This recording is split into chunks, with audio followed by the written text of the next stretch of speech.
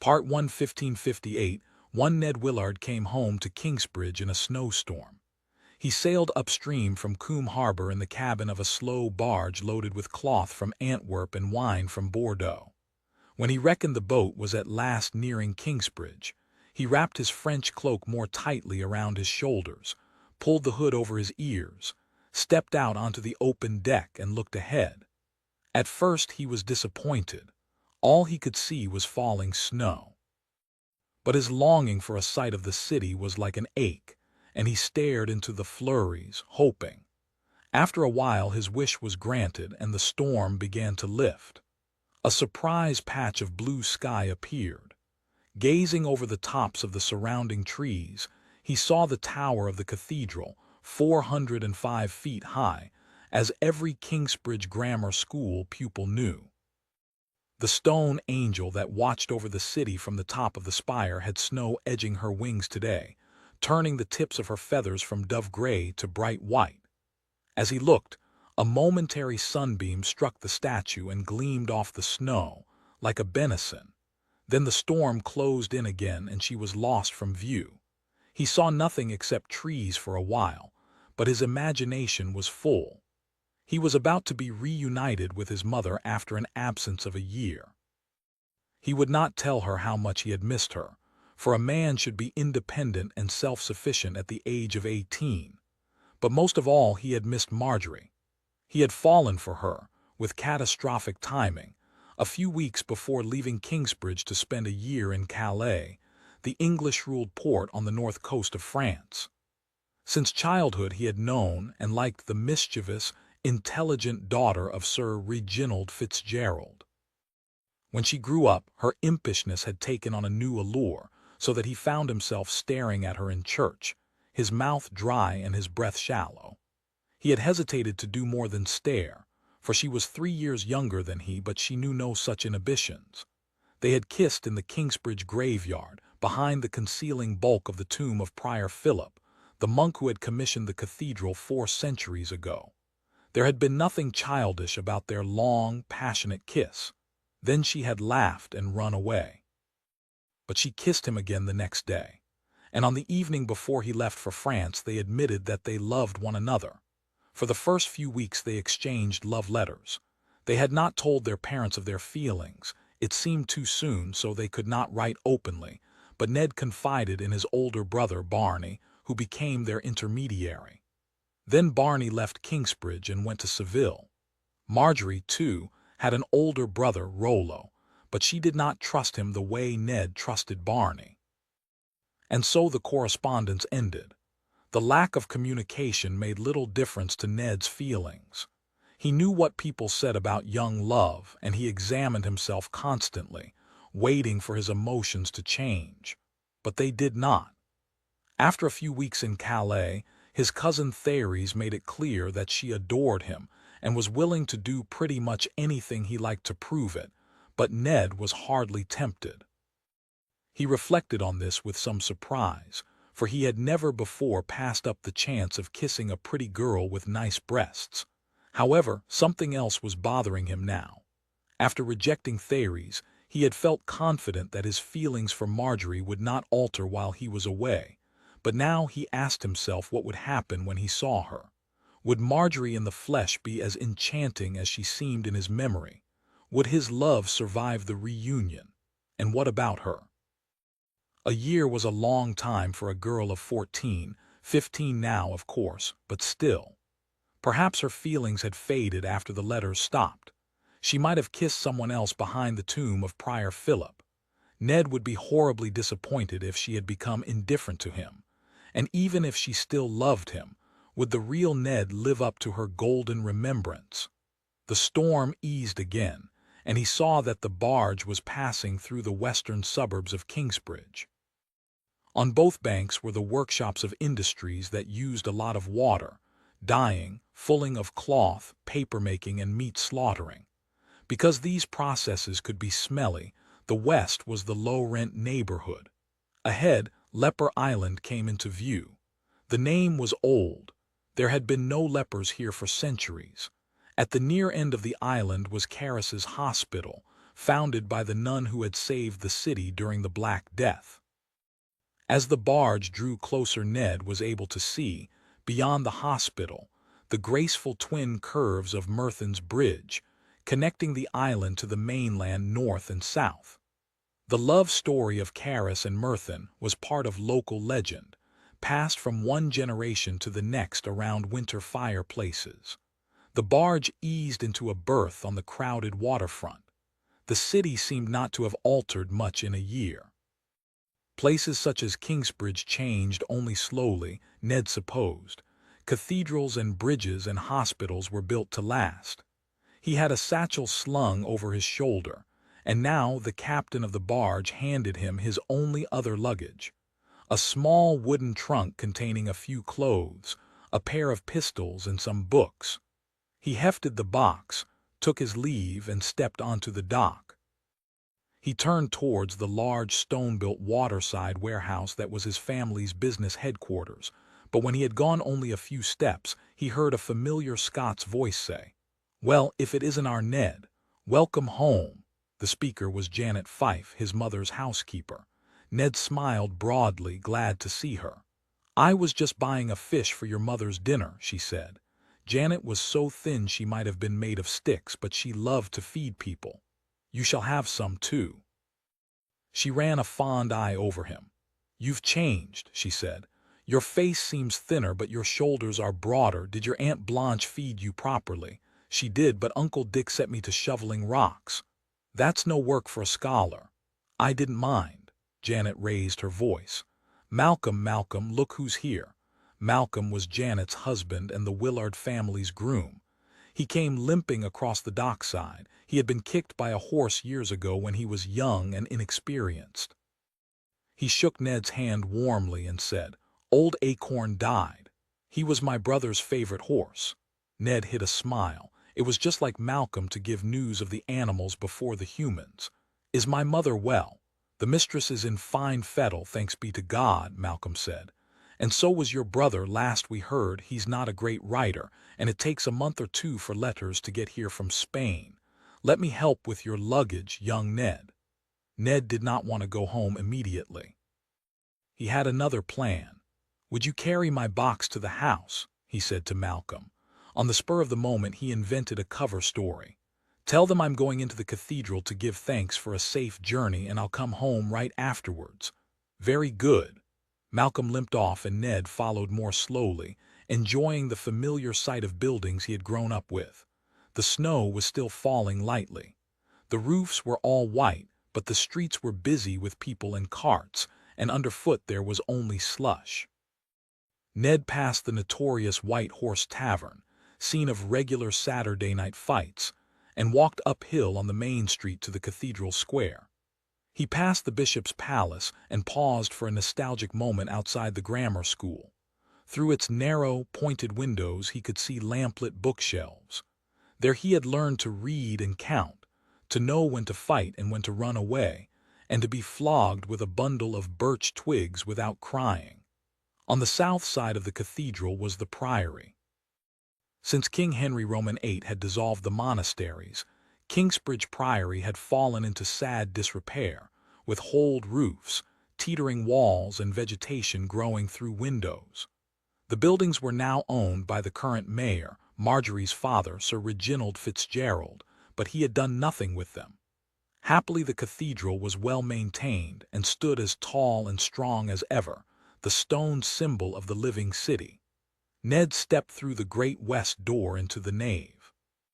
He would thank God for a safe journey, and thereby turn the lie he had told Malcolm into a truth. As always, the church was a place of business as well as worship. Friar Murdo had a tray of vials of earth from Palestine, guaranteed to be genuine. A man Ned did not recognize offered hot stones to warm your hands for a penny, and Puss Lovejoy, shivering in a red dress, was selling what she always sold. Ned looked at the ribs of the vaulting, like the arms of a crowd of people all reaching up to heaven. Whenever he came into this place, he thought of the men and women who had built it. Many of them were commemorated in Timothy's book, a history of the priory that was studied in the school. the Masons Tom Builder and his stepson, Jack, Prior Philip, Merthin Fitzgerald, who, as well as the bridge, had put up the central tower, and all the quarrymen, mortar women, carpenters, and glaziers, ordinary people who had done an extraordinary thing, risen above their humble circumstances and created something eternally beautiful. Ned knelt before the altar for a minute. A safe journey was something to be thankful for. Even on the short crossing from France to England, ships could get into trouble and people could die. But he did not linger. His next stop was Marjorie's house. On the north side of the cathedral square, opposite the bishop's palace, was the Bell Inn, and next to that, a new house was going up. It was on land that had belonged to the priory, so Ned guessed Marjorie's father was building. It was going to be impressive, Ned saw, with bay windows and many chimneys. It would be the grandest house in Kingsbridge. He continued up the main street to the crossroads. Marjorie's current home stood on one corner, across the road from the Guild Hall. Although not as imposing as the new place promised to be, it was a big timber-framed building occupying an acre of the priciest land in town. Ned paused on the doorstep. He had been looking forward to this moment for a year, but now that it had come, he found his heart full of apprehension. He knocked. The door was opened by an elderly maid, Naomi, who invited him into the great hall. Naomi had known Ned all his life, but she looked troubled, as if he were a dubious stranger, and when he asked for Marjorie, Naomi said she would go and see. Ned looked at the painting of Christ on the cross that hung over the fireplace. In Kingsbridge there were two kinds of picture, Bible scenes and formal portraits of noblemen. In wealthy French homes, Ned had been surprised to see paintings of pagan gods such as Venus and Bacchus, shown in fantastic forests, wearing robes that always seemed to be falling off. But here there was something unusual. On the wall opposite the crucifixion was a map of Kingsbridge. Ned had never seen such a thing, and he studied it with interest. It clearly showed the town divided into four by the main street, running north-south, and the high street running east-west. The cathedral and the former priory occupied the southeast quarter, the malodorous industrial neighborhood the southwest. All the churches were marked, and some of the houses too, including the Fitzgeralds and the Willards. The river formed the eastern border of the town, then turned like a dog's leg. It had once formed the southern border too, but the town had extended over the water, thanks to Merthin's bridge, and there was now a big suburb on the far bank. The two pictures represented Marjorie's parents, Ned noted. Her father, the politician, would have hung the map, and her mother, the devout Catholic, the crucifixion. It was not Marjorie who came into the great hall, but her brother Rollo. He was taller than Ned and good-looking with black hair. Ned and Rollo had been at school together, but they had never been friends. Rollo was 4 years older. Rollo had been the cleverest boy in the school and had been put in charge of the younger pupils, but Ned had refused to regard him as a master and had never accepted his authority. To make matters worse, it had soon become clear that Ned was going to be at least as clever as Rollo. There had been quarrels and fights until Rollo went away to study at Kingsbridge College, Oxford. Ned tried to hide his dislike and suppress his irritation. He said politely, "I see there's a building site next to the Bell. Is your father putting up a new house?" "Yes, this place is rather old-fashioned. Business must be good at Coombe." Sir Reginald was Receiver of Customs at Coombe Harbour. It was a lucrative post granted to him by Mary Tudor when she became queen as a reward for his support. Rollo said, "So, you're back from Calais. How was it?" "I learned a lot. My father built a pier and warehouse there, managed by my Uncle Dick. Edmund, Ned's father, had died 10 years ago, and his mother had run the business ever since. We ship English iron ore, tin and lead from Coombe Harbour to Calais, and from there it's sold all over Europe. The Calais operation was the foundation of the Willard family business. How has the war affected it?" England was at war with France, but Rollo's concern was transparently fake. In truth, he relished the danger to the Willard fortune. Ned downplayed it. Calais is well defended, he said, sounding more confident than he felt. It's surrounded by forts that have protected it ever since it became part of England 200 years ago. He ran out of patience. Is Marjorie at home? Do you have a reason to see her? It was a rude question, but Ned pretended not to notice. He opened his satchel. I brought her a present from France, he said. He took out a length of shimmering lavender silk, carefully folded. I think the color will suit her. She won't want to see you. Ned frowned. What was this? I'm quite sure she will. I can't imagine why. Ned chose his words carefully. I admire your sister, Rollo, and I believe she is fond of me. You're going to find that things have changed while you've been away, young Ned, said Rollo condescendingly. Ned did not take this seriously. He thought Rollo was just being slyly malicious. All the same, please ask her. Rollo smiled, and that worried Ned, for it was the smile he had worn when he had permission to flog one of the younger pupils at the school. Rollo said, Marjorie is engaged to be married. What? Ned stared at him, feeling shocked and hurt as if he had been clubbed from behind. He had not been sure what to expect, but he had not dreamed of this. Rollo just looked back, smiling. Ned said the first thing that came into his head. Who to? She is going to marry Viscount Shiring. Ned said, Bart. That was incredible. Of all the young men in the county, the slow-witted, humorless Bart Shiring was the least likely to capture Marjorie's heart. The prospect that he would one day be the Earl of Shiring might have been enough for many girls, but not for Marjorie, Ned was sure. Or, at least, he would have been sure a year ago. He said, Are you making this up? It was a foolish question, he realized immediately. Rollo could be crafty and spiteful, but not stupid. He would not invent such a story for fear of looking foolish when the truth came out. Rollo shrugged. The engagement will be announced tomorrow at the Earl's banquet. Tomorrow was the 12th day of Christmas.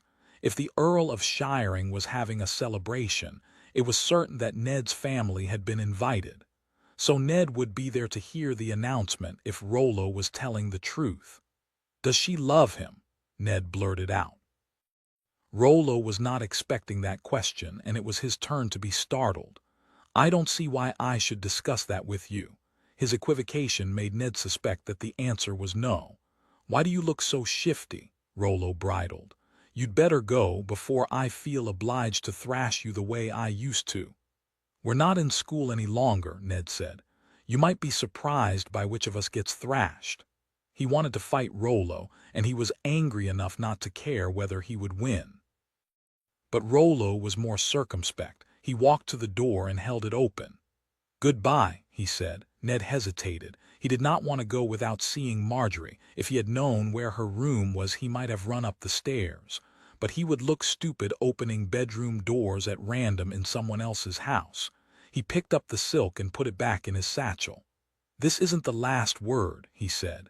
You can't keep her locked away for long. I will speak to her. Rollo ignored that and stood patiently at the door. Ned itched to punch Rollo, but suppressed the urge with an effort. They were men now, and he could not start a fight with so little provocation.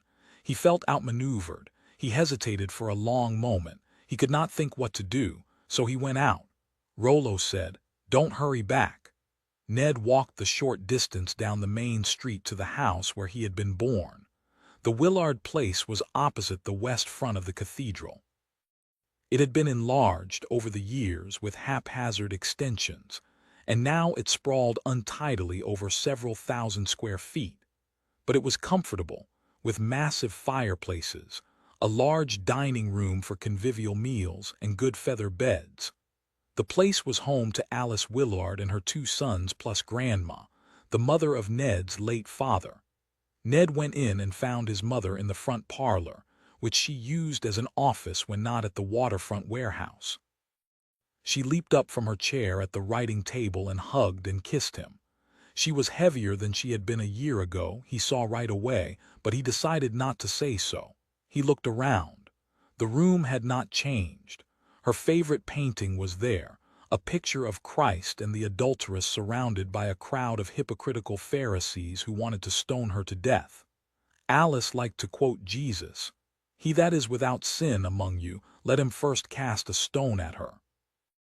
It was also an erotic picture, for the woman's breasts were exposed, a sight that had at one time given young Ned vivid dreams. He looked out of the parlor window across the market square to the elegant facade of the great church, with its long lines of lancet windows and pointed arches. It had been there every day of his life. Only the sky above it changed with the seasons. It gave him a vague but powerful sense of reassurance. People were born and died, cities could rise and fall, wars began and ended, but Kingsbridge Cathedral would last until the day of judgment. "So you went into the cathedral to give thanks," she said. "You're a good boy." He could not deceive her. "I went to the Fitzgerald house as well," he said. He saw a brief look of disappointment flash across her face, and he said, "I hope you don't mind that I went there first." "A little," she admitted. "But I should remember what it's like to be young and in love." She was 48. After Edmund died, everyone had said she should marry again, and little Ned, 8 years old, had been terrified that he would get a cruel stepfather. But she had been a widow for 10 years now, and he guessed she would stay single. Ned said, "Rollo told me that Marjorie is going to marry Bart Shiring." "Oh dear, I was afraid of that. Poor Ned. I'm so sorry." "Why does her father have the right to tell her who to marry?" "Fathers expect some degree of control." "Your father and I didn't have to worry about that. I never had a daughter who lived." Ned knew that. His mother had given birth to 2 girls before Barney. Ned was familiar with the 2 little tombstones in the graveyard on the north side of Kingsbridge Cathedral. He said, "A woman has to love her husband. You wouldn't have forced a daughter to marry a brute like Bart." "No, I suppose I wouldn't." "What is wrong with those people?"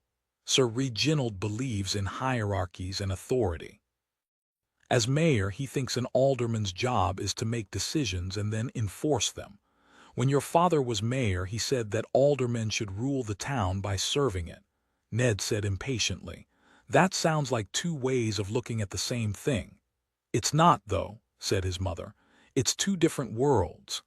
"I will not marry Bart Shiring," said Marjorie Fitzgerald to her mother. Marjorie was upset and angry. For 12 months she had been waiting for Ned to return, thinking about him every day, longing to see his wry smile and golden brown eyes. And now she had learned from the servants that he was back in Kingsbridge, and he had come to the house, but they had not told her, and he had gone away. She was furious at her family for deceiving her, and she wept with frustration. "I'm not asking you to marry Viscount Shiring today," said Lady Jane. "Just go and talk to him." They were in Marjorie's bedroom. In one corner was a prie-dieu, a prayer desk, where she knelt twice a day, facing the crucifix on the wall, and counted her prayers with the help of a string of carved ivory beads.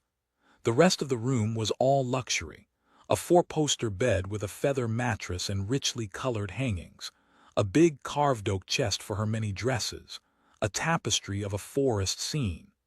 This room had seen many arguments with her mother over the years, but Marjorie was a woman now. She was petite but a little taller and heavier than her tiny, fierce mother, and she felt it was no longer a foregone conclusion that the fight would end in victory for Lady Jane and humiliation for Marjorie.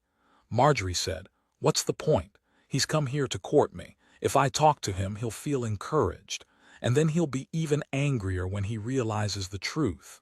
You can be polite." Marjorie did not want to talk about Bart. "How could you not tell me that Ned was here?" she said. "That was dishonest. I didn't know until he'd gone. Only Rollo saw him. Rollo was doing your will."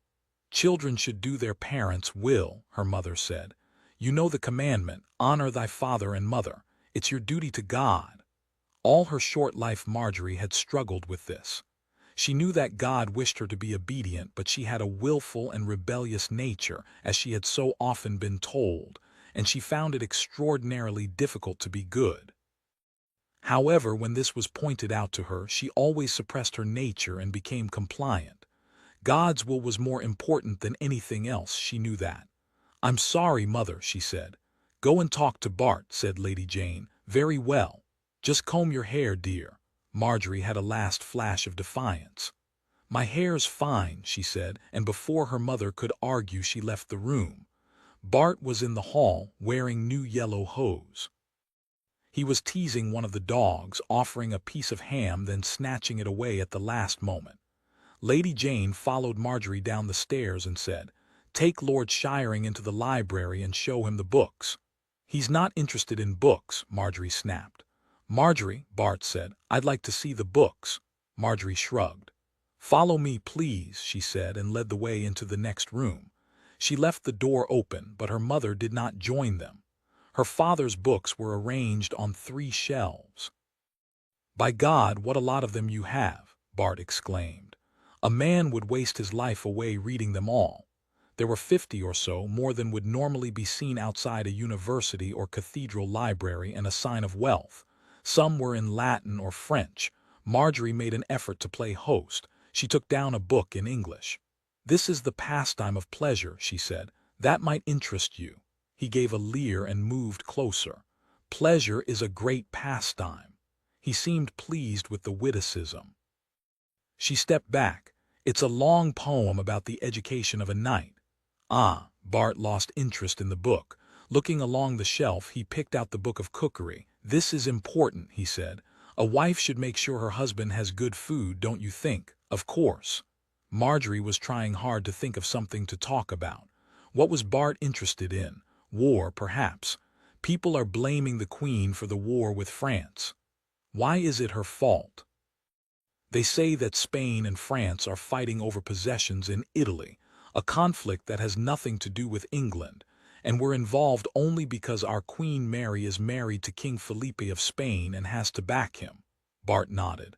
A wife must be led by her husband. That's why a girl must choose very carefully. This pointed remark went over Bart's head. Marjorie went on. "Some say our queen should not be married to a foreign monarch." Bart tired of the subject. "We shouldn't be talking of politics. Women ought to leave such matters to their husbands." "Women have so many duties to their husbands," Marjorie said, knowing that her ironic tone would be lost on Bart. "We have to cook for them and be led by them and leave politics to them. I'm glad I haven't got a husband. Life is simpler this way. But every woman needs a man. Let's talk about something else." "I mean it." He closed his eyes, concentrating, then came out with a short, rehearsed speech. "You are the most beautiful woman in the world, and I love you. Please be my wife." Her reaction was visceral. "No." Bart looked baffled. He did not know how to respond. Clearly, he had been led to expect the opposite answer. After a pause, he said, "But my wife will become a countess one day, and you must marry a girl who longs for that with all her heart. Don't you?" "No." She tried not to be harsh. It was difficult. Understatement was lost on him. "Bart, you're strong and handsome, and I'm sure brave too, but I could never love you." Ned came into her mind. With him she never found herself trying to think of something to talk about. "I will marry a man who is clever and thoughtful and who wants his wife to be more than just the most senior of his servants." There, she thought, even Bart can't fail to understand that. He moved with surprising speed and grabbed her upper arms. His grip was strong. "Women like to be mastered," he said. "Who told you that?" "Believe me, I don't." She tried to pull away from him but could not. He drew her to him and kissed her. On another day she might just have turned her face away. Lips did not hurt, but she was still sad and bitter about having missed Ned. Her mind was full of thoughts of what might have happened, how she might have kissed him and touched his hair and pulled his body to hers. His imaginary presence was so strong that Bart's embrace repelled her to the point of panic. Without thinking, she kneed him in the balls as hard as she could. He roared with pain and shock, released her from his grasp, and bent over, groaning in agony, eyes squeezed shut, both hands between his thighs. Marjorie ran to the door, but before she got there, her mother stepped into the library, obviously having been listening outside. Lady Jane looked at Bart and understood immediately what had happened. She turned to Marjorie and said, "You foolish child." "I won't marry this brute," Marjorie cried. Her father came in. He was tall with black hair like Rollo, but unlike Rollo he was heavily freckled. He said coldly, "You will marry whomever your father chooses." That ominous statement scared Marjorie. She began to suspect that she had underestimated her parents' determination. It was a mistake to let her indignation take over. She tried to calm herself and think logically. Still passionate but more measured, she said, "I'm not a princess. We're gentry, not aristocracy. My marriage isn't a political alliance. I'm the daughter of a merchant. People like us don't have arranged marriages." That angered Sir Reginald, and he flushed under his freckles. "I am a knight, not an earl. I am descended from the Ralph Fitzgerald who became Earl of Shiring 2 centuries ago, as is Bart. Ralph Fitzgerald was the son of Sir Gerald and the brother of Merthin the bridge builder. The blood of the English nobility runs in my veins." Marjorie saw with dismay that she was up against not just her father's inflexible will but his family pride as well. She did not know how she could overcome that combination. The only thing she was sure of was that she must not show weakness. She turned to Bart. Surely he would not want to marry an unwilling bride, she said. "I'm sorry, Lord Shiring, but I'm going to marry Ned Willard." Sir Reginald was startled. "No, you're not, by the cross. I'm in love with Ned Willard." "You're too young to be in love with anyone, and the Willards are practically Protestants. They go to Mass just like everyone else. All the same, you're going to marry Viscount Shiring." "I will not," she said with quiet firmness. Bart was recovering. He muttered, "I knew she'd be trouble." Sir Reginald said, "She just needs a firm hand." "She needs a whip," Lady Jane intervened. "Think of it, Marjorie," she said. "You will be the Countess one day, and your son will be the Earl." "That's all you care about, isn't it?" Marjorie said. She heard her own voice rising to a defiant yell, but she could not stop. "You just want your grandchildren to be aristocrats." She could see from their faces that her surmise had touched the truth. With contempt she said, "Well, I will not be a broodmare just because you have delusions of nobility." As soon as she had said it, she knew she had gone too far. Her insult had touched her father where he was most sensitive. Sir Reginald took off his belt. Marjorie backed away fearfully and found herself up against the writing table. Sir Reginald grabbed her by the back of her neck, using his left hand. She saw that the tongue end of the belt had a brass sleeve, and she was so scared that she screamed. Sir Reginald bent her over the table. She wriggled desperately, but he was too strong for her, and he held her easily. She heard her mother say, "Leave the room, please, Lord Shiring." That scared her even more. The door slammed, then she heard the belt whistle through the air. It landed on the backs of her thighs. Her dress was too thin to give her any protection, and she screamed again, in pain this time. She was lashed again, and a third time. Then her mother spoke. "I think that's enough, Reginald," she said. "Spare the rod and spoil the child," said Sir Reginald. It was a grimly familiar proverb. Everyone believed that flogging was good for children except the children. Lady Jane said, "The Bible verse actually says something different. He that spareth his rod hateth his son, but he that loveth him chasteneth him betimes." It refers to boys, not girls. Sir Reginald countered with a different verse. "Another biblical proverb says, 'Withhold not correction from the child,' doesn't it? She's not really a child anymore. Besides, we both know this approach doesn't work on Marjorie. Punishment only makes her more stubborn. Then what do you propose?" "Leave her to me. I'll talk to her when she's calmed down." "Very well," Sir Reginald said, and Marjorie thought it was over. Then the belt whistled again, stinging her already painful legs, and she screamed once more. Immediately afterwards she heard his boots stamp across the floor and out of the room, and it really was over. And Ed was sure he would see Marjorie at Earl Swithin's feast. Her parents could hardly keep her away. It would be like an announcement that something was wrong. Everyone would be talking about why Marjorie was not there. The cartwheel ruts in the mud road were frozen hard, and Ned's pony picked her way daintily along the treacherous surface. The heat of the horse warmed his body, but his hands and feet were numb with cold. Beside him, his mother, Alice, rode a broad-backed mare. The Earl of Shiring's home, New Castle, was 12 miles from Kingsbridge. The journey took almost half a short winter day and made Ned mad with impatience. He had to see Marjorie, not just because he longed for a sight of her, but also so that he could find out what the devil was going on. Ahead, New Castle appeared in the distance. It had been new 150 years ago. Recently, the Earl had built a house in the ruins of the medieval fortress. The remaining battlements, made of the same gray stone as Kingsbridge Cathedral, were adorned today with ribbons and swags of freezing fog. As he drew near, Ned heard sounds of festivity, shouted greetings, laughter, and a country band, a deep drum, a lively fiddle, and the reedy whine of pipes drifting through the cold air. The noise bore with it a promise of blazing fires, hot food, and something cheering to drink. Ned kicked his horse into a trot, impatient to arrive and put an end to his uncertainty. Did Marjorie love Bart Shiring, and was she going to marry him? The road led straight to the entrance. Rooks strutting on the castle walls cawed spitefully at the visitors. The drawbridge had gone long ago, and the moat had been filled in, but there were still arrow-slit windows in the gatehouse. Ned rode through to the noisy courtyard, bustling with brightly dressed guests, horses and carts, and the Earl's busy servants. Ned entrusted his pony to a groom and joined the throng moving towards the house. He did not see Marjorie. On the far side of the courtyard stood a modern brick mansion, attached to the old castle buildings, the chapel on one side and the brewery on the other.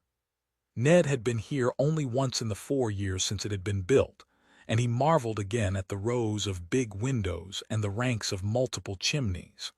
Grander than the wealthiest Kingsbridge merchants' homes, it was the largest house in the county, although perhaps there were even bigger places in London, which he had never visited.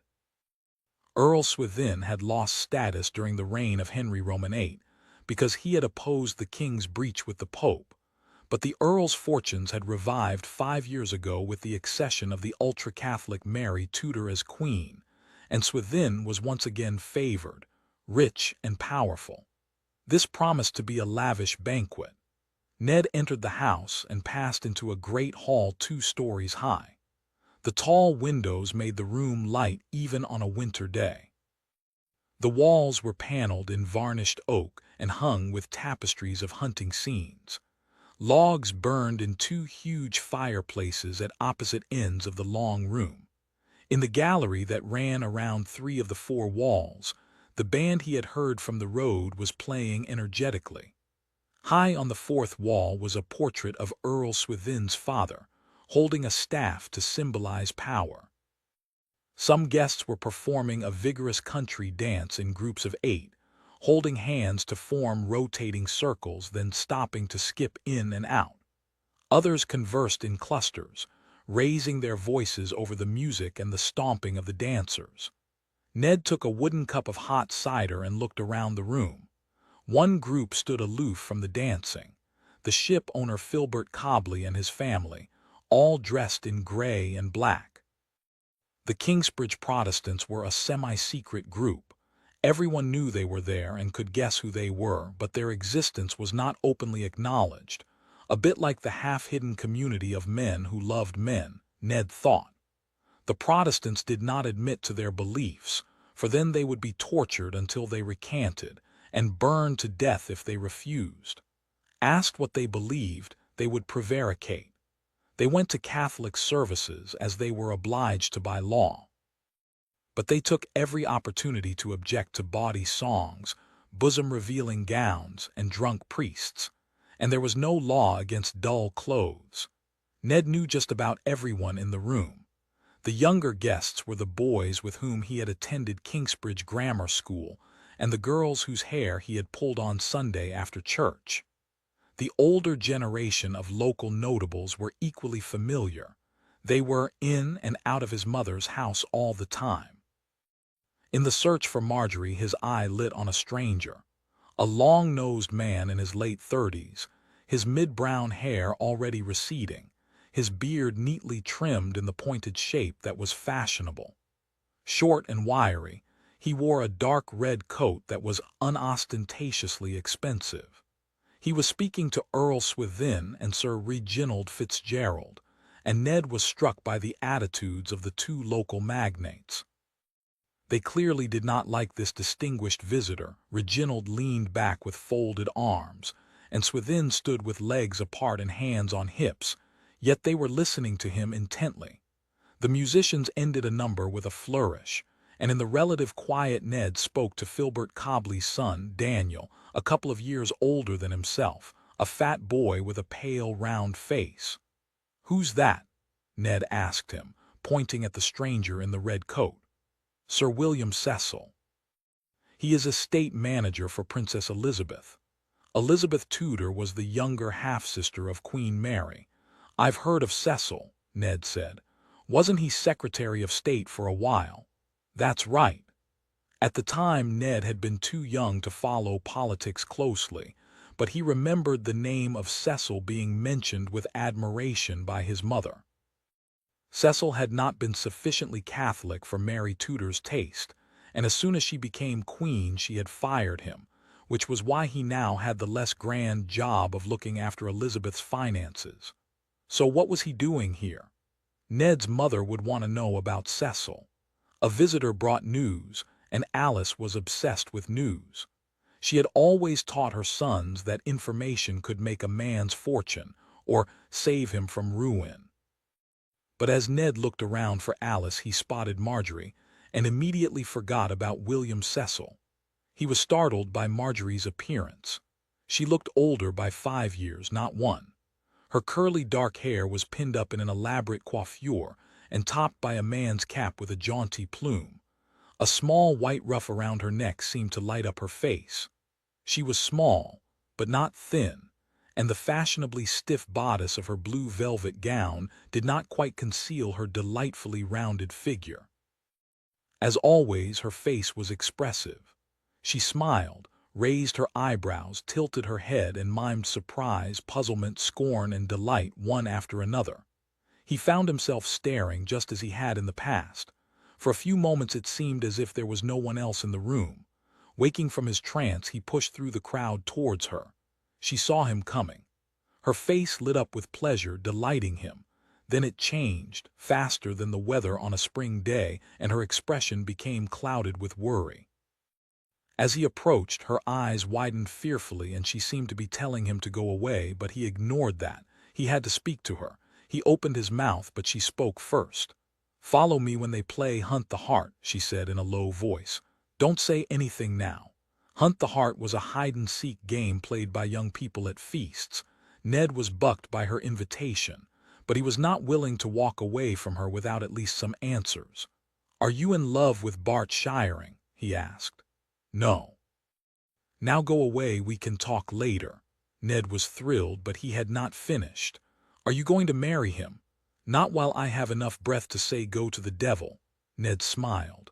"All right, now I can be patient." He walked away, happy. Rollo observed with alarm the interaction between his sister and Ned Willard.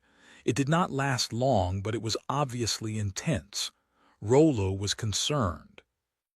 He had been listening outside the library door yesterday, when Marjorie was beaten by their father, and he agreed with his mother that punishment just made Marjorie more obstinate.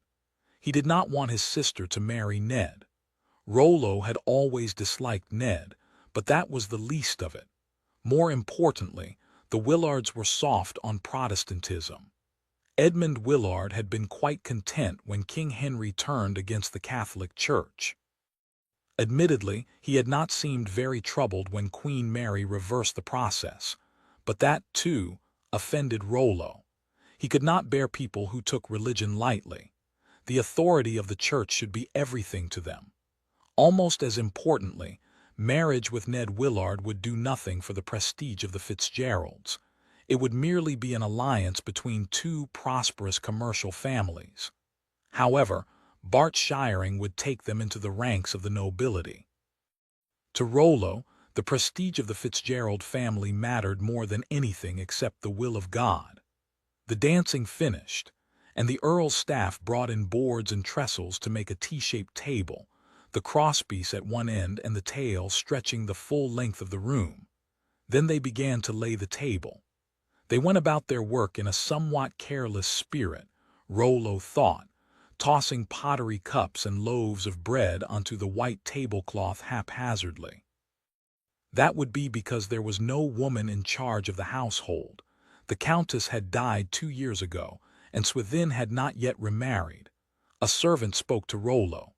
"Your father summons you, Master Fitzgerald. He's in the Earl's parlor." The man led Rollo into a side room with a writing table and a shelf of ledgers, evidently the place where Earl Swithin conducted business. Swithin sat on a huge chair that was almost a throne. He was tall and handsome, like Bart, though many years of eating well and drinking plenty had thickened his waist and reddened his nose. 4 years ago he had lost most of the fingers of his left hand in the Battle of Hartley Wood. He made no attempt to conceal the deficiency. In fact, he seemed proud of his wound. Rollo's father, Sir Reginald, sat next to Swithin, lean and freckled, a leopard beside a bear. Bart Shiring was there too, and to Rollo's consternation so were Alice and Ned Willard. William Cecil was on a low stool in front of the 6 local people, but despite the symbolism of the seating, it looked to Rollo as if Cecil was in charge of the meeting. Reginald said to Cecil, "You won't mind my son joining us. He has been to Oxford University and studied law at the Inns of Court in London." "I'm glad to have the younger generation here," Cecil said amiably. "I include my own son in meetings, even though he's only 16. The earlier they begin, the faster they learn." Studying Cecil, Rollo noticed that there were 3 warts on his right cheek, and his brown beard was beginning to turn gray. He had been a powerful courtier during the reign of Edward Roman VI, while still in his 20s, and although he was not yet 40 years old, he had an air of confident wisdom that might have belonged to a much older man. Earl Swithin shifted impatiently. "I have 100 guests in the hall, Sir William. You'd better tell me what you have to say that is important enough to take me away from my own party." "At once, my lord," Cecil said. "The Queen is not pregnant." Rollo let out a grunt of surprise and dismay. Queen Mary and King Felipe were desperate for heirs to their 2 crowns, England and Spain. But they spent hardly any time together, being so busy ruling their widely separated kingdoms. So there had been rejoicing in both countries when Mary had announced that she was expecting a baby next March. Obviously something had gone wrong. Rollo's father, Sir Reginald, said grimly, "This has happened before." Cecil nodded. "It is her 2nd false pregnancy." Swithin looked bewildered. "False," he said. "What do you mean?" "There has been no miscarriage," Cecil said solemnly. Reginald explained. "She wants a baby so badly, she convinces herself that she's expecting when she's not." "I see," said Swithin. "Female stupidity." Alice Willard gave a contemptuous snort at this remark, but Swithin was oblivious. Cecil said, "We must now face the likelihood that our queen will never give birth to a child." Rollo's mind was a whirl with the consequences. The longed-for child of the ultra-Catholic Queen Mary and the equally devout King of Spain would have been raised strictly Catholic, and could have been relied upon to favor families such as the Fitzgeralds. But if Mary should die without an heir, all bets were off. Cecil had figured this out long ago, Rollo assumed. Cecil said, "The transition to a new monarch is a time of danger for any country." Rollo had to suppress a feeling of panic. England could return to Protestantism, and everything the Fitzgerald family had achieved in the last 5 years could be wiped out. "I want a plan for a smooth succession, with no bloodshed," Cecil said in a tone of reasonableness. "I'm here to speak to you 3 powerful provincial leaders, the Earl of the County, the Mayor of Kingsbridge, and the town's leading merchant, and to ask you to help me." He sounded deceptively like a diligent servant making careful plans, but Rollo could already see that he was, in fact, a dangerous revolutionary. Swithin said, "And how would we help you?" "By pledging support for my mistress, Elizabeth." Swithin said challengingly, "You assume that Elizabeth is heir to the throne." Henry VIII left 3 children, Cecil said pedantically, stating the obvious. His son, Edward VI, the boy king, died before he could produce an heir, so Henry's elder daughter, Mary Tudor, became queen. The logic is inescapable. If Queen Mary dies childless, as King Edward did, the next in line to the throne is clearly Henry's other daughter, Elizabeth Tudor. Rollo decided it was time to speak. This dangerous nonsense could not be allowed to pass unchallenged, and he was the only lawyer in the room. He tried to speak as quietly and as rationally as Cecil, but despite the effort, he could hear the note of alarm in his own voice. Elizabeth is illegitimate, he said. Henry was never truly married to her mother. His divorce from his previous wife was disallowed by the Pope. Swithin added, bastards cannot inherit property or titles, everyone knows that. Rollo winced. Calling Elizabeth a bastard was unnecessary rudeness to her counselor. Coarse manners were typical of Swithin, unfortunately, but it was rash, Rollo felt, to antagonize the self-possessed Cecil. The man might be out of favor, but still he had an air of quiet potency. Cecil overlooked the incivility. The divorce was ratified by the English Parliament, he said with polite insistence. Swithin said, I hear she has Protestant leanings. That was the heart of it, Rollo thought. Cecil smiled. She has told me many times that if she should become queen, it is her dearest wish that no Englishman should lose his life for the sake of his beliefs. Ned Willard spoke up. That's a good sign, he said. No one wants to see more people burned at the stake. That was typical of the Willards, Rollo thought. Anything for a quiet life. Earl Swithin was equally irritated by the equivocation. Catholic or Protestant, he said. She must be one or the other. On the contrary, Cecil said, her creed is tolerance. Swithin was indignant. Tolerance, he said scornfully, of heresy, blasphemy, godlessness. Swithin's outrage was justified in Rollo's opinion, but it was no substitute for legal argument.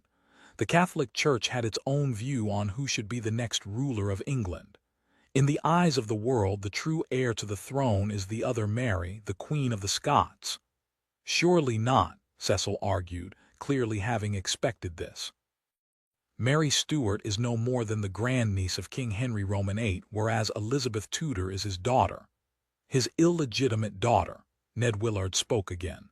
I saw Mary Stuart when I went to Paris, he said. I didn't talk to her, but I was in one of the outer rooms of the Louvre Palace when she passed through. She is tall and beautiful. Rollo said impatiently. What's that got to do with anything? Ned persisted. She's 15 years old. He looked hard at Rollo. The same age as your sister, Marjorie. That's not the point. Ned raised his voice to override the interruption.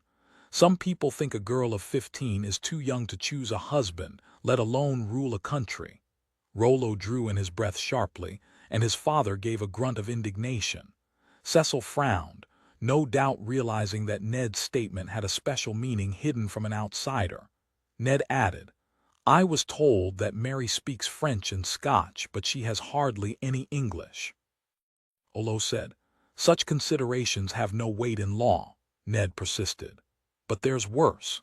Mary is engaged to marry Prince Francis, the heir to the French throne. The English people dislike our present queen's marriage to the King of Spain, and they will be even more hostile to a queen who marries the King of France. Rollo said, such decisions are not made by the English people. All the same, where there is doubt there may be fighting, and then the people may pick up their scythes and their axes and make their opinions known. Cecil put in, and that's exactly what I'm trying to prevent. That was actually a threat, Rollo noted angrily, but before he could say so, Swithin spoke again. What is this girl Elizabeth like personally? I've never met her. Rollo frowned in irritation at this diversion from the question of legitimacy, but Cecil answered willingly. She is the best educated woman I have ever met, he said.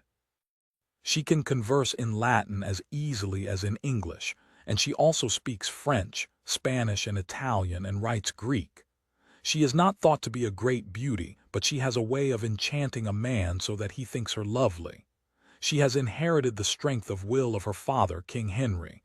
She will make a decisive sovereign. Cecil was obviously in love with her, Rollo thought, but that was not the worst of it. Elizabeth's opponents had to rely on legalistic arguments because there was little else for them to take hold of. It seemed that Elizabeth was old enough, wise enough, and strong-minded enough to rule England. She might be a Protestant, but she was too clever to flaunt it, and they had no proof. The prospect of a Protestant queen horrified Rollo. She would surely disfavor Catholic families. The Fitzgeralds might never recover their fortunes. Swithin said, now, if she were to marry a strong Catholic husband who could keep her under control, she might be more acceptable. He chuckled lasciviously, making Rollo suppress a shudder. Clearly Swithin was aroused by the thought of keeping a princess under control. I'll bear that in mind, said Cecil dryly. A bell rang to tell the guests to take their places at table, and he stood up. All I ask is that you don't rush to judgment. Give Princess Elizabeth a chance. Reginald and Rollo hung back when the others left the room. Reginald said, I think we set him straight. Rollo shook his head. There were times when he wished his father's mind were more devious. Cecil knew before he came here that loyal Catholics such as you and Swithin would never pledge support for Elizabeth. I suppose he did, said Reginald. He's nothing if not well informed. And he's evidently a clever man. Then why is he here? I've been wondering about that, said Rollo. I think he came to assess the strength of his enemies. Oh, said his father, I never thought of that. Let's go in to dinner, said Rollo.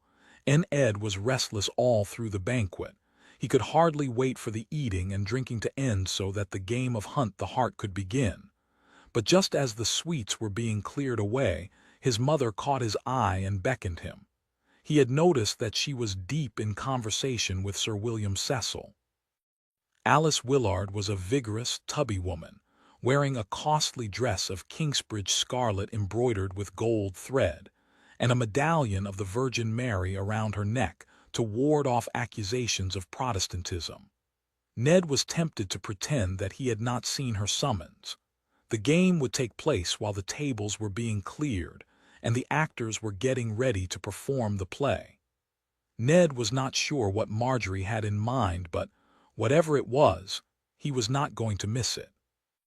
However, his mother was strict as well as loving, and she would not tolerate disobedience, so he went to her side. Sir William wants to ask you a few questions, Alice said. I'm honored, Ned said politely. I want to know about Calais, Cecil began. I gather you've just returned from there. I left a week before Christmas and got here yesterday. I need hardly tell you and your mother how vital the city is to English commerce. It's also a matter of national pride that we still rule a small part of France, Ned nodded, and deeply annoying to the French, of course. How is the morale of the English community there? Fine, said Ned, but he began to worry. Cecil was not interrogating him out of idle curiosity. There was a reason. And now that he thought about it, his mother's face looked grim, but he carried on. When I left, they were still rejoicing over the defeat of the French at St. Quentin back in August. That made them feel that the war between England and France was not going to affect them. Overconfident, perhaps, Cecil muttered. Ned frowned. Calais is surrounded by forts, Sangat, Frathun, Niels, Cecil interrupted him. And if the fortresses should fall, the city has 307 cannons. You have a good mind for details, but can the people withstand a siege? They have food for 3 months. Ed had made sure of his facts before leaving, for he had known that his mother would expect a detailed report. He turned to Alice now. What's happened, Mother? Alice said. The French took Sangat on the first day of January. Ned was shocked. How could that happen? Cecil answered that question. The French army was assembled in great secrecy in nearby towns. The attack took the Calais garrison by surprise. Who leads the French forces? Francois, Duke of Guise. Scarface, said Ned. He's a legend. The Duke was France's greatest general. By now the city must be under siege. But it has not fallen. So far as we know, but my latest news is 5 days old. Ned turned to Alice again. No word from Uncle Dick. Alice shook her head. He cannot get a message out of a besieged city. Ned thought of his relations there. Aunt Blanche, a much better cook than Janet Fife, though Ned would never tell Janet that. Cousin Albin, who was his age and had taught him the French words for intimate parts of the body and other unmentionable things, and amorous theories. Would they survive? Alice said quietly. Almost everything we have is tied up in Calais. Ned frowned. Was that possible? He said. Don't we have any cargoes going to Seville? The Spanish port of Seville was the armory of King Felipe, with an insatiable appetite for metal. A cousin of Ned's father, Carlos Cruz, bought as much as Alice could send, turning it all into cannons and cannonballs for Spain's interminable wars. Ned's brother, Barney, who was in Seville, was living and working with Carlos, learning another side of the family business, as Ned had done in Calais. But the sea journey was long and hazardous, and ships were sent there only when the much nearer warehouse at Calais was full. Alice replied to Ned's question. No, at the moment we have no ships going to or from Seville, so if we lose Calais, we lose almost everything. Ned had thought he understood the business, but he had not realized that it could be ruined so quickly. He felt as he did when a trustworthy horse stumbled and shifted under him, making him lose his balance in the saddle. It was a sudden reminder that life was unpredictable. A bell was rung for the start of the game. Cecil smiled and said, "Thank you for your information, Ned. It's unusual for young men to be so precise." Ned was flattered. "I'm glad to have been of help." Dan Cobley's pretty, golden-haired sister, Ruth, passed by saying, "Come on, Ned, it's time for Hunt the Heart." "Coming," he said, but he did not move. He felt torn. He was desperate to talk to Marjorie, but after news like this he was in no mood for a game. "I suppose there's nothing we can do," he said to his mother. "Just wait for more information, which may be a long time coming." There was a gloomy pause. Cecil said, "By the way, I'm looking for an assistant to help me in my work for the Lady Elizabeth, a young man to live at Hatfield Palace as part of her staff, and to act on my behalf when I have to be in London or elsewhere. I know your destiny is to work with your mother in the family business, Ned, but if you should happen to know a young man a bit like yourself, intelligent and trustworthy with a sharp eye for detail, let me know." Ned nodded. Of course. He suspected that Cecil was really offering the job to him. Cecil went on. He would have to share Elizabeth's tolerant attitude to religion. Queen Mary Tudor had burned hundreds of Protestants at the stake. Ned certainly felt that way, as Cecil must have realized during the argument in the Earl's library about the succession to the throne. Millions of English people agreed. Whether Catholic or Protestant, they were sickened by the slaughter. As I said earlier, Elizabeth has told me many times that if she should become queen, it is her dearest wish that no Englishman should lose his life for the sake of his beliefs, Cecil repeated. I think that's an ideal worthy of a man's faith. Alice looked mildly resentful. As you say, Sir William, my sons are destined to work in the family business. Off you go, Ned. Ned turned around and looked for Marjorie. ERLS within had hired a traveling company of actors, and now they were building a raised platform up against one long wall of the great hall. While Marjorie was watching them, Lady Brecknock stood beside her and did the same. An attractive woman in her late 30s with a warm smile, Susanna Brecknock was a cousin of Earl Swithin's and was a frequent visitor to Kingsbridge, where she had a house. Marjorie had met her before and found her amiable and not too grand. The stage was made of planks on barrels. Marjorie said, "It looks a bit shaky." "That's what I thought," said Susanna. "Do you know what they're going to perform? The Life of Mary Magdalene." Oh, Mary Magdalene was the patron saint of prostitutes. Priests always corrected this by saying, "Reformed prostitutes," but that did not make the saint any less intriguing. But how can they? All the actors are men. You haven't seen a play before. Not this kind with a stage and professional players. I've just seen processions and pageants. The female characters are always played by men. They don't allow women to act. Why not? Oh, I expect it's because we're inferior beings, physically weak and intellectually feeble. She was being sarcastic. Marjorie liked Susanna for the candid way she talked. Most adults responded to embarrassing questions with empty platitudes, but Susanna could be relied upon to tell the plain truth. Emboldened, Marjorie blurted out what was on her mind. "Did they force you to marry the Lord Brecknock?" Susanna raised her eyebrows. Marjorie realized immediately that she had gone too far. Quickly she said, "I'm so sorry, I have no right to ask you that, please forgive me." Tears came to her eyes. Susanna shrugged. "You certainly do not have the right to ask me such a question, but I haven't forgotten what it was like to be 15. She lowered her voice. "Who do they want you to marry?" "Bart Shiring." "Oh God, poor you," she said, even though Bart was her second cousin. Her sympathy made Marjorie feel even more sorry for herself. Susanna thought for a minute. "It's no secret that my marriage was arranged, but no one forced me," she said. "I met him and liked him." "Do you love him?" She hesitated again, and Marjorie could see that she was torn between discretion and compassion. "I shouldn't answer that." "No, of course not. I apologize again. But I can see that you're in distress, so I'll confide in you, provided you promise never to repeat what I say." "I promise." "Brecknock and I are friends," she said. "He's kind to me and I do everything I can to please him, and we have 4 wonderful children. I am happy." She paused, and Marjorie waited for the answer to her question.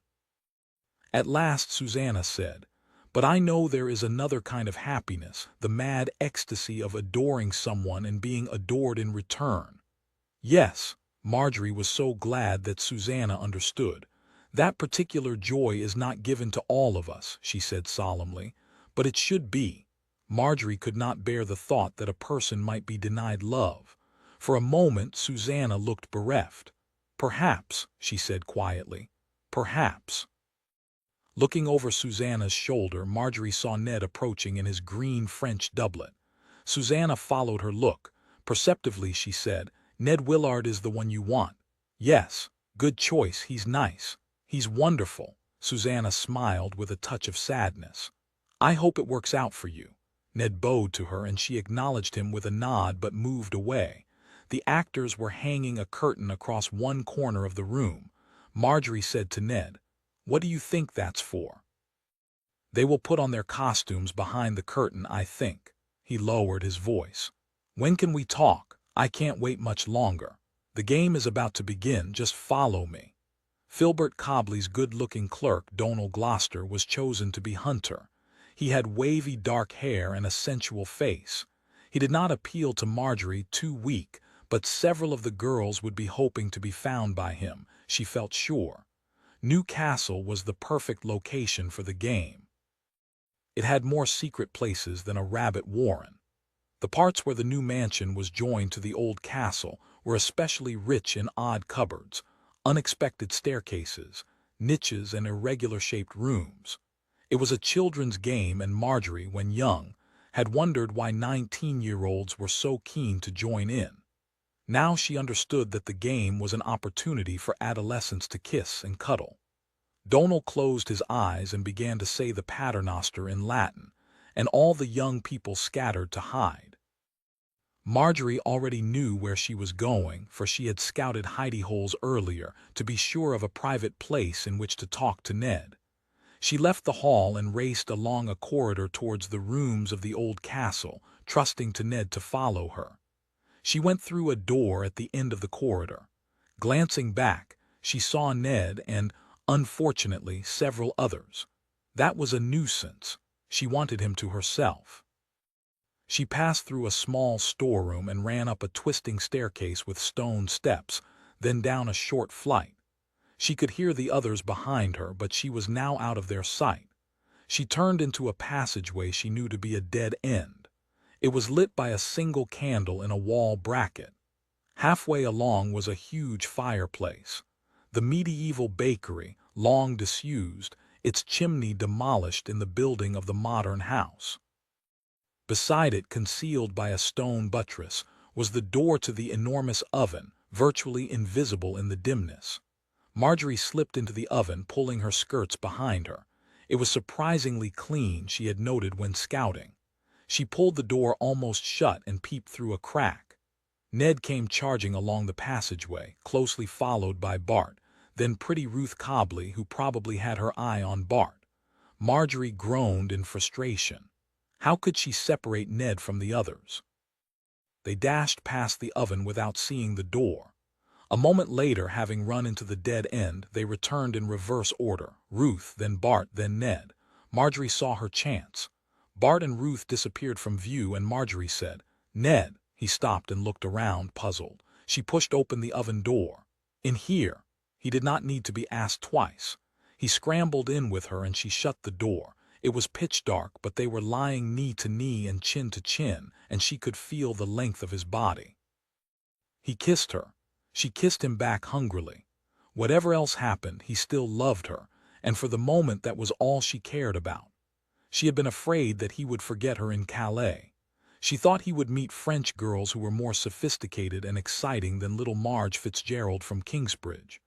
But he had not, she could tell, from the way he hugged and kissed and caressed her. Overjoyed, she put her hands on his head and opened her mouth to his tongue and arched her body against his. He rolled on top of her. At that moment, she would have opened her body to him gladly and let him take her virginity, but something happened. There was a thump, as if his foot had struck something, then a noise that might have been a panel of wood falling to the ground, and suddenly she could see the walls of the oven around her. She and Ned were both sufficiently startled to stop what they were doing and look up. They saw that the back of the oven had fallen away. Clearly it connected with another place that was dimly lit, and Marjorie realized with trepidation that there might be people there who could see what she and Ned were doing. She sat upright and looked through the hole. There was no one in sight. She saw a wall with an arrow-slit window that was admitting the last of the afternoon light. A small space behind the old oven had simply been closed off by the building of the new house. It led nowhere. The only access was through the oven. On the floor was a panel of wood that must have closed up the hole until Ned kicked it in his excitement. Marjorie could hear voices, but they came from the courtyard outside. She breathed more easily. They had not been seen. She crawled through the hole and stood upright in the little space. Ned followed her. They both looked around wonderingly, and Ned said, "We could stay here forever." That brought Marjorie back to reality, and she realized how close she had come to committing a mortal sin. Desire had almost overwhelmed her knowledge of right and wrong. She had had a lucky escape. Her intention in bringing Ned here had been to speak to him, not kiss him. She said, "Ned, they want to make me marry Bart. What are we going to do?" "I don't know," said Ned. Within was quite drunk, Rollo saw. The Earl was slumped on a big chair opposite the stage, a goblet in his right hand. A young serving girl refilled his glass, and as she did so he grasped her breast with his maimed left hand. She squealed with horror and pulled away, spilling the wine, and Swithin laughed. An actor came on stage and began a prologue, explaining that in order to tell a story of repentance it was necessary first to show the sin, and apologizing in advance if this should give offense. Rollo saw his sister Marjorie come slinking into the room with Ned Willard, and he frowned in disapproval. They had taken advantage of the game of Hunt the Heart to go off together, Rollo realized, and no doubt they had got up to all kinds of mischief. Rollo did not understand his sister. She took religion very seriously, but she had always been disobedient. How could that be? For Rollo, the essence of religion was submission to authority. That was the trouble with Protestants. They thought they had the right to make up their own minds. But Marjorie was a devout Catholic. On stage, a character called Infidelity appeared, identifiable by his oversized codpiece. He winked and spoke behind his hand and looked from left to right, as if making sure he was not overheard by any other characters. The audience laughed as they recognized an exaggerated version of a type they all knew. Rollo had been unnerved by the conversation with Sir William Cecil, but now he thought he might have overreacted. Princess Elizabeth probably was a Protestant, but it was too soon to worry about her. After all, Queen Mary Tudor was only 41 and in good health. Apart from the phantom pregnancies, she could reign for decades more. Mary Magdalene appeared on stage. Clearly this was the saint before her repentance. She sashayed on in a red dress, fussing with her necklace, batting her eyes at infidelity. Her lips were reddened with some kind of dye. Rollo was surprised because he had not seen a woman among the actors. Furthermore, although he had not seen a play before, he was pretty sure women were not allowed to act. The company had appeared to consist of 4 men and a boy of about 13. Rollo frowned at Mary Magdalene, puzzled. Then it occurred to him that she was the same size and build as the boy. The truth began to dawn on the audience, and there were murmurs of admiration and surprise. But Rollo also heard low but clear noises of protest, and looking around, he saw that they came from the corner where Filbert Cobley stood with his family. Catholics were relaxed about plays, provided there was a religious message, but some of the ultra-Protestants disapproved. A boy dressed as a woman was just the kind of thing to make them righteously indignant, especially when the female character was acting sexy. They were all stony-faced, with one exception, Rollo noticed. Filbert's bright young clerk, Donal Gloucester, who was laughing as heartily as anyone. Rollo and all the young people in town knew that Donal was in love with Filbert's fair daughter, Ruth. Rollo guessed that Donal was Protestant only to win Ruth. On stage, Infidelity took Mary in his arms and gave her a long, lascivious kiss. This caused uproarious laughter, hoots and catcalls, especially from the young men, who had by now figured out that Mary was a boy. But Filbert Cobley did not see the joke. He was a beefy man, short but wide, with thinning hair and a straggly beard. Now he was red in the face, waving his fist and shouting something that could not be heard. At first no one paid him any attention, but when at last the actors broke the kiss and the laughter died down, people turned to look at the source of the shouting. Rollo saw Earl Swithin suddenly notice the kerfuffle and look angry. Here comes trouble, Rollo thought. Filbert stopped shouting, said something to the people around him, and moved towards the door. His family fell in behind him. Donal went along too, but Rollo saw that he looked distinctly disappointed. Swithin got up from his chair and walked towards them. "You stay where you are," he roared. "I gave no one permission to leave." The actors paused and turned to watch what was going on in the audience, a reversal of roles that Rollo found ironic. Filbert stopped, turned, and shouted back at Swithin, "We will not stay in this palace of Sodom." Then he continued marching towards the door. "You preening Protestant!" Swithin yelled, and he ran at Filbert. Swithin's son, Bart, stepped into his father's way, holding up a placatory hand, and yelled, "Let them go, father, they're not worth it." Swithin swept him aside with a powerful shove and fell on Filbert. "I'll kill you by the cross." He grabbed him by the throat and began to strangle him. Filbert dropped to his knees and Swithin bent over him, tightening his grip despite his maimed left hand. Everybody began to shout at once. Several men and women pulled at Swithin's sleeves, trying to get him away from Filbert, but they were constrained by fear of hurting an earl, even one bent on murder. Rollo stayed back, not caring whether Filbert lived or died. Ned Willard was the first to act decisively. He hooked his right arm around Swithin's neck, getting the crook of his elbow under the earl's chin, and heaved up and back. Swithin could not help but step away and release his hold on Filbert's neck. Ned had always been like this, Rollo recalled. Even when he was a cheeky little boy at school, he had been a fierce fighter, ready to defy older boys, and Rollo had been obliged to teach him a lesson or two with a bundle of birch twigs. Then Ned had matured and grown those big hands and feet, and even though he was still shorter than average, Bigger boys had learned to respect his fists. Now Ned released Swithin and smartly stepped away, becoming one of the crowd again. Roaring with fury, Swithin spun around looking for his assailant but could not tell who it had been. He might find out eventually, Rollo guessed, but by then he would be sober. Filbert got to his feet, rubbing his neck, and staggered to the door unobserved by Swithin. Bart grabbed his father's arm. "Let's have another cup of wine and watch the play," he said. "In a minute carnal concupiscence comes on." Filbert and his entourage reached the door. Swithin stared angrily at Bart for a long moment. He seemed to have forgotten whom he was supposed to be mad at. The Cobleys left the room and the big oak door slammed shut behind them. Swithin shouted, "On with the play." The actors resumed. Two Pierre Aumen made his living by relieving Parisians of their excess cash, a task that became easier on days like today when they were celebrating.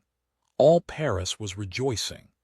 A French army had conquered Calais, taking the city back from the English barbarians who had somehow stolen it 200 years ago. In every taproom in the capital men were drinking the health of Scarface, the Duke of Guise, the great general who had erased the ancient stain on the nation's pride. The tavern of Saint-Étienne, in the neighborhood called Les Halles, was no exception. At one end of the room, a small crowd of young men played dice, toasting Scarface every time someone won.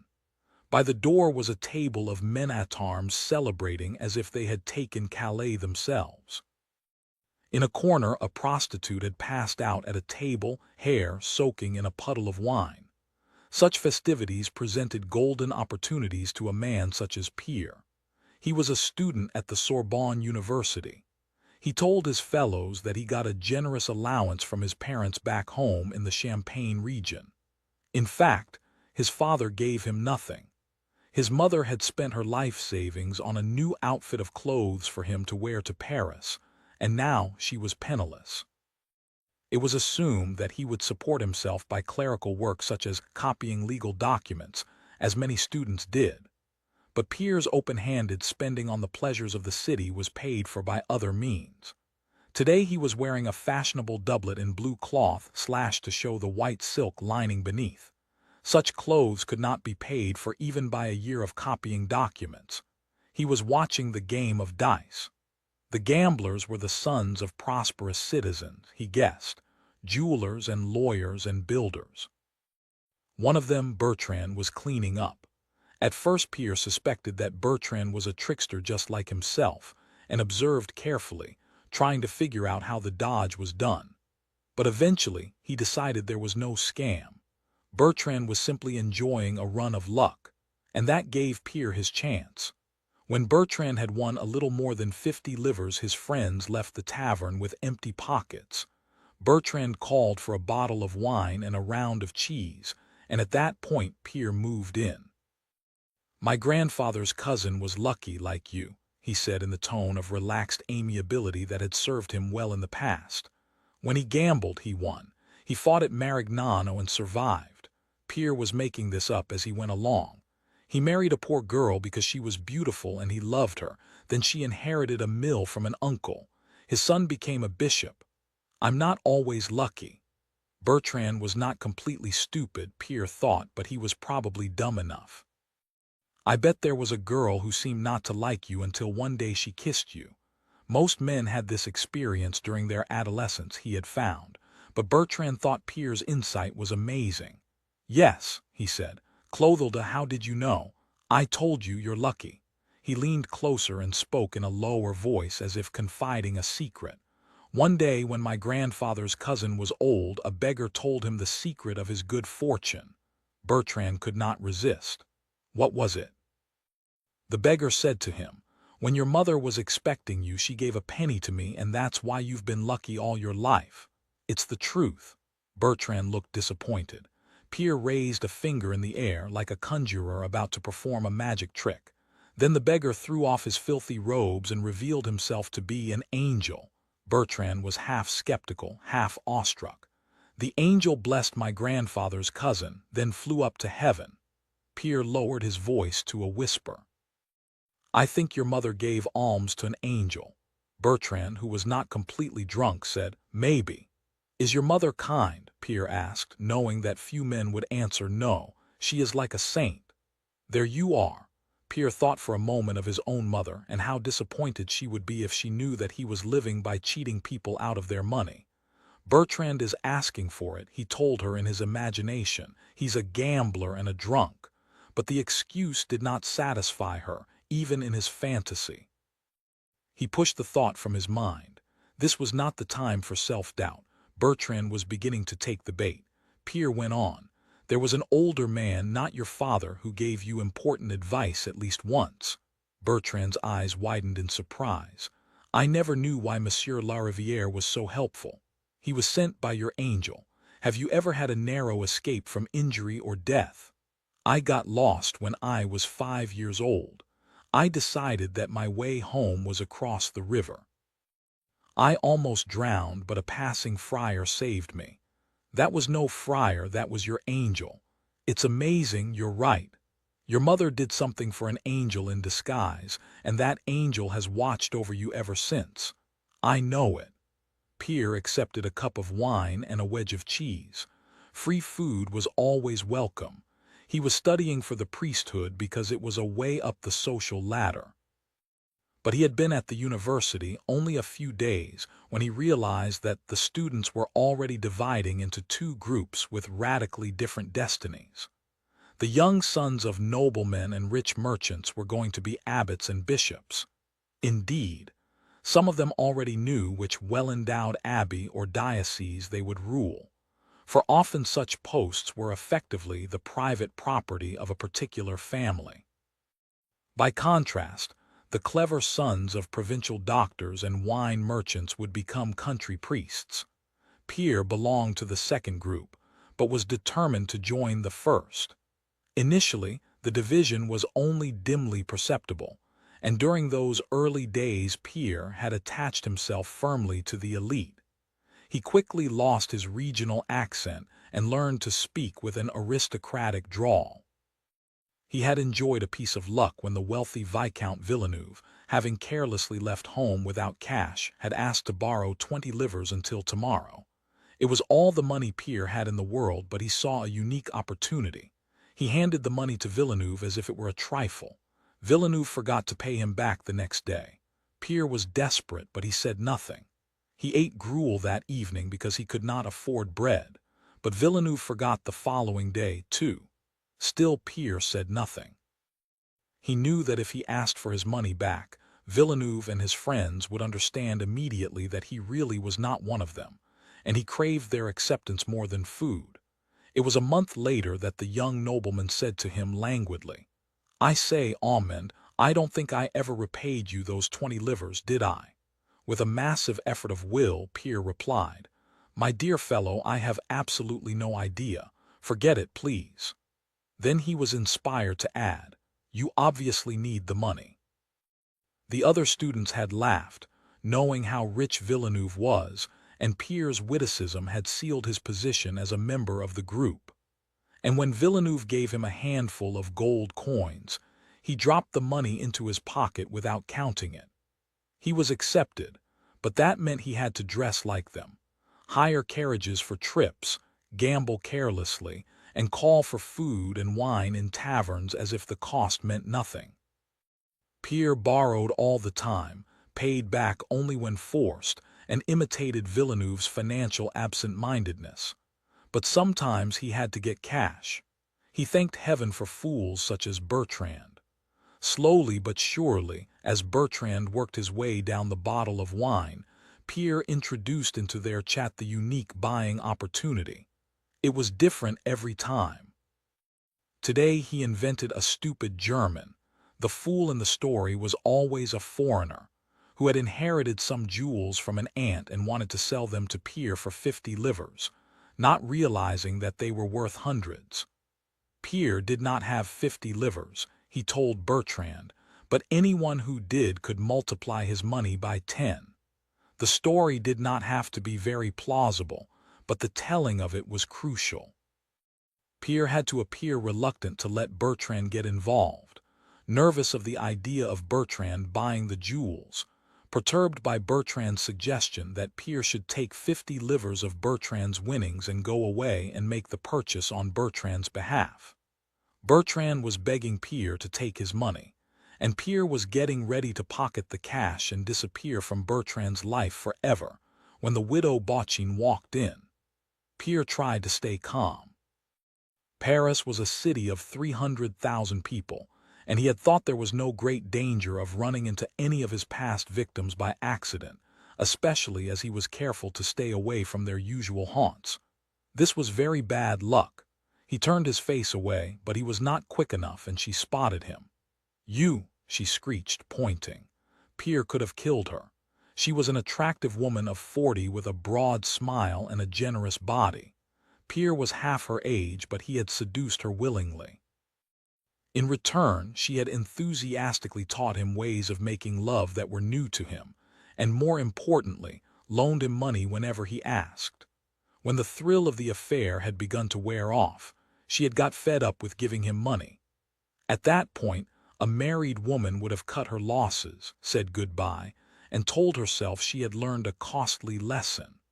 A wife could not expose Pierre's dishonesty, because that would involve confessing her adultery. But a widow was different, Pierre had realized when Madame Bochin turned against him. She had complained loud and long to anyone who would listen. Could he prevent her from arousing suspicion in Bertrand? It would be difficult, but he had done more unlikely things. He had to get her out of the tavern as fast as possible. In a low tone he said to Bertrand, "This poor woman is completely mad." Then he stood up, bowed, and said in a tone of icy politeness, "Madame Bochin, I am at your service as always." "That case, give me the 112 livres you owe me." That was bad. Pierre wanted desperately to glance at Bertrand and measure his reaction, but that would betray his own anxiety, and he forced himself not to look. "I will bring the money to you tomorrow morning if you care to name the place," Bertrand said drunkenly. "You told me you didn't have even 50 livres." This was getting worse. Madame Bochin said, "Why tomorrow? What's wrong with now?" Pierre strove to maintain an air of unconcern. "Who carries that much gold in his purse?" "You're a good liar," said the widow, "but you can't fool me any longer." Pierre heard Bertrand give a grunt of surprise. He was beginning to understand. Pierre kept trying all the same. He stood very upright and looked offended. "Madame, I am Pierre Armand de Guise. You may perhaps recognize the name of my family. Kindly be assured that our honor does not permit deception." At the table by the door, one of the men-at-arms drinking toasts to Calais Française raised his head and looked hard at Pierre. The man had lost most of his right ear in some fight, Pierre saw. Pierre suffered a moment of unease but had to concentrate on the widow. She said, "I don't know about your name, but I know you have no honor, you young rogue. I want my money." "You shall have it, I assure you." "Take me to your home now, then." "I cannot oblige you, I fear. My mother, Madame de Chateauneuf, would not consider you a suitable guest." "Your mother isn't Madame de anything," said the widow scornfully. Bertrand said, "I thought you were a student living in college." He was sounding less drunk by the minute. It was over, Pierre realized. He had lost his chance with Bertrand. He rounded on the young man. "Oh, go to hell," he said furiously. He turned back to Madame Bochin. He felt a pang of regret for her warm, heavy body and her cheerful lasciviousness. Then he hardened his heart. "You too," he said to her. He threw on his cloak. What a waste of time this had been. He would have to start all over again tomorrow. But what if he met another of his past victims? He felt sour. It had been a rotten evening. Another shout of Calais Française went up. To the devil with Calais, Pierre thought. He stepped towards the door. To his surprise, the man-at-arms with the mutilated ear now got up and blocked the doorway. Pierre thought, for God's sake, what now? "Stand aside," Pierre said haughtily. "This has nothing to do with you." The man stayed where he was. "I heard you say your name was Pierre Armand de Guise." "Yes, so you'd better get out of my way if you don't want trouble from my family." "The Guise family won't cause me any trouble," the man said, with a quiet confidence that unnerved Pierre. "My name is Gaston Lepine." Pierre considered shoving the man aside and making a run for it. He looked Lupin up and down. The man was about 30, shorter than Pierre but broad-shouldered. He had hard blue eyes. The damaged ear suggested he was no stranger to violent action. He would not be shoved aside easily. Pierre struggled to maintain his tone of superiority. "What of it, Lupin? I work for the Guy's family. I'm head of their household guard." Pierre's heart sank. "And I'm arresting you on behalf of the Duke of Guise for falsely using an aristocratic name," Widow Bochin said. "I knew it," Pierre said. "My good man, I'll have you know." "Save it for the judge," said Lupin contemptuously. "Rasto, Brocard, hold him."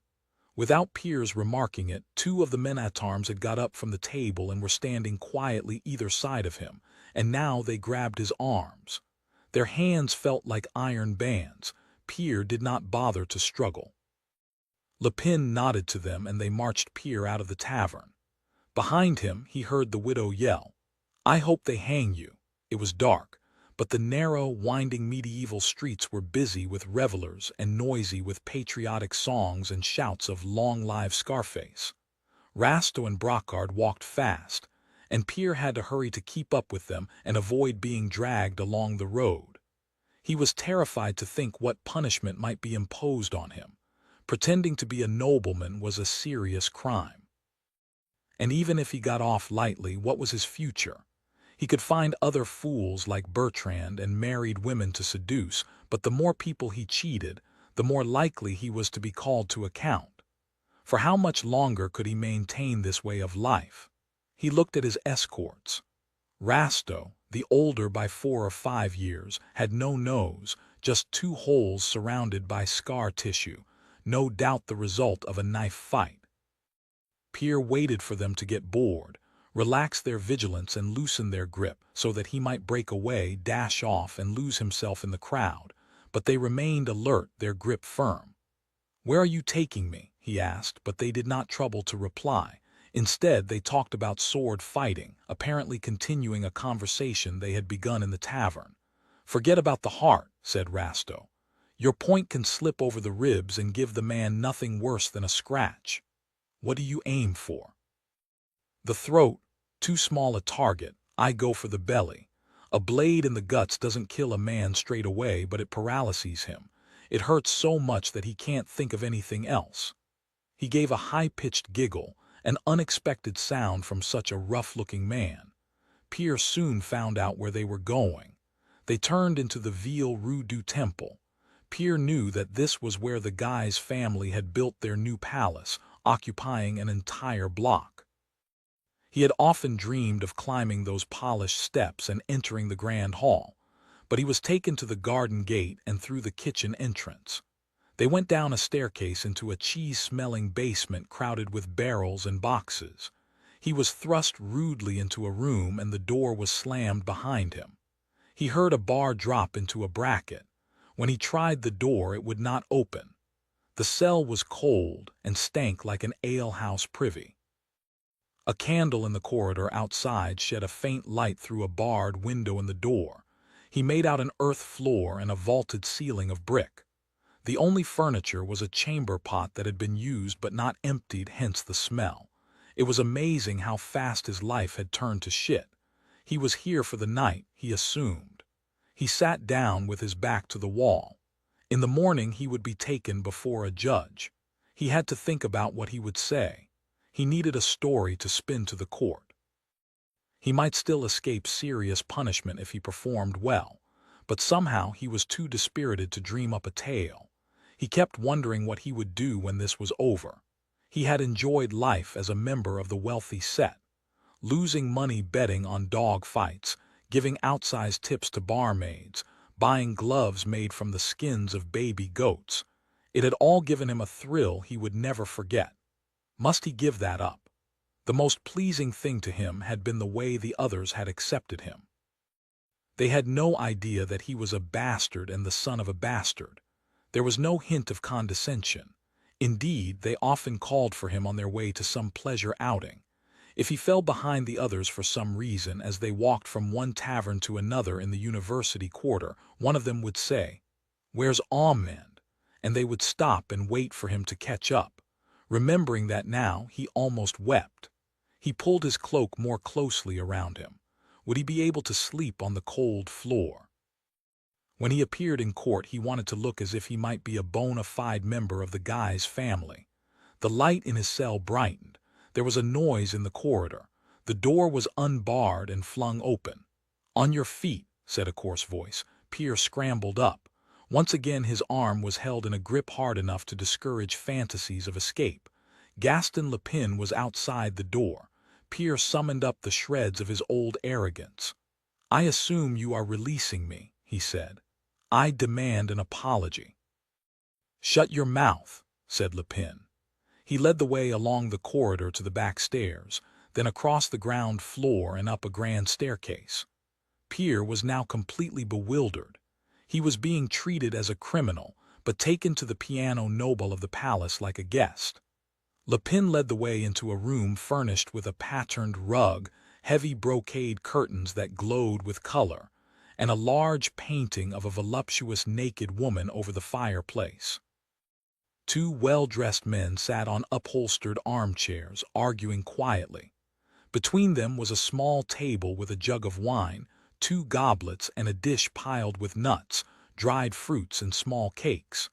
The men ignored the new arrivals and carried on talking, careless of whether anyone heard. They were obviously brothers, both well-built with fair hair and blonde beards. Pierre recognized them. They were the most famous men in France after the king. One had terrible scars on both cheeks, the marks of a lance that had pierced right through his mouth. The legend said that the spearhead had lodged there, and he had ridden back to his tent and had not even screamed when the surgeon pulled out the blade. This was Francois, Duke of Guise, known as Scarface. He was a few days short of his 39th birthday. The younger brother, born on the same day 5 years later, was Charles, Cardinal of Lorraine. He wore the bright red robes of his priestly office. He had been made Archbishop of Reims at the age of 14, and he now had so many lucrative church positions that he was one of the richest men in France, with an amazing annual income of 300,000 livres. For years Pierre had daydreamed of meeting these two. They were the most powerful men in the country outside the royal family. In his fantasy, they valued him as a counselor, talked to him almost as an equal, and sought his advice on political, financial, and even military decisions. But now he stood before them as a criminal. He listened to their conversation. Cardinal Charles said quietly, "The king's prestige has not really recovered from the defeat at Saint-Quentin. But surely my victory at Calais has helped," said Duke Francois. Charles shook his head. "We won that battle, but we're losing the war." Pierre was fascinated, despite his fear. France had been fighting Spain over who was to rule the Kingdom of Naples and other states in the Italian peninsula. England had sided with Spain. France had got Calais back, but not the Italian states. It was a poor bargain, but few people would dare to say so openly. The two brothers were supremely confident of their power. Lepine took advantage of a pause to say, "This is the impostor, my lords," and the brothers looked up.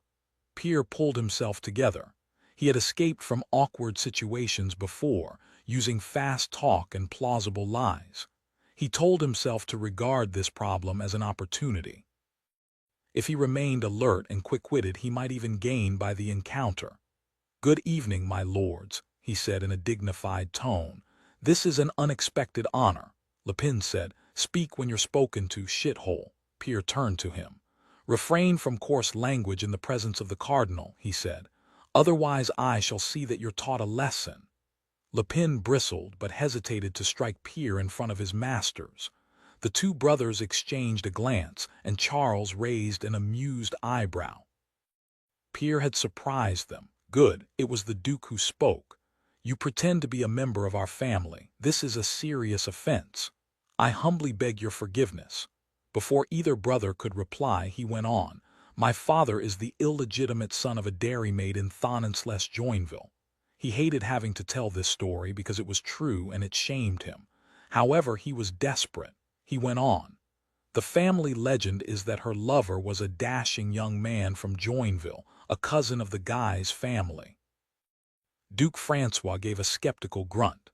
The Guy's family seat was at Joinville in the Champagne region, and Thonon-Joinville was nearby, as its name implied.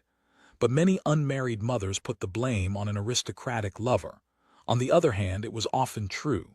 Pierre went on. My father was educated at the grammar school and became a local priest, thanks to a recommendation from your lordship's father, now in heaven, rest his soul. This was perfectly believable, Pierre knew. Noble families did not openly acknowledge their bastards, but they often gave them a helping hand, in the casual way that a man might stoop to draw a thorn from the paw of a limping dog.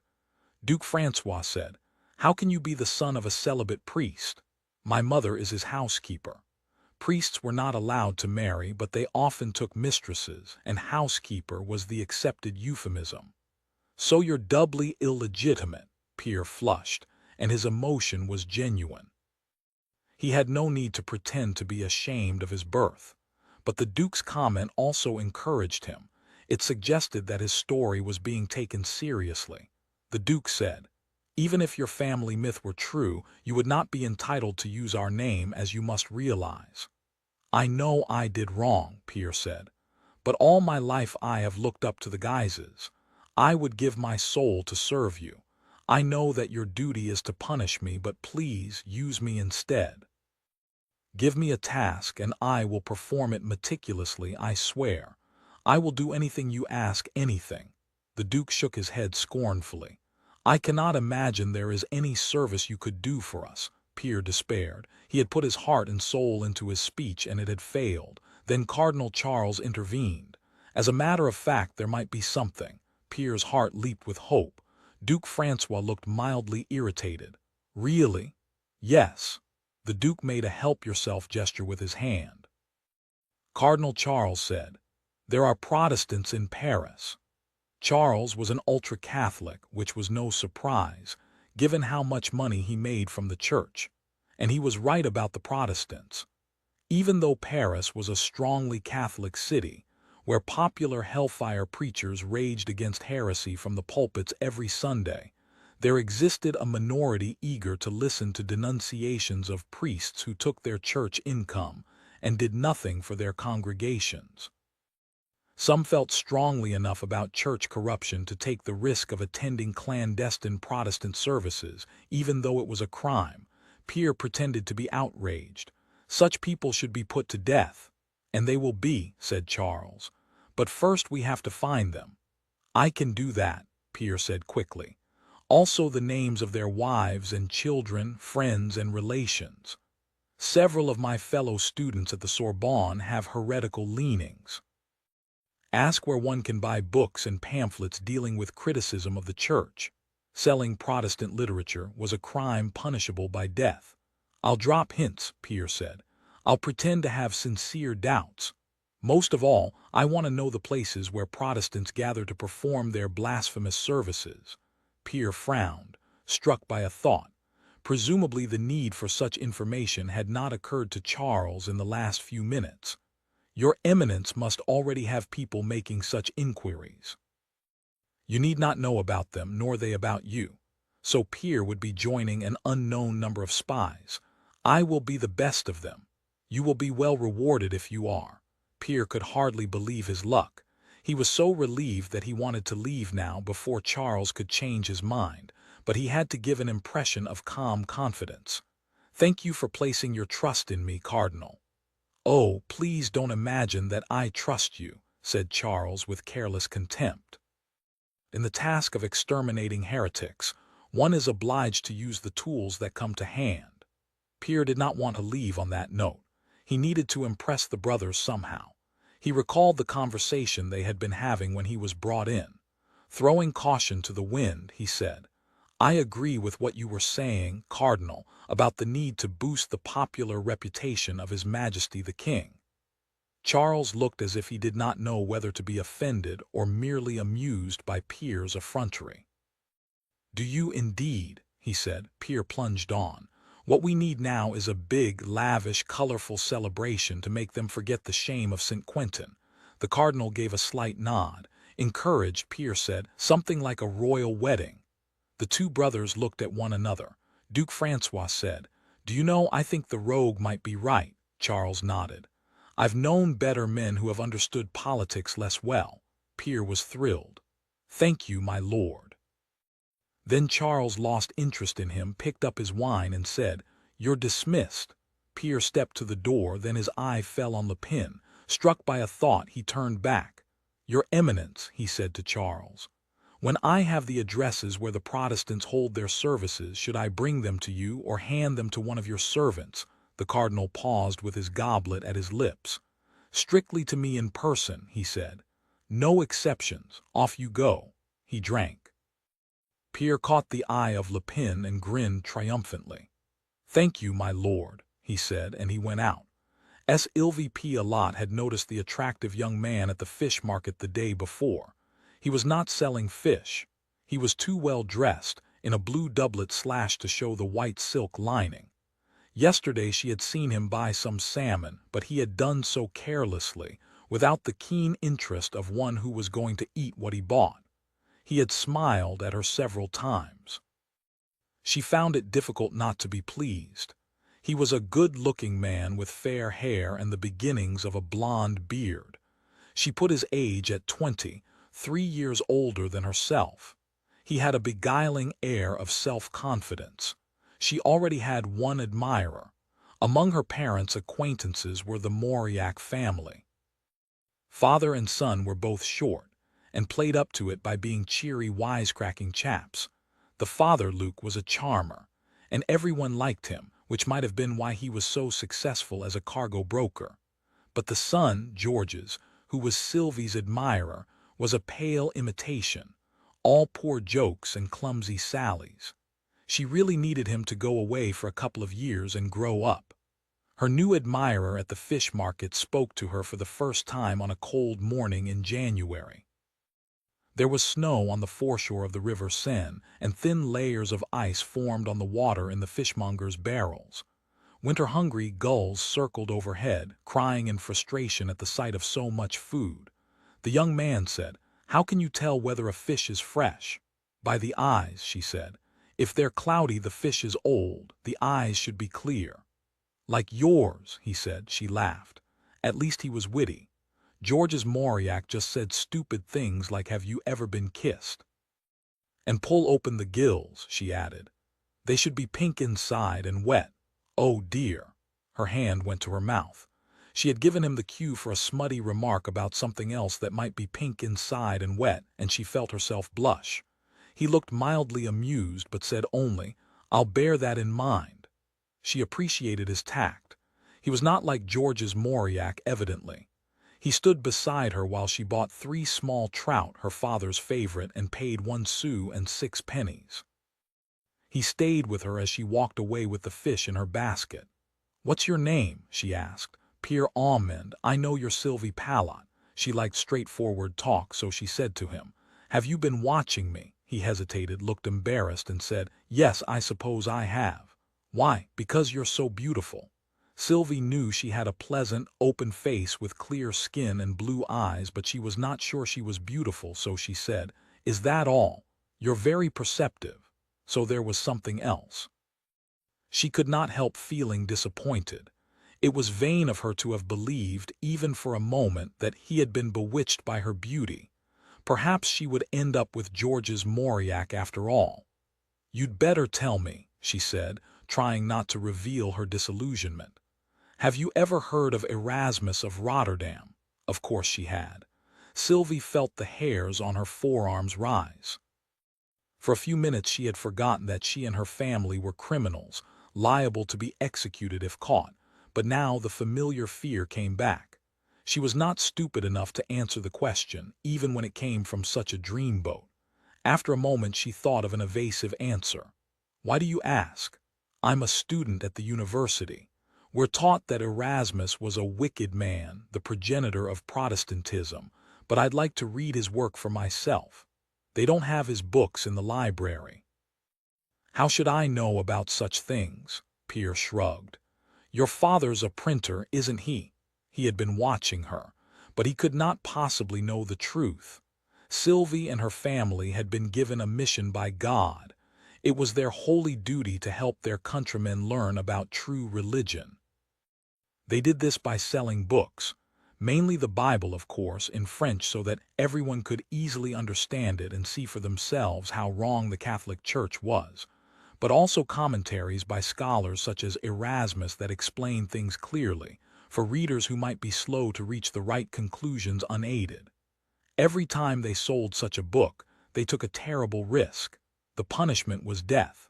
Sylvie said, "What on earth makes you think we sell such literature? It's against the law." One of the students thought you might, that's all, so it was only rumor, but that was worrying enough. Well, please tell him that we don't. All right, he looked disappointed. Don't you know that printers' premises are liable to be searched at any time for illegal books? Our place has been inspected several times. There is no stain on our reputation. Congratulations. He walked a few more paces beside her, then stopped. It was a pleasure meeting you anyway, Sylvie said. Wait. Most of the customers for prohibited publications were people they knew, men and women who worshipped side by side with them at illicit services in discreet locations. A few others came with the recommendation of a known coreligionist. Even they were dangerous. If arrested and tortured, they would probably tell all. But Protestants had to take the even greater risk of talking to strangers about their faith. It was the only way to spread the gospel. Sylvie's life's work was to convert Catholics, and she had been presented with an opportunity to do just that. And if she let him walk away, she might never see him again. Pierre seemed sincere, and he had approached her cautiously as if he was genuinely afraid. He did not seem to be a blabbermouth, a japester, a fool, or a drunk. She could think of no excuse for refusing him. Was she, perhaps, a little more willing than usual to take the risk because this prospective convert was an alluring young man who seemed attracted to her? She told herself that this question was beside the point.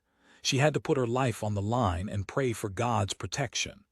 Come to the shop this afternoon, she said. Bring 4 livers.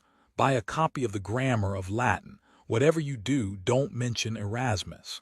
He seemed startled by her sudden decisiveness, but he said, All right.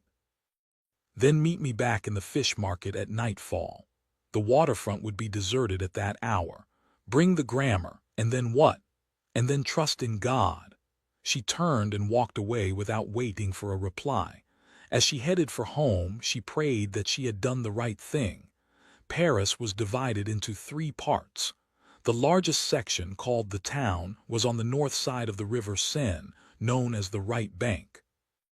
The smaller settlement south of the river on the left bank was called the University, or sometimes the Latin Quarter because of all the students speaking Latin. The island in the middle was called the City, and that was where Sylvie lived. Her home stood in the shadow of the great cathedral of Notre Dame. The ground floor of the house was the shop, the books in mesh-fronted cupboards with locked doors. Sylvie and her parents lived upstairs. At the back was the print works. Sylvie and her mother, Isabelle, took turns minding the store while her father, Giles, who was not a good salesman, toiled in the workshop. Sylvie fried the trout with onions and garlic in the kitchen upstairs and put bread and wine on the table. Her cat, Fifi, appeared from nowhere. Sylvie gave her the head of a trout, and the cat began to eat it delicately, starting with the eyes. Sylvie worried about what she had done this morning. Would the student show up? Or would a magistrate's officer come instead, with a party of men-at-arms, to arrest the whole family on charges of heresy? Giles ate first, and Sylvie served him. He was a big man, his arms and shoulders strong from lifting the heavy oak forms full of Lee Dalloy type. In a bad mood, he could knock Sylvie across the room with his left arm, but the trout was flaky and tender, and he was in a cheerful frame of mind. When he had finished, Sylvie sat in the shop while Isabelle ate, then they changed places, but Sylvie had no appetite. After the meal was over, Sylvie returned to the shop. There happened to be no customers, and Isabel said immediately, "What are you so worried about?" Sylvie told her about Pierre Armand. Isabel looked anxious. "You should have arranged to meet him again and learned more about him before telling him to come to the shop." "I know, but what reason would I have to meet him?" Isabel gave her an arch look, and Sylvie said, "I'm no good at flirting, you know that. I'm sorry." "I'm glad of it," Isabel said. "It's because you're too honest. Anyway, we must take risks. It's the cross we have to bear." Sylvie said, "I just hope he's not the type to have an attack of guilty conscience and blurt out everything to his confessor. He's more likely to get scared and back out. You'll probably never see him again." That was not what Sylvie was hoping for, but she did not say so. Their conversation was interrupted by a customer. Sylvie looked at him curiously. Most of the people who came into the shop were well dressed, for poor men could not afford books. This young man's clothes were serviceable but plain and well worn. His heavy coat was travel-stained and his stout boots were dusty. He must be on a journey. He looked both weary and anxious. Sylvie felt a pang of compassion. "I would like to speak to Giles Pallot," he said in an out-of-town accent. "I'll fetch him," said Isabel, and she passed from the shop into the factory behind. Sylvie was curious. What did this traveler want with her father if not to buy a book? Probing, she said, "Have you come a long way?" Before the man could answer, another customer entered. Sylvie recognized him as a clergyman from the cathedral. Sylvie and her mother were careful to bow and scrape to priests. Giles did not, but he was grumpy with everyone. Sylvie said, "Good afternoon, Archdeacon Raphael. We're very glad to see you, as always." The young man in the dirty cloak suddenly looked annoyed. Sylvie wondered if he had a reason to dislike archdeacons. Raphael said, "Do you have an edition of the Psalms?" "Of course." Sylvie unlocked a cabinet and took out a Latin version, assuming that Raphael would not want a French translation, even one approved by the Faculty of Theology at the Sorbonne. She guessed that the archdeacon was buying a gift, for he must already have the entire Bible. "This would make a beautiful present," she said. "The tooling on the binding is gold leaf and the printing is in 2 colors." Raphael turned the pages. "It is very pleasing." "5 livres," said Sylvie. "A most reasonable price." It was a small fortune for ordinary people, but archdeacons were not ordinary. At that moment a third customer entered, and Sylvie recognized Pierre Armand. She felt a little glow of pleasure at the sight of his smiling face, but she hoped she had been right in thinking him discreet. It would be a catastrophe if he started talking about Erasmus in front of an archdeacon and a mysterious stranger. Her mother emerged from the back of the premises. She spoke to the traveler. "My husband will be with you in a moment." Seeing that Sylvie was serving the archdeacon, she turned to the other customer. "May I show you something, monsieur?" Sylvie caught her mother's attention and slightly widened her eyes in a warning expression, to indicate that the latest arrival was the student they had been talking about. Isabel responded with an almost imperceptible nod, showing that she understood. Mother and daughter had become skilled in silent communication, living as they did with Giles. Pierre said, "I need a copy of the grammar of Latin, at once." Isabel went to the appropriate cabinet, found the book, and brought it to the counter. Giles appeared from the back. There were now 3 customers, 2 of whom were being served, so he assumed the third was the one who had asked for him. "Yes," he said. His manner was usually gruff. That was why Isabel tried to keep him out of the shop.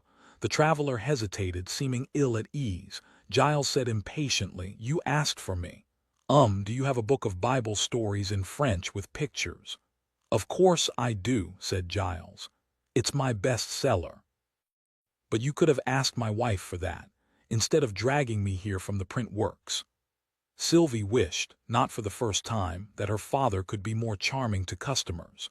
However, it was odd that the traveler had asked for him by name before coming up with such a mundane request. She glanced at her mother and saw a slight frown that indicated that Isabel, too, had heard a wrong note. She noticed that Pierre was listening to the conversation, apparently as intrigued as she was. The archdeacon said grumpily. People should hear Bible stories from their parish priest. If they start reading for themselves, they're sure to get the wrong idea. He put gold coins on the counter to pay for the psalms. Or they might get the right idea, Sylvie said to herself. In the days when ordinary people had been unable to read the Bible, the priests could say anything, and that was how they liked it. They were terrified of the light of the Word of God being shown on their teaching and practices. Pierre said sycophantically, "Quite right, Your Reverence, if a humble student may be permitted to express an opinion. We must stand firm, or we'll end up with a separate sect for every cobbler and weaver." Independent craftsmen such as cobblers and weavers seemed especially liable to become Protestants. Their work gave them time alone to think, Sylvie supposed, and they were not as scared as peasants were of priests and noblemen. But Sylvie was surprised at this smarmy interjection from Pierre after he had shown interest in subversive literature. She looked curiously at him, and he gave her a broad wink. He did have a very engaging manner. Sylvie looked away and wrapped the archdeacon's psalms in a square of coarse linen, tying the parcel with string. The traveler bridled at the archdeacon's criticism. "Half the people in France never see their priest," he said defiantly. It was an exaggeration, Sylvie thought, but the truth was that far too many priests took the income from their post and never even visited their parish. The archdeacon knew this and had no answer. He picked up his psalms and left in a huff. Isabel said to the student, "May I wrap this grammar for you?" "Yes, please." He produced 4 livers. Giles said to the traveler, "Do you want this story book or what?" The traveler bent over the book Giles showed him, examining the illustrations. "Don't rush me," he said firmly. He had not been afraid to argue with the archdeacon, and he seemed unaffected by Giles's bullying manner. There was more to this man than was apparent from his grubby appearance. Pierre took his parcel and left. Now the shop contained only one customer. Sylvie felt as if the tide had gone out. The traveler closed the book with a snap, straightened up, and said, "I am Guillaume of Geneva." Sylvie heard Isabel give a small gasp of surprise. Giles's attitude changed. He shook Guillaume's hand and said, "You're very welcome. Come inside." He led the way upstairs to the private quarters. Sylvie half understood. She knew that Geneva was an independent Protestant city dominated by the great John Calvin, but it was 250 miles away, a journey of a couple of weeks or more. "What is that man doing here?" she asked. "The College of Pastors in Geneva trains missionaries and sends them all over Europe to preach the new gospel," Isabel explained. "The last one was called Alphonse. You were 13. "Alphonse," said Sylvie, remembering a zealous young man who had ignored her. "I never understood why he was living here. They bring us Calvin's writings and other works for your father to copy and print." Sylvie felt stupid. She had never even wondered where the Protestant books originated. "It's getting dark outside," Isabel said. "You'd better fetch a copy of Erasmus for your student." "What did you think of him?" said Sylvie as she put on her coat. Isabel gave a knowing smile. "He's a handsome devil, isn't he?" Sylvie's question had been about Pierre's trustworthiness, not his looks, but on reflection she was not keen to get into that conversation, in case it scared her too much. She mumbled a non-committal reply and went out. She headed north and crossed the river. The jewelers and milliners on the Notre Dame bridge were getting ready to close their shops. On the town side she walked along the Rue Saint-Martin, the main north-south artery. A few minutes later she reached the Rue du Mur. It was a back lane rather than a street. On one side was the city wall, on the other, the rear entrances of a few houses and the high fence of an unkempt garden. She stopped by a stable at the back of a dwelling lived in by an old woman who did not have a horse. The stable was windowless and unpainted and had a patched and half-derelict look, but it was solidly built, with a strong door and a discreetly heavy lock. Giles had bought it years ago. Beside the doorpost at waist level was a loose half-brick. After making sure she was not observed, Sylvie pulled it out, reached into the hole, picked up a key, and replaced the brick. She turned the key in the door, entered, then closed and barred the door behind her. There was a candle lamp in a holder on the wall. Sylvie had brought with her a tinderbox containing a flint, a steel in the shape of a capital letter D that fitted neatly around her slender fingers, some fragments of dry wood, and a twist of linen. When she struck the flint against the steel D, sparks flew into the box and ignited the wood fragments, which flamed rapidly. She then lit the end of the linen rag and used that to light the lamp. The flickering light showed a wall of old barrels stacked floor to ceiling. Most were full of sand and too heavy for one person to lift, but a few were empty. They all looked the same, but Sylvie knew the difference. She quickly moved one stack aside and stepped through the gap. Behind the barrels were wooden boxes of books. The moment of greatest danger for the Pallot family was when contraband books were being printed and bound in Giles's workshop. If the place was raided at just the wrong time, they would all die. But as soon as the books were finished, they were stashed in boxes, always with a layer of innocent Catholic-approved literature on top for camouflage, and trundled in a cart to this warehouse, whereupon the print works reverted to producing legitimate books. Most of the time the premises by the cathedral contained nothing remotely illegal, and only 3 people knew about this store: Giles, Isabelle, and Sylvie. Sylvie had not been told until she was 16. Even the workers in the print factory did not know about it, although they were all Protestants. They were told that the finished books were delivered to a secret wholesaler. Now Sylvie located a box marked SA for Silene Alcibiades, probably the most important work of Erasmus. She took out a copy and wrapped it in a square of linen from a stack nearby, then tied up the bundle with string. She replaced the barrels so that the boxes of books were once again out of sight, and all that could be seen was a room apparently half full of barrels. As she retraced her steps along the Rue Saint-Martin, she wondered whether her student would show up. He had come to the shop as arranged, but he might yet get scared. Worse, he might arrive with some kind of official ready to arrest her. She was not afraid of death, of course, no true Christian was, but she was terrified of being tortured. She had visions of red-hot pincers entering her flesh and had to thrust the images out of her mind by silent prayer. The waterfront was quiet at night. The fishmongers' stalls were shuttered and the gulls had gone to scavenge elsewhere. The river lapped softly on the foreshore. Pierre was waiting for her, holding a lantern. His face, lit from below, looked sinisterly handsome. He was alone.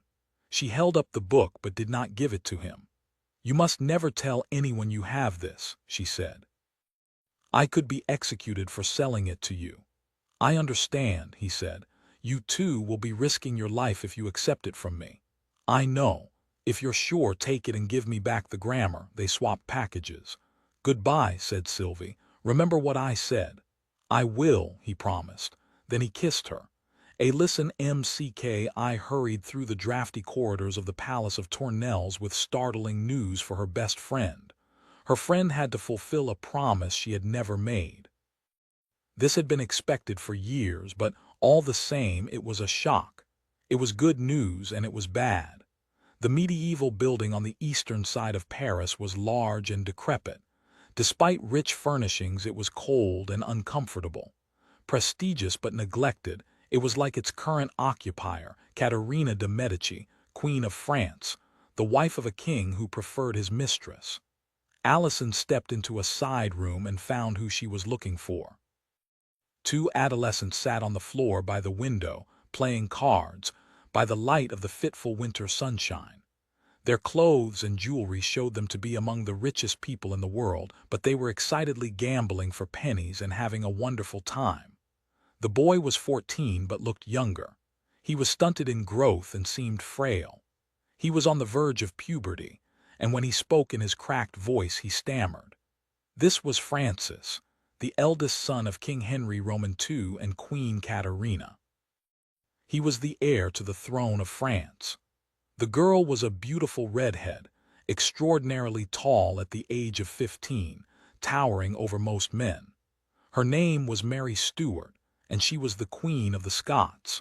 When Mary was 5 and Alison 8, they had moved from Scotland to France, two terrified little girls in a strange country where they could not understand a word anyone said. The sickly Frances had become their playmate, and the three children had formed the strong mutual attachment of those who live through adversity together. Alison felt affectionately protective of Mary, who sometimes needed looking after on account of her tendency to be impulsive and foolhardy. Both girls were fond of Frances, as of a helpless puppy or kitten. Frances worshipped Mary as a goddess. Now the triangle of friendship was about to be rocked and perhaps destroyed. Mary looked up and smiled, then saw Alison's expression and became alarmed. "What is it?" she said, speaking French with no remaining trace of a Scots accent. "What's happened?" Alison blurted it out. "You two have to get married on the Sunday after Easter." "So soon," said Mary, then they both looked at Frances. Mary had become engaged to Frances when she was 5, just before she moved to France to live. The engagement was political, like all royal betrothals. Its purpose was to cement the alliance of France and Scotland against England. But as the girls grew older, they had come to doubt that the marriage would ever happen. Relations among the three kingdoms shifted constantly. Power brokers in London, Edinburgh, and Paris talked frequently about alternative husbands for Mary Stuart. Nothing had seemed certain until now. Francis looked anguished. "I love you," he said to Mary. "I want to marry you when I'm a man." Mary reached out to take his hand sympathetically, but he was overcome. He burst into tears and scrambled to his feet. Alison said, "Francis." He shook his head helplessly, then ran from the room. "Oh dear," said Mary, "poor Francis." Alison closed the door. Now the two girls were alone and in private. Alison gave Mary her hand and pulled her up from the floor. Still holding hands, they sat together on a sofa covered in rich chestnut-brown velvet. They were quiet for a minute, then Alison said, "How do you feel?" "All my life they've been telling me I'm a queen," Mary said. "I never was, really. I became Queen of the Scots when I was 6 days old, and people have never stopped treating me like a baby. But if I marry Francis and he becomes king, then I will be Queen of France, the real thing." Her eyes glittered with desire. "That's what I want. But Francis, I know. He's sweet and I love him, but to lie down in a bed with him and, Alison nodded vigorously, "it hardly bears thinking about. Perhaps Francis and I could get married and just pretend." Alison shook her head. "Then the marriage might be annulled, and I would no longer be queen." "Exactly," Mary said. "Why now, what brought this on?" Alison had been told by Queen Caterina, the most well-informed person in France. Scarface suggested it to the king. The Duke of Guise was Mary's uncle, her mother's brother. The family was riding high after his victory at Calais. Why does Uncle Scarface care? Think how the prestige of the Guise family would be boosted if one of them became Queen of France. Scarface is a soldier. Yes, this was surely someone else's idea, but Francis. It all comes back to little Francis, doesn't it? "He's so little," Mary said, "and so ill. Is he even capable of doing what a man is supposed to do with his wife?" "I don't know," said Alison, "but you're going to find out on the Sunday after Easter." Marjorie and her parents were still deadlocked when January turned into February. Sir Reginald and Lady Jane were determined that Marjorie should marry Bart, and she had declared that she would never utter the vows. Rollo was angry with her.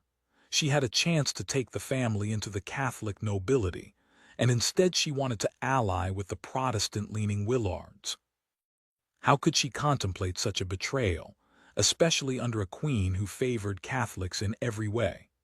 The Fitzgeralds were the leading family in town, and they looked the part. Rollo thought proudly as they stood in the hall putting on their warmest clothes, while the great bell in the cathedral tower boomed its summons to Mass. Sir Reginald was tall and lean, and the freckles that marred his face also gave him a kind of distinction. He put on a heavy cloak of chestnut-brown cloth. Lady Jane, small and thin, had a sharp nose and darting eyes that did not miss much. She wore a coat lined with fur. Marjorie, also short, was more rounded. She was in a furious sulk and had not been allowed out of the house since the Earl's party, but she could not be held incommunicado forever, and this morning the Bishop of Kingsbridge would be at Mass, a powerful ally whom the family could not risk offending. Marjorie had clearly decided not to look as miserable as she felt. She had put on a coat of Kingsbridge scarlet and a matching hat. In the past year or so she had grown up to be the prettiest girl in town. Even her brother could see that. The fifth member of the family was Rollo's gray-tant. She had been a nun at Kingsbridge Priory, and had come to live with the Fitzgeralds when the priory was shut down by King Henry Roman VIII. She had turned her 2 rooms on the top floor of the house into a little nunnery, the bedroom a bare cell and the parlor a chapel. Rollo was awed by her devotion. Everyone still called her Sister Joan. She was now old and frail and walked with 2 sticks, but she insisted on going to church when Bishop Julius was there.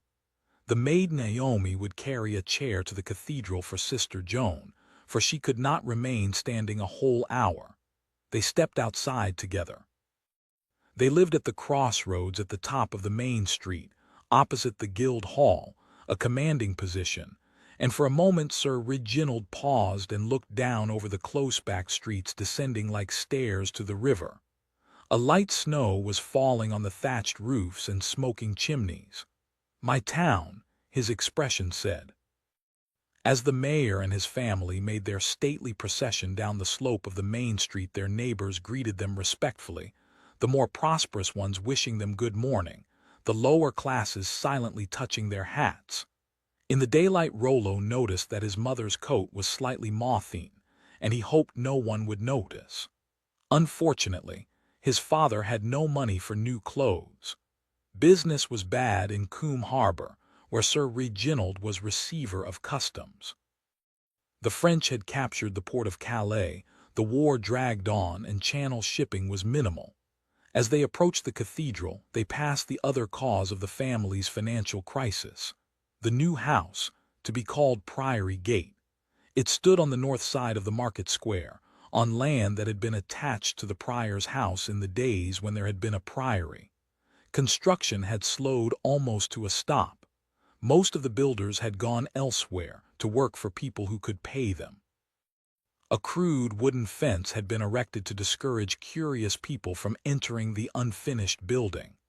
Sir Reginald also owned the complex of priory buildings on the south side of the cathedral, the cloisters, the monk's kitchen and dormitory, the nunnery and the stables. When Henry Roman VIII had dissolved the monasteries, their property had been given or sold to local magnates, and Sir Reginald had got the priory. These mostly old buildings had been neglected for decades and were now falling down, with birds' nests in the rafters and brambles growing in the cloisters. Reginald would probably sell them back to the chapter. Between the 2 shabby lots the cathedral stood proud, unchanged for hundreds of years, just like the Catholic faith it represented. In the last 40 years, Protestants had tried to alter the Christian doctrines that had been taught here for so long. Rollo wondered how they had the arrogance. It was like trying to put modern windows in the church walls. The truth was for eternity, like the cathedral. They went in through the great arches of the west front. It seemed even colder inside than out. As always, the sight of the long nave with its ordered lines of precisely repeated columns and arches filled Rollo with a reassuring sense of a systematic universe regulated by a rational deity. At the far end, winter daylight faintly lit the great rose window, its colored glass showing how all things would end. God sitting in judgment on the last day, evildoers being tortured in hell, the good entering heaven, balance restored. The Fitzgeralds moved down the aisle to the crossing as the prayers began. From a distance, they watched the priests perform the service at the high altar. Around them were the other leading families of the town, including the Willards and the Cobleys, and of the county, notably the Earl of Shiring and his son Bart, and Lord and Lady Brecknock. The singing was mediocre. Hundreds of years of thrilling choral music at Kingsbridge Cathedral had come to an end when the priory closed, and the choir was disbanded. Some of the former monks had started a new choir, but the spirit had gone. They were not able to recreate the fanatical discipline of a group whose entire lives were dedicated to praising God with beautiful music. The congregation was still for the dramatic moments, such as the elevation of the host, and they listened politely to Bishop Julius's sermon on obedience, but for much of the time they talked among themselves. Rollo was annoyed to see that Marjorie had slyly slipped away from the family and was talking animatedly to Ned Willard, the plume on her cap bobbing vigorously with emphasis. Ned, too, was dressed up in his blue French coat, and he was clearly thrilled to be with her. Rollo wanted to kick him for insolence. To compensate, Rollo went and spoke to Bart Shiring and told him it would come right in the end. They spoke about the war. The loss of Calais had damaged more than just trade. Queen Mary and her foreign husband were increasingly unpopular. Rollo still did not think England would ever have another Protestant monarch, but Mary Tudor was doing no good to the Catholic cause. As the service came to an end, Rollo was approached by Filbert Cobley's plump son, Dan. The puritanical Cobleys were here unwillingly, Rollo felt sure. He guessed they hated the statues and the paintings, and would have liked to hold their noses against the whiff of incense. Rollo was driven mad by the idea that people, ignorant, uneducated, stupid, ordinary people, had the right to make up their own minds about religion. If such a naive idea ever gained currency, civilization would collapse. People had to be told what to do. With Dan was a wiry, weather-beaten man called Jonas Bacon, one of the many sea captains employed by Kingsbridge merchants. Dan said to Rollo, "We have a cargo that we want to sell. Might you be interested?" Ship owners such as the Cobleys often sold their cargoes in advance, sometimes offering quarters or eighths to multiple investors. It was a way of raising the money to finance the voyage and at the same time spreading the risk. Stakeholders could sometimes get back 10 times the cost of their share, or they could lose it all. In more prosperous days, Sir Reginald had made huge profits this way. "We might be interested," Rollo said. He was being insincere. His father had no cash to invest in a cargo, but Rollo wanted to know about it anyway. "The St. Margaret is on her way back from the Baltic Sea, her hold crammed with furs worth more than £500 landed," Dan said. "I can show you the manifest." Rollo frowned. "How can you know this if she's still at sea?" Captain Bacon answered the question in a voice hoarse from years of shouting into the wind. "I overtook her off the Netherlands coast. My ship, the Hawk, is faster. I hove to and took the details. The St. Margaret was about to go into harbor for minor repairs, but she will be in Coombe in 2 weeks. Captain Bacon had a bad reputation. Many captains did. There was no one to witness what sailors did at sea, and people said they were thieves and murderers, but his story was credible. Rollo nodded and turned back to Dan. "So why would you sell the cargo now?" A sly look appeared on Dan's round white face. "We need the money for another investment." He was not going to say what. That was natural. If he had come across a good business opportunity, he would not give others the chance to get in first. All the same, Rollo was suspicious. "Is there something wrong with your cargo?" "No, and to prove it we're prepared to guarantee the value of the furs at £500, but we'll sell the cargo to you for 400. It was a large sum. A prosperous farmer owning his land might make £50 a year. A successful Kingsbridge merchant would be proud of an annual income of 200. 400 was a huge investment, but a guaranteed profit of £100 in only 2 weeks was a rare opportunity, and it would pay off all the Fitzgerald family's debts. Unfortunately, they did not have £400. They did not have £4. Nevertheless, Rollo said, "I'll put it to my father." He was sure they could not make this deal, but Sir Reginald might be offended if the son claimed to speak authoritatively for the family. "Don't delay," Dan said. "I came to you first out of respect because Sir Reginald is the mayor, but there are other people we can go to, and we need the money tomorrow." He and the captain moved away. Rollo looked around the nave, spotted his father leaning against a fluted column, and went over. "I've been talking to Dan Cobley." "Oh, yes." Sir Reginald did not like the Cobleys. Few people did. They seemed to think they were holier than ordinary people, and their walkout at the play had annoyed everybody. What did he want? To sell a cargo.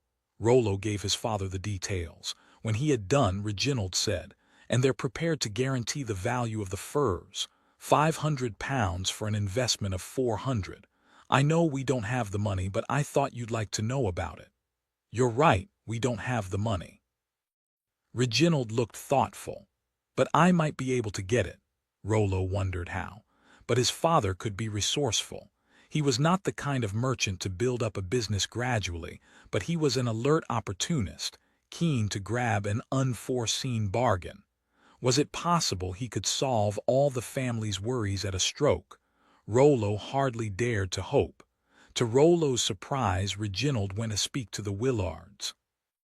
Alice was a leading merchant, so the mayor often had matters to discuss with her, but the two did not like one another, and relations had not been improved by the Fitzgeralds' rejection of young Ned as a potential son-in-law. Rollo followed his father, intrigued. Reginald spoke quietly. "A word with you, Mrs. Willard, if I may." Alice was a short, stout woman with impeccable good manners. "Of course," she said politely. "I need to borrow £400 for a short period." Alice looked startled. "You may need to go to London," she said after a pause, "or Antwerp." The Netherlands city of Antwerp was the financial capital of Europe. "We have a cousin in Antwerp," she added, "but I don't know that even he would want to lend such a large sum." "I need it today," Sir Reginald said. Alice raised her eyebrows. Rollo felt a pang of shame. It was humiliating to beg a loan from the family they had scorned so recently. But Reginald plowed on regardless. "You're the only merchant in Kingsbridge who has that kind of money instantly available, Alice," Alice said. "May I ask what you want the money for?" "I have the chance to buy a rich cargo." Reginald would not say from whom, Rollo guessed, for fear that Alice might try to buy the cargo herself. Reginald added, "The ship will be in Coombe Harbor in 2 weeks. At this point, Ned Willard butted into the conversation. Naturally, Rollo thought bitterly, he would enjoy the sight of the Fitzgeralds asking for help from the Willards. But Ned's contribution was businesslike. "So why would the owner sell it at this point?" he said skeptically. "He only has to wait 2 weeks to get the full value of the landed cargo." Reginald looked irritated at being questioned by a mere boy, but curbed his displeasure and replied, "The vendor needs cash immediately for another investment." Alice said, "I can't take the risk of losing such a large amount, you'll understand that." "There's no risk," said Reginald. "You'll be repaid in little more than 2 weeks." That was absurd, Rollo knew. There was always risk. Reginald lowered his voice. "We're neighbors, Alice. We help each other. I ease the way for your cargoes at Coombe Harbor, you know that, and you help me. It's how Kingsbridge works." Alice looked taken aback, and after a moment Rollo realized why. His father's emollient words about helping neighbors actually constituted a backhand threat. If Alice did not cooperate, it was implied, then Reginald might make trouble for her in the harbor. There was an extended silence while Alice considered this. Rollo could guess what she was thinking. She did not want to make the loan, but she could not afford to antagonize someone as powerful as Reginald. At last Alice said, "I would require security." Rollo's hopes sank. A man who has nothing cannot offer security. This was just another way of saying no. Reginald said, "I'll pledge my post as receiver of customs." Alice shook her head. "You can't dispose of it without royal permission, and you don't have time for that." Rollo knew that Alice was right. Reginald was in danger of revealing his desperation. Reginald said. Then how about the priory? Alice shook her head. I don't want your half-built house. Then the southern part, the cloisters and the monks' quarters and the nunnery. Rollo was sure Alice would not accept that as security. The buildings of the old priory had been disused for more than 20 years and were now beyond repair. Yet to his surprise, Alice suddenly looked interested. She said, "Perhaps." Rollo spoke up. "But father, you know that Bishop Julius wants the chapter to buy back the priory, and you've more or less agreed to sell it." The pious Queen Mary had tried to return all the property seized from the church by her rapacious father Henry Roman VIII, but members of Parliament would not pass the legislation. Too many of them had benefited, so the church was trying to buy it back cheaply, and Rollo thought it was the duty of good Catholics to help that process. "That's all right," said Reginald. "I'm not going to default on the loan, so the security will not be seized. The bishop will have what he wants." "Good," said Alice. Then there was a pause. Alice was clearly waiting for something but would not say what. At last Reginald guessed and said, "I would pay you a good rate of interest." "I would want a high rate," said Alice, "except that to charge interest on loans is usury, which is a crime as well as a sin." She was right, but this was a quibble. Laws against usury were circumvented daily in every commercial town in Europe. Alice's prissy objection was only for the sake of appearances. "Well, now I'm sure we can find a way around that," said Reginald in the jocular tone of one who proposes an innocent deception. Alice said warily, "What did you have in mind?" "Suppose I give you use of the priory during the term of the loan, then rent it back from you. I'd want £8 a month." Ned looked anxious. Evidently he wanted his mother to walk away from this deal, and Rollo could see why. Alice was going to risk £400 to earn just £8. Reginald pretended to be outraged. "Why, that's 24% a year more compounded." "Then let's drop the whole idea." Rollo began to feel hopeful. Why was Alice arguing about the rate of interest? It must mean she was going to make the loan. Rollo saw that Ned was looking mildly panicked and guessed he was thinking the same but regarding the prospect with dismay. Reginald thought for a long moment. At last he said, "Very well, so be it." He held out his hand and Alice shook it. Rollo was awestruck by his father's cleverness. For a man who was virtually penniless to make an investment of £400 was a triumph of audacity, and the cargo of the St. Margaret would revive the family finances. Thank heaven for Filbert Cobley's sudden urgent need for money. "I'll draw up the papers this afternoon," said Alice Willard, and she turned away. At the same moment Lady Jane came up. "It's time to go home," she said. "Dinner will be ready." Rollo looked around for his sister. Marjorie was nowhere to be seen. As soon as the Fitzgeralds were out of earshot, Ned said to his mother, "Why did you agree to lend so much money to Sir Reginald?" "Because he would have made trouble for us if I'd refused. But he may default, we could lose everything." "No, we'd have the priory, a collection of tumble-down buildings." "I don't want the buildings." Then Ned frowned. "Think," said his mother. "If not the buildings, what did Alice want?"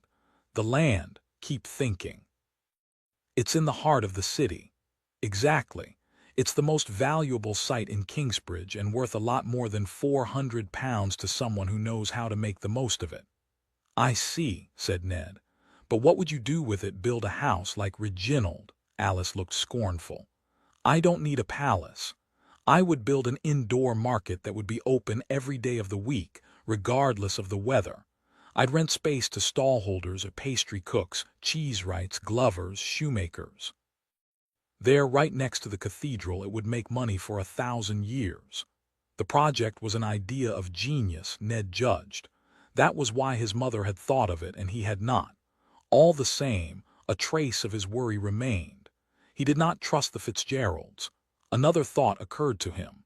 "Is this a contingency plan in case we've lost everything in Calais?" Alice had made strenuous efforts to get news from Calais, but had learned no more since the French had taken the city. Perhaps they had simply confiscated all English property, including the richly stocked Willard warehouse.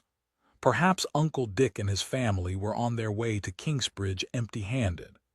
But the city had prospered mainly because English merchants brought trade, and it was just possible that the French king realized it was smarter to let the foreigners keep what was theirs and stay in business. Unfortunately, no news was bad news. The fact that no Englishmen had yet escaped from Calais and come home with information, despite the passage of a month, suggested that few were left alive. "The indoor market is worth doing in any circumstances," Alice answered. "But yes, I'm thinking we may well need a whole new business if the news from Calais is as bad as we fear." Ned nodded. His mother was always thinking ahead. "However, it probably won't happen," Alice finished. "Reginald would not have lowered himself to beg a loan from me unless he had a really attractive deal lined up." Ned was already thinking about something else. The negotiation with Reginald had temporarily driven from his mind the only member of the Fitzgerald family in whom he was really interested. He looked around the congregation, but he could no longer see Marjorie. She had already left, and he knew where she had gone. He walked down the nave, trying not to appear hurried. Preoccupied as he was, he marveled as always at the music of the arches, the lower ones like bass notes repeated in a steady rhythm, the smaller ones in the gallery and the clerestory like higher harmonies in the same chord. He pulled his cloak closer around him as he stepped outside and turned north, as if heading for the graveyard. The snow was falling more heavily now, settling on the roof of the monumental tomb of Prior Philip. It was so big that Ned and Marjorie had been able to stand on the far side of it and canoodle without fear of being observed. According to legend, Prior Philip had been forgiving towards those who gave in to sexual temptation, so Ned imagined the soul of the long-dead monk might not have been much troubled by two young people kissing over his grave. But Marjorie had thought of a better meeting place than the tomb, and had told Ned her idea in a brief conversation during the service. Following her instructions, Ned now walked around the site of her father's new palace. On the far side he checked that he was unobserved. There was a breach in the fence here, and he stepped through. Sir Reginald's new house had floors, walls, staircases, and a roof, but no doors or windows. Ned stepped inside and ran up the grand stairs of Italian marble to a broad landing. Marjorie was waiting there. Her body was swathed in a big red coat, but her face was eager. He threw his arms around her and they kissed passionately.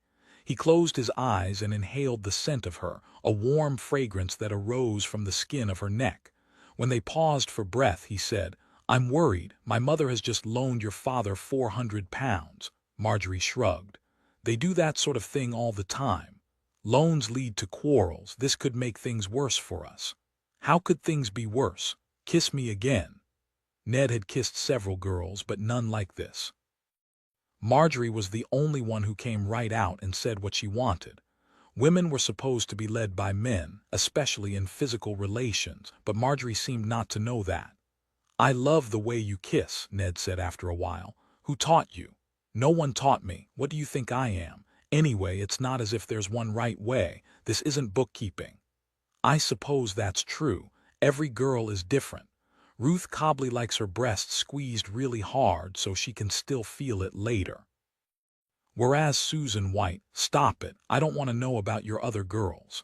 "I'm teasing. There has never been one like you. That's why I love you." "I love you too," she said, and they started kissing again. Ned opened his cloak and unbuttoned her coat so that they could press their bodies together. They hardly felt the cold. Then Ned heard a familiar voice say, "Stop this right now." It was Rollo. Ned reacted with a guilty start, then suppressed it. There was no reason he should not kiss a girl who loved him. He released Marjorie from his embrace and turned around with deliberate slowness. He was not afraid of Rollo. "Don't try to give me orders, Rollo. We're not at school now." Rollo ignored him and spoke to Marjorie, full of righteous indignation. "You're coming home with me right now." Marjorie had lived a long time with her bullying older brother, and she was practiced at resisting his will. "You go ahead," she said in a casual tone that sounded only a little forced. "I'll be there in a minute." Rollo reddened. "I said now." He grabbed Marjorie's arm. Ned said, "Take your hands off her, Rollo. There's no call for physical force." "You shut your mouth. I'll do as I please with my younger sister." Marjorie tried to pull her arm away, but Rollo tightened his grip. She said, "Stop it, that hurts." Ned said, "I've warned you, Rollo." He did not want violence, but he would not give in to bullying. Rollo jerked Marjorie's arm. Ned grabbed Rollo by the coat, pulled him away from Marjorie, and gave him a shove so that he staggered across the landing. Then Ned saw Bart coming up the marble staircase. Rollo recovered his balance. He raised a warning finger, stepped towards Ned, said, "Now you listen to me," and then kicked Ned. The kick was aimed at the groin, but Ned moved an inch and took the blow on his thigh. It hurt, but he hardly noticed it. He was so angry. He went at Rollo with both fists, hitting Rollo's head and chest 3 times, 4, 5. Rollo retreated, then tried to hit back. He was taller and had longer arms, but Ned was angrier. Ned vaguely heard Marjorie scream, "Stop it, stop it." Ned drove Rollo across the landing then. Suddenly, he felt himself seized from behind. It was Bart, he realized. Ned's arms were pressed to his sides as if by a rope. Bart was much bigger and stronger than either Ned or Rollo. Ned struggled furiously but could not break free, and suddenly he realized he was in for a hell of a beating. As Bart held Ned, Rollo started to hit him. Ned tried to duck and dodge, but he was pinned, and Rollo was able to punch his face and belly and kick him in the balls, painfully, again and again. Bart laughed with delight. Marjorie screamed and tried to restrain her brother, but without much effect. She was fierce enough, but too small to stop him.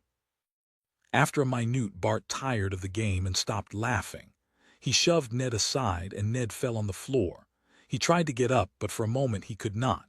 One eye was closed, but through the other he saw Rollo and Bart take Marjorie by either arm and march her away down the stairs. Ned coughed and spat blood. A tooth came out with the blood and landed on the floor. He saw with his one good eye. Then he vomited. He hurt all over. He tried again to get up, but it was too agonizing. He lay on his back on the cold marble, waiting for the pain to go away. "Shit," he said, "shit." "Here have you been?" Lady Jane asked Marjorie as soon as Rollo brought her into the house. Marjorie yelled. Rollo punched Ned while Bart held him still. "What kind of animal does that?" "Calm down," said her mother. "Look at Rollo, rubbing his knuckles. He's proud of himself," Rollo said. "I'm proud of doing the right thing." "You couldn't fight Ned on your own, though, could you?" She pointed at Bart, who followed Rollo in. "You had to have his help." "Never mind that," said Lady Jane. "There's someone to see you." "I can't speak to anyone now," Marjorie said. She wanted nothing more than to be alone in her room. "Don't be disobedient," said her mother. "Come with me." Marjorie's power of resistance melted away. She had watched the man she loved being beaten up, and it was her fault for loving him. She felt she had lost the ability to do the right thing. She shrugged listlessly and followed her mother. They went to Lady Jane's parlor, from which she managed the house and directed the domestic servants. It was an austere room, with hard chairs and a writing table and a prie-dieu. On the table stood Jane's collection of ivory carvings of saints. The Bishop of Kingsbridge was waiting there.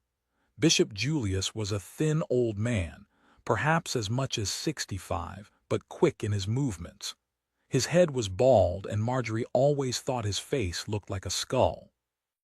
His pale blue eyes flashed with intelligence. Marjorie was startled to see him. What could he possibly want with her? Lady Jane said, "The bishop has something to say to you."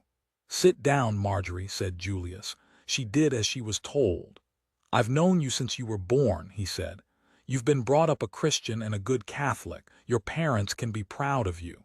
Marjorie said nothing. She hardly saw the bishop. In her mind she watched again while Rollo viciously punched Ned's dear face. "You say your prayers, you go to Mass, you confess your sins once a year. God is pleased with you." It was true. Everything else in Marjorie's life seemed wrong. Her brother was hateful, her parents were cruel, and she was supposed to marry a beast, but at least she felt she was right with God. That was some consolation.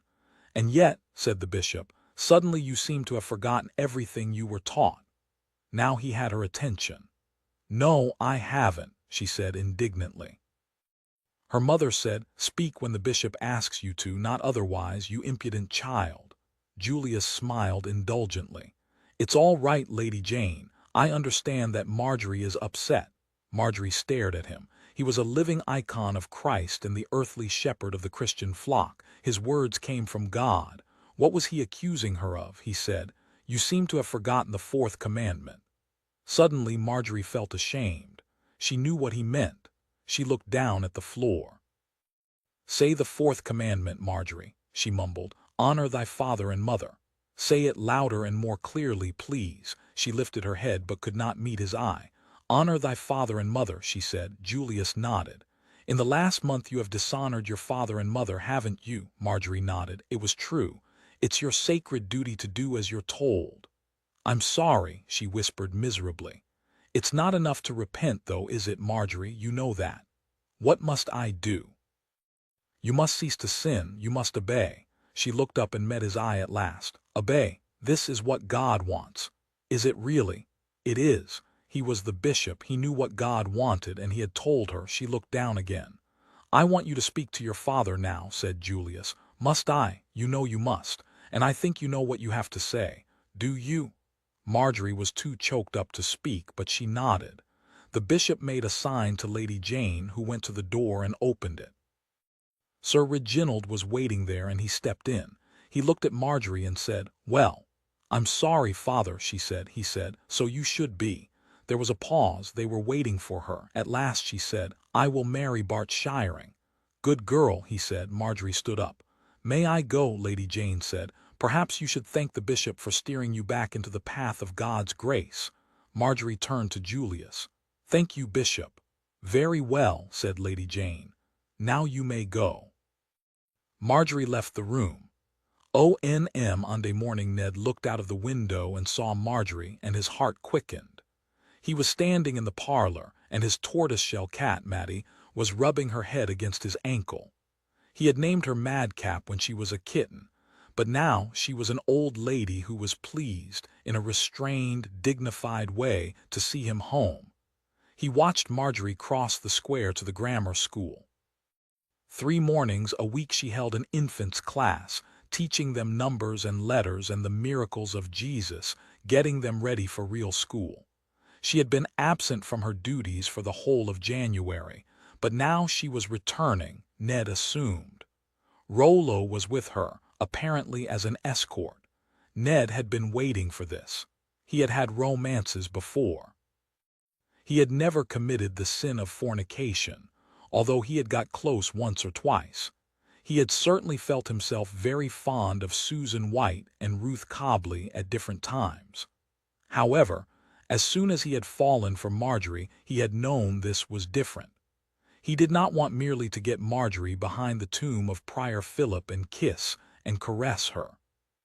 He wanted that, yes, but he also wanted to spend long leisurely hours with her, to talk to her about plays and paintings, Kingsbridge gossip and English politics, or just to lie next to her on a grassy bank by a stream in the sunshine.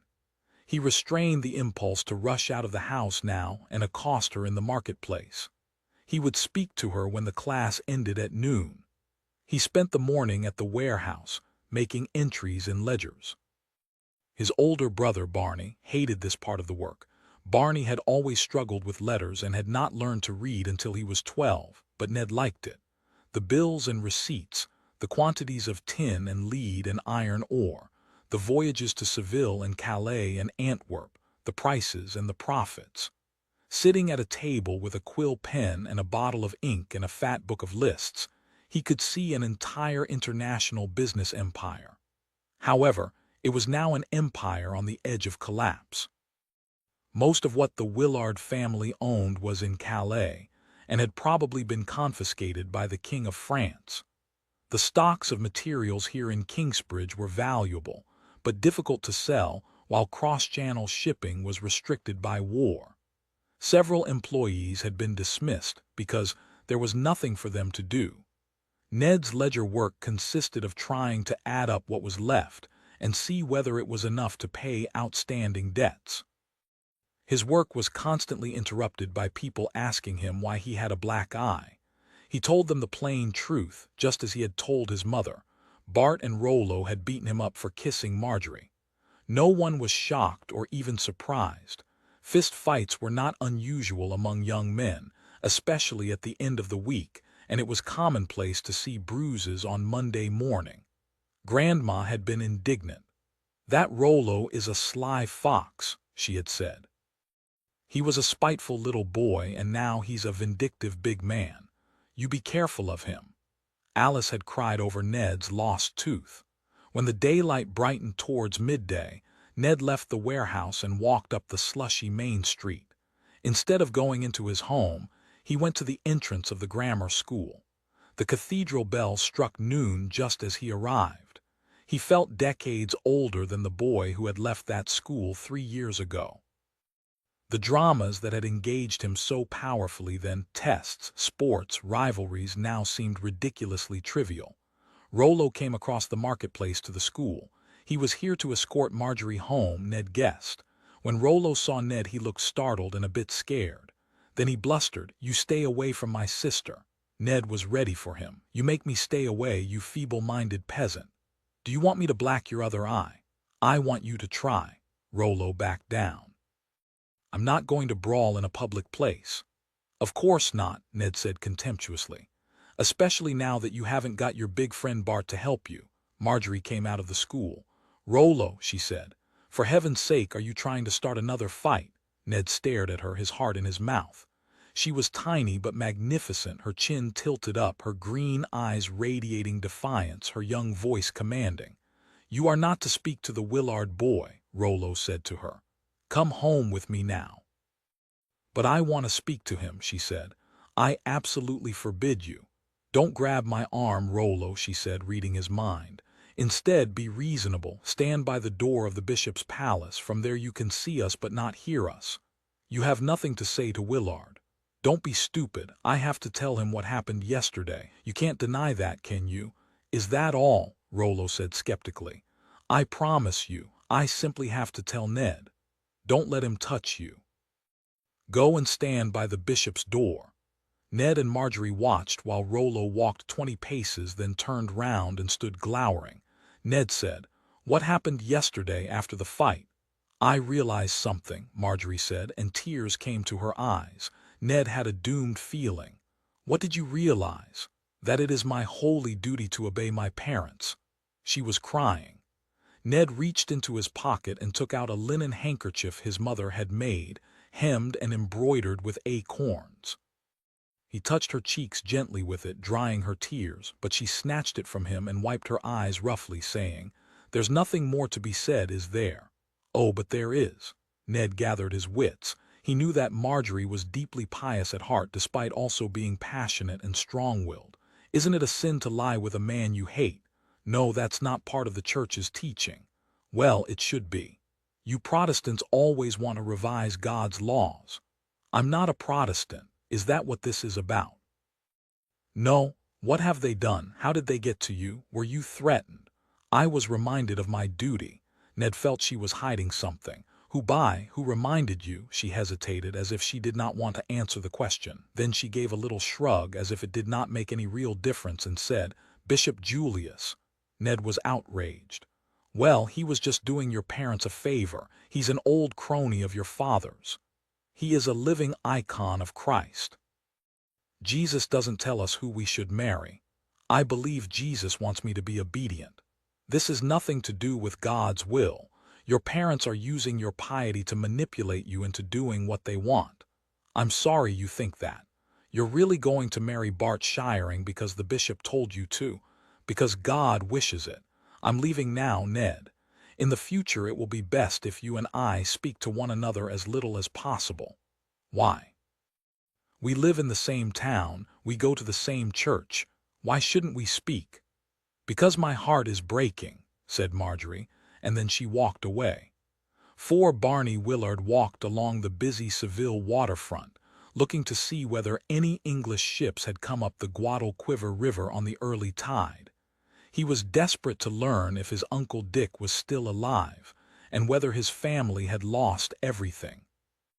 A cold wind blew down the river, but the sky was clear and deep blue, and the morning sun was hot on his tanned face. After this he felt he would never again grow accustomed to the damp cold and cloudy gloom of English weather. Seville was built astride a bend in the river. On the inside of the curve, a broad beach of mud and sand sloped up from the water's edge to firmer ground, where thousands of houses, palaces and churches were packed close together in the largest city in Spain. The beach was crowded with men, horses and oxen as cargoes were discharged from ships to carts and vice versa, and buyers and sellers haggled at the tops of their voices. Barney surveyed the moored vessels, listening for the broad vowels and soft consonants of English speech. There was something about ships that made his soul sing. He had never been happier than on the voyage here. Despite the rotten food, the foul drinking water, the stinking bilges, and the frightening storms, he loved the sea. The sensation of speeding across the waves with the wind swelling the sails was a thrill as intense as lying with a woman. Well, almost. The ships at the water's edge were packed side by side as close as the houses in the town. All were moored prow in, stern out. Barney was used to the docks at Coombe Harbor, which would have 5 or 10 ships at anchor on a busy day, but Seville regularly had 50. Barney had a practical reason for visiting the waterfront early. He was living with Carlos Cruz, his second cousin, a metal worker. Seville manufactured weapons for the endless wars of King Felipe Roman II, and there was never enough metal. Carlos bought everything exported by Barney's mother: lead from the Mendip Hills for shot, tin from the mines of Cornwall for shipboard food containers and utensils, and most important, iron ore. But ores and metals came into Seville by ship from other exporters, some in southern England, some in northern Spain, and Carlos needed to buy from them, too. Barney stopped to watch a new arrival being delicately nosed into a mooring. It looked familiar, and his heart lifted in hope. The ship was about 100 feet long and 20 feet wide, the narrow shape popular with captains who liked to move fast. Barney guessed it displaced about 100 tons. There were 3 masts, with a total of 5 square sails for power, plus a triangular lateen on the middle mast for maneuverability. It would be an agile vessel. He thought it might be the Hawk, owned by Filbert Cobley of Kingsbridge, and when he heard the sailors calling to one another in English, he felt sure. Then a small man of about 40 with a bronzed bald head and a fair beard waded through the shallows to the beach, and Barney recognized Jonathan Greenland, who frequently sailed as first mate with Captain Bacon. He waited while Jonathan tied a rope to a stake driven deep into the beach. Back at home, men such as Jonathan could always get a glass or 2 of wine at the Willard House opposite Kingsbridge Cathedral, for Alice Willard had an insatiable appetite for news from anywhere. As a boy, Barney had loved to listen to Jonathan, for he spoke of Africa and Russia and the New World, places where the sun always shone or the snow never melted, and his reports of prices and politics were mixed with tales of treachery and piracy, riots and hijacking. Barney's favorite story had told how Jonathan had become a seaman. At the age of 15, he had got drunk in the Jolly Sailor at Coombe Harbor on a Saturday night, and had woken up the next morning 2 miles offshore and heading for Lisbon. He had not seen England again for 4 years, but when at last he got back, he had enough money to buy a house. He recounted this as a cautionary tale, but the boy Barney had thought it a wonderful adventure and had wished it would happen to him. Now a man of 20, Barney still found the sea exciting. When the Hawk was securely tied up, the 2 men shook hands. "You're wearing an earring," Jonathan said with a surprised smile. "You've become exotic. Is that a Spanish fashion?" "Not really," said Barney. "It's more of a Turkish thing. Call it my whim." He wore it because it made him feel romantic and because girls found it intriguing. Jonathan shrugged. "I haven't been to Seville before," he said. "What's it like?" "I love it. The wine is strong and the girls are pretty," Barney answered. "But what's the news of my family? What happened in Calais? Captain Bacon has a letter for you from your mother, but there's not much to tell. We're still waiting for reliable information." Barney was downcast. If the English in Calais were being treated mercifully and allowed to continue living and working there, they would have sent messages by now. The longer we wait, the more likely it is that they've been imprisoned or worse. That's what people are saying. From the deck of the Hawk, someone shouted Jonathan's name. "I have to get back on board," he said. "Do you have any iron ore for my cousin Carlos?" Jonathan shook his head. "This cargo is all wool." His name was called again impatiently. "I'll bring you your letter later. Come and dine with us. We're in the nearest quarter of the city where you can see all the smoke. It's called El Arenal, the sandpit, and it's where the king's guns are made. Ask for Carlos Cruz." Jonathan swarmed up a rope and Barney turned away. He was not surprised by the news, or lack of it, from Calais, but he was dejected. His mother had spent the best years of her life building up the family business, and it made Barney angry and sad to think everything could just be stolen. He finished his waterfront patrol without finding any iron ore to buy. At the Triana Bridge, he turned back and walked through the narrow zigzag streets of the town, hectic now as people left their homes to begin the day's business. Seville was much wealthier than Kingsbridge, but the people looked somber by comparison. Spain was the richest country in the world, but also the most conservative. There were laws against gaudy clothing. The rich dressed in black while the poor wore washed-out browns. It was ironic, Barney thought, how similar extreme Catholics were to extreme Protestants. This was the least dangerous time of day to walk through the town.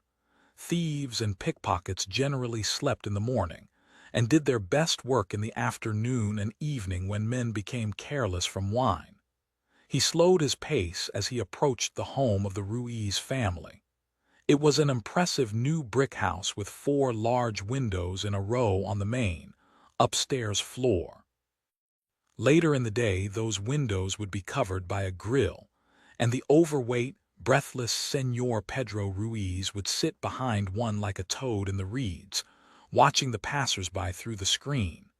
But this early he was still in bed, and all windows and grills had been thrown open to let in the cool morning air. Looking up, Barney got what he hoped for, a glimpse of Señor Ruiz's 17-year-old daughter, Geronima. He walked even more slowly and stared at her, drinking in the pale skin, the lush waves of dark hair, and most of all the large, luminous brown eyes accentuated by black eyebrows. She smiled at him and gave a discreet wave. Well-bred girls were not supposed to stand at windows, let alone wave at passing boys, and she would get into trouble if she were found out. But she took the risk, every morning at this time, and Barney knew with a thrill that it was the closest she could get to flirting. Passing the house, he turned and began to walk backwards, still smiling. He stumbled, almost fell, and made a wry face. She giggled, putting her hand to her red lips. Barney was not planning to marry Geronima. At 20 he was not ready for marriage, and if he had been, he would not have been sure Geronima was the one. But he did want to get to know her and discreetly caress her when no one was looking and steal kisses. However, girls were supervised more strictly here in Spain than at home, and as he blew her a kiss, he was not sure he would ever get a real one. Then her head turned, as if she had heard her name called, and a moment later she was gone. Reluctantly, Barney walked away. Carlos's place was not far, and Barney's thoughts moved from love to breakfast with a readiness that made him feel slightly ashamed. The Cruz house was pierced by a broad arch leading through to a courtyard where the work was done. Piles of iron ore, coal and lime were stacked against the courtyard walls, separated by rough wooden dividers. In one corner an ox was tethered. In the middle stood the furnace. Carlos's African slave, Ebrima was stoking the fire ready for the first batch of the day, his high dark forehead beaded with perspiration. Barney had come across Africans in England, especially in port cities such as Coombe Harbor, but they were free. Slavery was not enforceable under English law. Spain was different. There were thousands of slaves in Seville. Barney guessed they were about 1 in 10 of the population. They were Arabs, North Africans, a few Native Americans, and some like Ebrima from the Mandinka region of West Africa. Barney was quick with languages and had even picked up a few words of Manding. He had heard Ebrima greet people with "I be Nayati," which meant, "How are you?" Carlos was standing with his back to the entrance of the house, studying a newly built structure of bricks. He had heard of a different type of furnace, one that permitted a blast of air to be blown in at the bottom while iron ore and lime were fed into the top. None of the three men had ever seen such a thing, but they were building an experimental prototype, working on it when they had time. Barney spoke to Carlos in Spanish. "There's no iron ore to be had at the waterfront today." Carlos's mind was on the new furnace. He scratched his curly black beard. "We have to find a way to harness the ox so that it works the bellows." Barney frowned. "I don't quite see it, but you can get a beast to work any mechanism if you have enough wheels." Ebrima heard them. "2 sets of bellows," he said, "one blowing out while the other breathes in." "Good idea," Carlos said. The cooking range stood in the courtyard a little nearer the house. Carlos's grandmother stirred a pot and said, "Wash your hands, you boys, it's ready." She was Barney's gray-tant, and he called her Aunt Betsy, though in Seville she was known as Alyssa. She was a warm-hearted woman but not beautiful. Her face was dominated by a big, twisted nose. Her back was broad and she had large hands and feet. She was 65, a considerable age but still full-figured and active. Barney recalled his grandma in Kingsbridge saying, "My sister Betsy was a handful of trouble when she was a girl, that's why she had to be sent to Spain." It was hard to imagine. Aunt Betsy now was cautious and wise. She had quietly warned Barney that Geronima Ruiz had her eye firmly on her own selfish interests, and would surely marry someone a lot richer than Barney. Betsy had raised Carlos after his mother died giving birth to him. His father had died a year ago, a few days before Barney's arrival. The men lived on one side of the arch and Betsy, who owned the place, occupied the other half of the house. The table was in the courtyard. They usually ate out of doors in daylight, unless the weather was exceptionally cold. They sat down to eggs cooked with onions, wheat bread, and a jug of weak wine. They were strong men who did heavy work all day, and they ate a lot. Ebrima ate with them. A slave would never eat with his owners in the large household of a wealthy family, but Carlos was an artisan who worked with his hands, and Ebrima toiled side by side with him. Ebrima remained deferential, however. There was no pretense that they were equals. Barney had been struck by Ebrima's clever contribution to the exchange about the new furnace. "You know a lot about metal working," Barney said to him as they ate.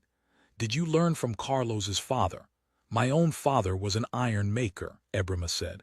"Oh," Carlos was surprised. "Somehow I never imagined Africans making iron." "How did you think we got swords to fight wars?" "Of course. Then how did you become a slave?" "In a war with a neighboring kingdom. I was captured."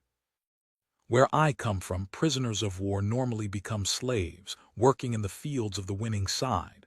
But my master died and his widow sold me to an Arab slave trader, and after a long journey I ended up in Seville." Barney had not previously asked Ebrima about his past, and he was curious. Did Ebrima long for home or prefer Seville? He looked about 40. At what age had he been enslaved? Did he miss his family? But now Ebrima said, "May I ask you a question, Mr. Willard?" "Of course. Do they have slaves in England?" "Not really." Ebrima hesitated. "What does that mean, not really?" Barney thought for a moment. "In my hometown, Kingsbridge, there is a Portuguese jeweler called Rodrigo. He buys fine fabrics, lace and silk, then sews pearls into them and makes headdresses, scarves, veils, and other such frippery. Women go mad for his things. Rich men's wives come from all over the west of England to buy them. And he has a slave. When he arrived 5 years ago, he had a groom from Morocco called Achimd who was clever with animals. Word of this got around, and Kingsbridge people would pay Achimd to doctor their horses. After a while, Rodrigo found out and demanded the money, but Achimd would not hand it over. Rodrigo went to the Court of Quarter Sessions and said the money was his because Achimd was his slave. But Justice Tilbury said, Achimd has broken no English law. So Rodrigo lost and Achimd kept his money. Now he has his own house and a thriving business as an animal doctor. So English people can have slaves, but if the slave walks away, the owner can't force him back. Exactly. Barney could see that Ebrima was intrigued by this notion. Perhaps he dreamed of going to England and becoming a free man. Then the conversation was interrupted. Both Carlos and Ebrima suddenly tensed and looked towards the entrance arch. Barney followed their gaze and saw 3 people approaching. In the lead was a short, broad-shouldered man with costly clothes and a greasy mustache. Walking on either side of him and a pace or 2 behind were 2 taller men who appeared from their inexpensive clothing to be servants, perhaps bodyguards. Barney had never seen any of the 3 before, but he recognized the type. They looked like thugs. Carlos spoke in a carefully neutral tone. Sancho Sanchez, good morning. Carlos, my friend, said Sancho. To Barney they did not seem to be friends. Aunt Betsy stood up. Please sit down, Señor Sanchez, she said. Her words were hospitable, but her tone was not warm. Let me get you some breakfast. No, thank you, Señora Cruz, Sancho said, but I'll have a glass of wine. He took Aunt Betsy's seat. His companions remained standing. Sancho began a conversation about the prices of lead and tin, and Barney gathered that he, too, was a metal worker. Sancho went on to discuss the war with France, and then an epidemic of shivering fever that was sweeping the town, taking the lives of rich and poor alike. Carlos responded stiffly. No one ate anything. At last Sancho got down to business. You've done well, Carlos, he said patronizingly. When your father died, rest his soul, I didn't think you would be able to continue to run the enterprise alone. You were 21 and you had finished your apprenticeship, so you were entitled to try, but I thought you would fail. You surprised us all. Carlos looked wary. Thank you, he said neutrally.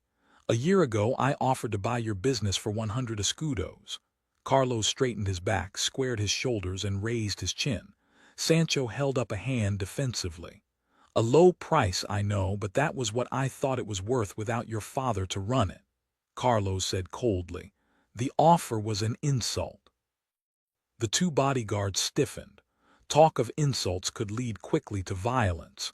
Sancho was still being emollient, or as near to it as he could get, Barney thought. He did not apologize for offending Carlos, but rather spoke forgivingly, as if Carlos had slighted him. I understand that you should feel that way, he said. But I have 2 sons, and I want to give them a business each. Now I'm prepared to pay you 1,000 escudos. As if Carlos might not be able to count, Sancho added, That's 10 times my original offer, Carlos said. The price is still too low. Barney spoke to Sancho for the first time. Why don't you just build another furnace for your second son? Sancho stared haughtily, as if he had not previously noticed Barney's presence. He seemed to think Barney should not speak until he was spoken to. It was Carlos who answered the question. Like most industries in Spain, metalworking is controlled by a corporation, somewhat like an English guild, only more conservative. The corporation limits the number of furnaces, Sancho said. The regulations maintain high standards and keep crooked operators out of the industry, Barney said. And they ensure that prices are not undermined by cheap alternatives, I suppose, Carlos added. Sancho is on the council of the Seville Metal Guild, Barney. Sancho was not interested in Barney. Carlos, my friend and neighbor, just answer a simple question. What price would you accept for your business? Carlos shook his head. It's not for sale. Sancho visibly suppressed an angry retort and forced a smile. I might go to 1,500. I would not sell for 15,000. Barney saw that Aunt Betsy was looking alarmed. Clearly she was scared of Sancho and worried that Carlos was antagonizing him. Carlos saw her look and forced a more amiable tone of voice. "But I thank you for the courtesy of your proposal, neighbor Sancho. It was a good try, but it did not sound sincere." Sancho dropped the facade. "You may regret this, Carlos." Carlos's voice became disdainful. "Why would you say a thing like that, Sancho? It almost sounds like a threat." Sancho did not confirm or deny that. "If business turns bad, you will end up wishing you had taken my money. I will run that risk. And now I have work to do. The king's armorer needs iron." Sancho looked furious at being dismissed. He got to his feet. Aunt Betsy said, "I hope you enjoyed the wine, señor. It's our best." Sancho did not trouble to reply to such a routine remark from a mere woman. He said to Carlos, "We'll talk again soon." Barney could see Carlos suppressing a sarcastic retort as he responded with a silent nod. Sancho was turning to leave when he caught sight of the new furnace. "What's this?" he said. "Another furnace. My old furnace is due for replacement." Carlos stood up. "Thank you for calling on me, Sancho." Sancho did not move. "Your old furnace looks perfectly all right to me. When the new one is ready, the old one will be demolished. I know the rules as well as you do. Goodbye." "The new one looks peculiar," Sancho persisted. Carlos allowed his irritation to show. "I'm making some improvements on the traditional design. There's no corporation rule against that. Keep your temper, son. I'm simply asking you questions." "And I'm simply saying goodbye." Sancho did not even bristle at Carlos's rudeness. He continued to stare at the new furnace for a full minute. Then he turned and left. His two bodyguards followed him. Neither had spoken a word the whole time. When Sancho was out of earshot, Aunt Betsy said, "He's a bad man to have as an enemy." "I know," said Carlos. Tea hat night Ibrima slept with Carlos's grandmother. On the men's side of the house, Carlos and Barney had beds on the upstairs floor, while Ebrima slept on a mattress on the ground floor. Tonight Ebrima lay awake for half an hour until he was quite sure the house was silent. Then he got up and padded across the courtyard to Alyssa's side. He slid into bed beside her and they made love. She was an ugly old white woman, but it was dark, and her body was soft and warm. More importantly, she had always been kind to Ebrima. He did not love her and never would, but it was no hardship to give her what she wanted. Afterwards, as Alyssa dozed off, Ebrima lay awake and remembered the first time. He had been brought to Seville on a slave ship and sold to Carlos's father 10 years ago. He was solitary and homesick and in despair. One Sunday, when everyone else was at church, Carlos's grandmother, whom Barney called Aunt Betsy and Ebrima called Alyssa, had come upon him weeping in desolation. To his astonishment, she had kissed his tears and pressed his face to her soft breasts, and in his yearning for human affection he had made love to her hungrily. He realized that Alyssa was using him. She could end the relationship any time she pleased, but he could not. However, she was the only human being he could hold in his arms. For a decade of lonely exile she had given him solace. When she began to snore, he returned to his own bed. Each night, before going to sleep, Ebrima thought about freedom. He imagined himself in a house he owned, with a woman who was his wife, and perhaps some children too. In the vision he had money in his pocket that he had earned by his work, and he wore clothes he had chosen himself and paid for, not hand-me-downs. He left the house when he wanted to and came back when he pleased, and no one could flog him for it. He always hoped he would go to sleep and dream this vision, and sometimes he did. He slept for a few hours and woke at first light. It was Sunday.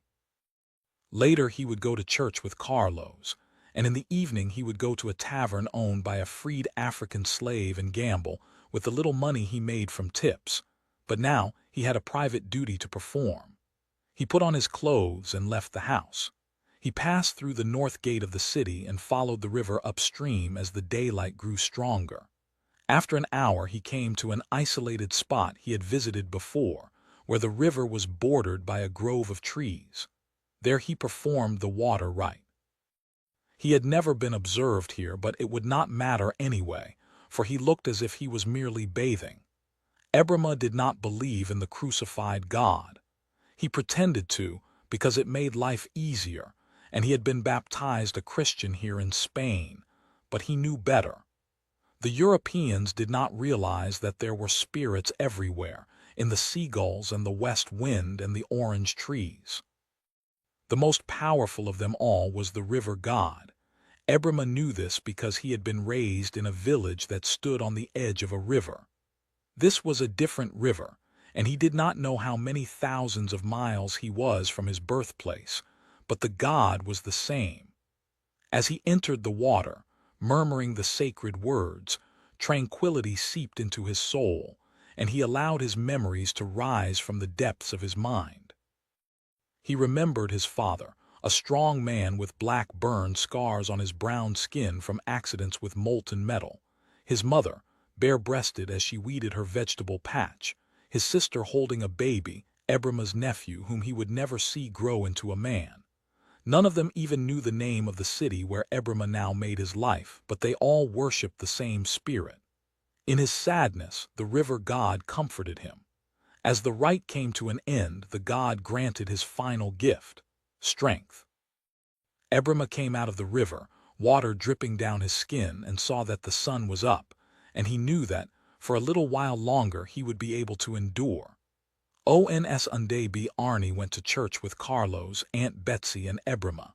They made an unusual group, Barney thought. Carlos looked young to be head of a family, despite his bushy beard and broad shoulders. Aunt Betsy looked neither old nor young. She had gray hair, but she had kept her womanly figure. Ebrima wore Carlos's cast-off clothes, but he walked upright and somehow managed to look neatly dressed for church. Barney himself had a red beard and the golden-brown eyes of the Willards, and his earring was unusual enough to draw glances of surprise, especially from young women, which was why he wore it. The Cathedral of Seville was bigger than that of Kingsbridge, reflecting the fabulous wealth of the Spanish clergy. The extraordinarily high central nave was flanked by 2 pairs of side aisles plus 2 rows of side chapels, making the building seem almost as wide as it was long. Any other church in the city would fit inside it, easily. 1,000 people looked like a small group, clustered in front of the high altar, their responses to the liturgy lost in the emptiness of the vaults above. There was an immense altarpiece, a riot of gilded carving that was still unfinished after 75 years of work. Mass was a useful social event, as well as an opportunity to cleanse the soul. Everyone had to go, especially the leading citizens. It was a chance to speak to people one would not otherwise meet. A respectable girl might even talk to a single man without compromising her reputation, although her parents would watch closely. Carlos was wearing a new coat with a fur collar. He had told Barney that today he planned to speak to the father of Valentina Villaverde, the girl he adored. He had hesitated for a year, knowing that the business community were waiting to see whether he could make a success of his father's enterprise. But now, he felt he had waited long enough. The visit from Sancho indicated that people recognized the success he had achieved, and that at least one man wanted to take it from him. It was a good moment to propose to Valentina. If she accepted him, not only would he win the bride he loved, but he would also be marrying into the Seville elite, which would protect him from predators such as Sancho. They met the Villaverde family as soon as they entered the great west doors of the cathedral. Carlos bowed deeply to Francisco Villaverde, then smiled eagerly at Valentina. Barney observed that she was pink-skinned and fair-haired, more like an English girl than a Spaniard. When they were married, Carlos had confided to Barney, he was going to build her a tall, cool house with fountains, and a garden thick with shade trees, so that the sun would never scorch the petals of her cheeks. She smiled back happily.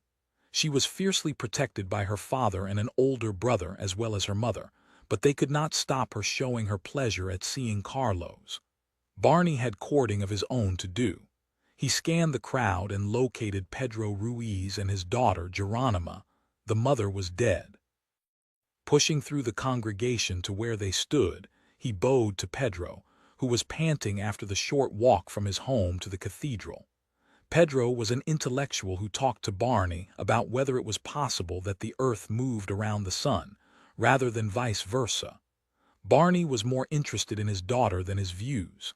He turned his 100-candle smile on Geronima. She smiled back. "I see the service is being conducted by your father's friend Archdeacon Romero," he said. Romero was a fast-rising churchman said to be close to King Felipe. Barney knew that Romero was a frequent visitor to the Ruiz house. "Father likes to argue with him about theology," said Geronima. She made a disgusted face and lowered her voice. "He pesters me." "Romero." Barney looked warily at Pedro, but he was bowing to a neighbor and had taken his eyes off his daughter for the moment. "What do you mean, he pesters you?" "He says he hopes to be my friend after I'm married, and he touches my neck. It makes my skin crawl." Clearly, Barney thought the archdeacon had developed a sinful passion for Geronima. Barney sympathized. He had the same feeling, but he knew better than to say so. "How disgusting," he said. "A lascivious priest." His attention was caught by a figure ascending the pulpitum in the white robe and black cloak of a Dominican monk. There was going to be a sermon. Barney did not recognize the speaker. He was tall and thin, with pale cheeks and a shock of thick, straight hair. He seemed about 30, young to be preaching in the cathedral. Barney had noticed him during the prayers, for he had seemed possessed of holy ecstasy, saying the Latin words with passion, his eyes closed and his white face lifted to heaven, by contrast with most of the other priests who acted as if they were doing a tedious chore. "Who's that?" Barney asked. Pedro answered, having returned his attention to his daughter's suitor. "Father Alonso," he said. "He's the new inquisitor." Carlos, Ebrima, and Betsy appeared alongside Barney, moving forward to get a closer look at the preacher. Alonso began by speaking of the shivering fever that had killed hundreds of citizens during the winter. "It was a punishment from God," he said. "The people of Seville had to learn a lesson from it and examine their consciences. What terrible sins had they committed to make God so angry? The answer was that they had tolerated heathens among them." The young priest became heated as he enumerated the blasphemies of heretics. He spat out Jew, Muslim, and Protestant as if the very words tasted foul in his mouth. But who was he talking about? Barney knew the history of Spain. In 1492, Ferdinand and Isabella, the Catholic monarchs, had given the Jews of Spain an ultimatum: convert to Christianity or leave the country. Later, the Muslims had been offered the same brutal choice. All synagogues and mosques had since been turned into churches, and Barney had never met a Spanish Protestant to his knowledge. He thought the sermon was hot air, but Aunt Betsy was troubled. "This is bad," she said in a low voice. Carlos answered her. "Why, there are no heretics in Seville. If you start a witch hunt, you have to find some witches. How can he find heretics if there are none? Look around you. He'll say that Ebrima is a Muslim." "Ebrima is a Christian," Carlos protested. "They will say he has gone back to his original religion, which is the sin of apostasy, much worse than never having been a Christian in the first place." Barney thought Betsy was probably right. The dark color of Ebrima's skin would throw suspicion on him regardless of the facts. Betsy nodded towards Geronima and her father. "Pedro Ruiz reads the books of Erasmus and disputes with Archdeacon Romero about the teachings of the church," Carlos said. "But Pedro and Ebrima are here, attending Mass. Alonso will say they practice their heathen rites at home after dark, with the shutters closed tightly and the doors locked. Surely Alonso would need evidence. They will confess." Carlos was bewildered. "Why would they do that? You would confess to heresy if you were stripped naked and bound with cords that were slowly tightened until they burst through your skin and began to strip the flesh from your body." "Stop it. I get it." Carlos shuddered. Barney wondered how Betsy knew about the tortures of the Inquisition. Alonso reached his climax, calling for every citizen to join in a new crusade against the infidels right here in their midst. When he had finished, communion began. Looking at the faces of the congregation, Barney thought they seemed uneasy about the sermon. They were good Catholics, but they wanted a quiet life, not a crusade. Like Aunt Betsy, they foresaw trouble. When the service ended and the clergy left the nave in procession, Carlos said to Barney, "Come with me while I speak to Villaverde. I feel the need of friendly support." Barney willingly followed him as he approached Francisco and bowed. "May I beg a moment of your time, Señor, to discuss a matter of great importance?" Francisco Villaverde was the same age as Betsy. Valentina was the daughter of his second wife. He was sleek and self-satisfied, but not unfriendly.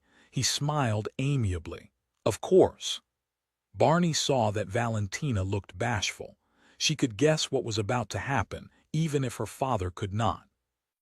Carlos said, "A year has passed since my father died." Barney expected the murmured prayer that his soul would rest in peace that was a conventional courtesy whenever a dead relative was mentioned, but to his surprise Francisco remained silent. Carlos went on, "Everyone can see that my workshop is well run and the enterprise is prospering." "You are to be congratulated," said Francisco. "Thank you. What's your point, young Carlos?" "I'm 22, healthy and financially secure. I'm ready to marry. My wife will be loved and cared for. I'm sure she will, and I humbly ask your permission to call at your house in the hope that your wonderful daughter Valentina might consider me as a suitor." Valentina flushed crimson. Her brother gave a grunt that might have been indignation. Francisco Villaverde's attitude changed instantly. "Absolutely not," he said with surprising force. Carlos was astonished. For a moment he could not speak. "How dare you?" Francisco went on. "My daughter." Carlos found his voice. "But may I ask why?" Barney was asking himself the same question. Francisco had no reason to feel superior. He was a perfume maker, a trade that was perhaps a little more refined than that of metal worker, but still, like Carlos, he manufactured his wares and sold them. He was not nobility. Francisco hesitated, then said, "You are not of pure blood." Carlos looked baffled. "Because my grandmother is English. That's ridiculous." The brother bristled. "Have a care what you say," Francisco said. "I will not stand here to be called ridiculous." Barney could see that Valentina was distraught. Clearly she too had been astonished by this angry refusal. Carlos said desperately, "Wait a minute." Francisco was adamant. "This conversation is over." He turned away. Taking Valentina's arm, he moved towards the west door. The mother and brother followed. There was no point in going after them, Barney knew. It would only make Carlos look foolish. Carlos was hurt and angry, Barney could see. The accusation of impure blood was silly, but probably no less wounding for that. In this country, impure usually meant Jewish or Muslim, and Barney had not heard it used of someone with English forebears, but people could be snobbish about anything. Ebrima and Betsy joined them. Betsy noticed Carlos's mood immediately and looked inquiringly at Barney. He murmured, "Valentina's father rejected him." "Hell," said Betsy. She was angered but did not seem surprised, and the thought crossed Barney's mind that somehow she had expected this. Ebrima felt sorry for Carlos and wanted to do something to cheer him up. When they got home, he suggested trying out the new furnace. This was as good a time as any, he thought, and it might take Carlos's mind off his humiliation. It was forbidden for Christians to work or do business on a Sunday, of course, but this was not really work. It was an experiment. Carlos liked the idea. He fired up the furnace while Ebrima put the ox into the harness they had devised, and Barney mixed crushed iron ore with lime. There was a snag with the bellows, and they had to redesign the mechanism driven by the ox. Betsy abandoned her plans for an elegant Sunday dinner and brought out bread and salt pork, which the three men ate standing up. The afternoon light was fading by the time they had everything working again. When the fire was burning hot, fanned by the twin bellows, Ebrima started shoveling in the iron ore and lime. For a while nothing seemed to be happening. The ox walked in a patient circle, the bellows puffed and panted, the chimney radiated heat, and the men waited. Carlos had heard about this way of making iron from two people, a Frenchman from Normandy and a Walloon from the Netherlands, and Barney had heard something similar talked of by an Englishman from Sussex. They all claimed the method produced iron twice as fast. That might be an exaggeration, but even so it was an exciting idea. They said that molten iron would emerge from the bottom of the furnace, and Carlos had duly built a stone chute to carry the flow to ingot-shaped depressions in the earth of the courtyard. But no one had been able to draw a plan of the furnace, so the design was guesswork. Still, no iron emerged. Ebrima began to wonder what might have gone wrong. Maybe the chimney should be taller. Heat was the key, he thought. Perhaps they should have used wood charcoal, which burned hotter than coal, though it was expensive in a country where all the trees were needed to build the king's ships. Then it began to work. A half-moon of molten iron appeared at the outlet of the furnace and inched into the stone chute. A hesitant protuberance became a slow wave, then a gush. The men cheered. Elissa came to look. The liquid metal was red at first, but quickly turned gray. Looking hard at it, Ebrima thought it was more like pig iron, and would need to be smelted again to refine it, but that was not a major problem. On top of the iron was a layer like molten glass which was undoubtedly slag, and they would have to find a way to skim that off the top. But the process was fast. Once it got started, the iron came out as if a tap had been turned. All they had to do was keep putting coal, iron ore and lime into the top of the furnace, and liquid wealth would pour out the other end. The three men congratulated one another. Elissa brought them a bottle of wine. They stood with cups in their hands, drinking and staring in delight at the iron as it hardened. Carlos looked more cheerful. He was recovering from the shock of his rejection. Perhaps Carlos would choose this celebratory moment to tell Ebrima that he was a free man. After a few minutes, Carlos said, "Stoke the furnace, Ebrima." Ebrima put down his cup. "Right away," he said. He knew furnace was a triumph for Carlos, but not everyone was happy about it. The furnace worked from sunrise to sunset 6 days a week. Carlos sold the pig iron to a finery forge, so that he did not have to refine it himself and could concentrate on production, while Barney secured the increased supplies of iron ore they needed. The king's armorer was pleased. He struggled constantly to buy enough weapons for warfare in France and Italy, for sea battles with the Sultan's fleet, and for protection against pirates for galleons from America. The forges and workshops of Seville could not produce enough, and the corporations opposed any expansion of capacity, so the armorer had to buy much of what he needed from foreign countries, which was why the American silver that came into Spain went out again so quickly. He was thrilled to see iron being produced so fast. But other iron makers in Seville were not so glad. They could see that Carlos was making twice as much money as they were. Surely there was a rule against this. Sancho Sanchez lodged an official complaint with the corporation. The council would have to make a decision. Barney was worried, but Carlos said the corporation could not possibly go against the king's armorer. Then they were visited by Father Alonso.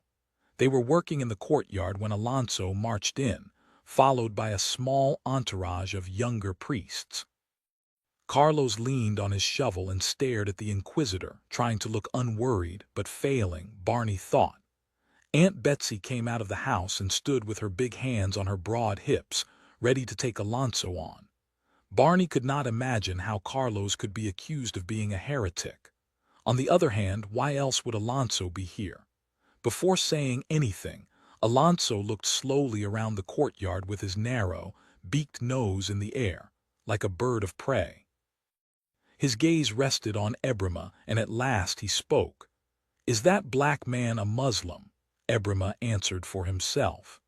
"In the village where I was born, Father, the gospel of Jesus Christ had never been heard, nor had the name of the Muslim prophet ever been spoken.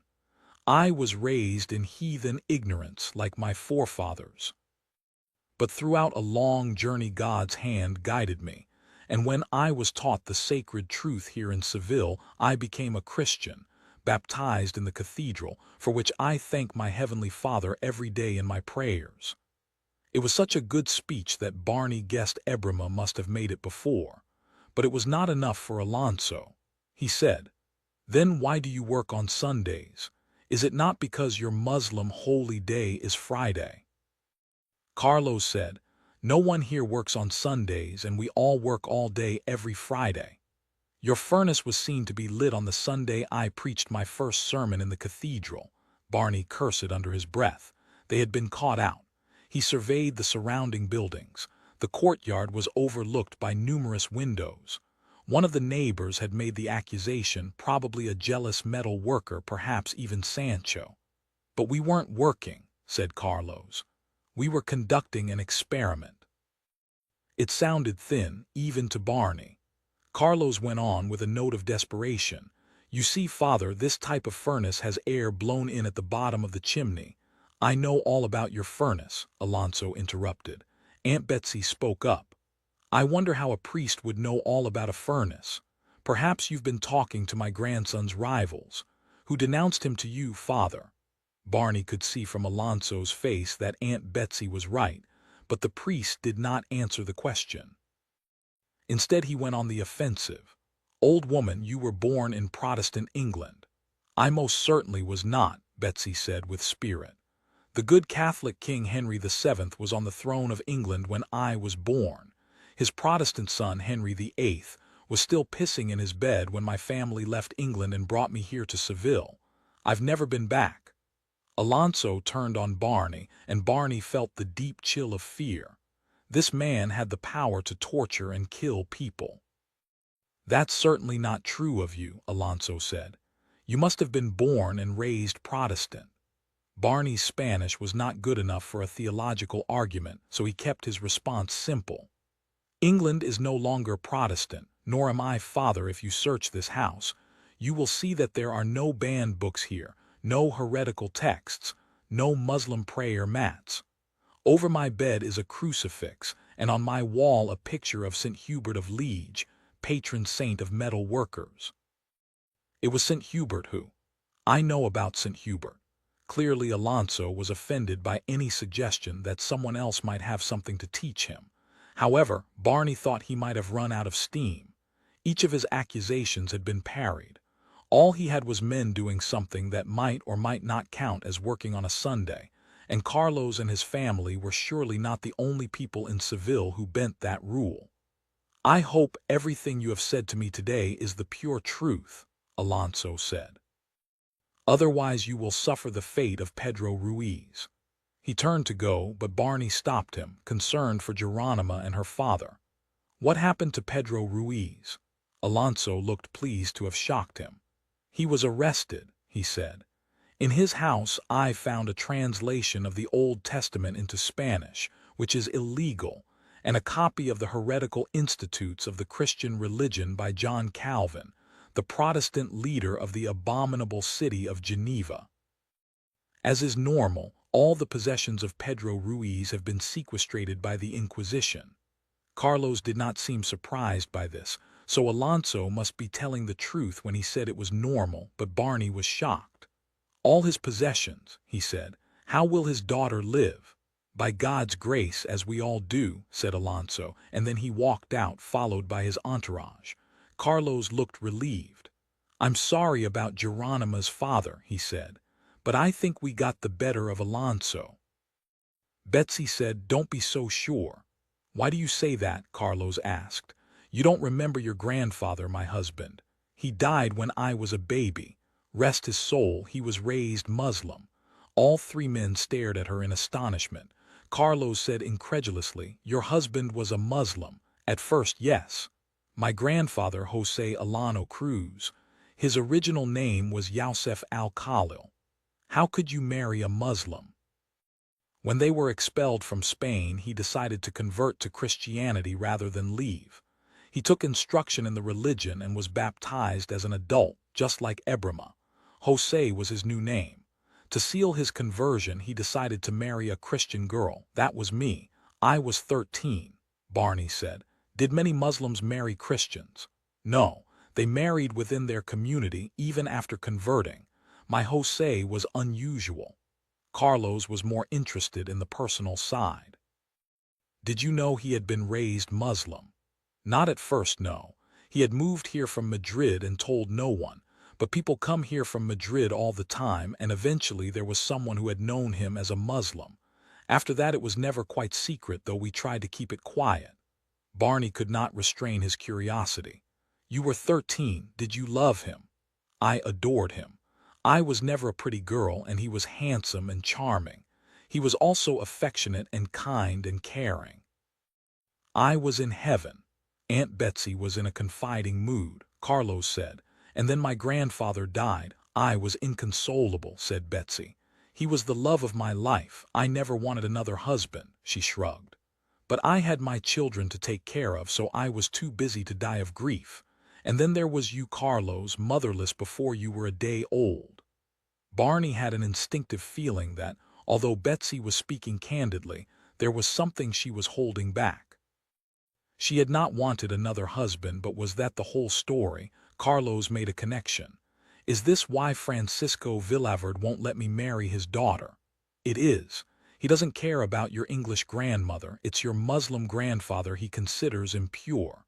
Hell, that's not the worst of your problems. Obviously Alonso, too, knows about Youssef al-Khalil. Today's visit was just the beginning. Believe me, he will be back. After Alonso's visit, Barney went to the home of the Ruiz family to see what had happened to Geronima. The door was opened by a young woman who looked North African and was evidently a slave. She was probably beautiful, he thought, but now her face was swollen and her eyes were red with grief. I must see Geronima, he said in a loud voice.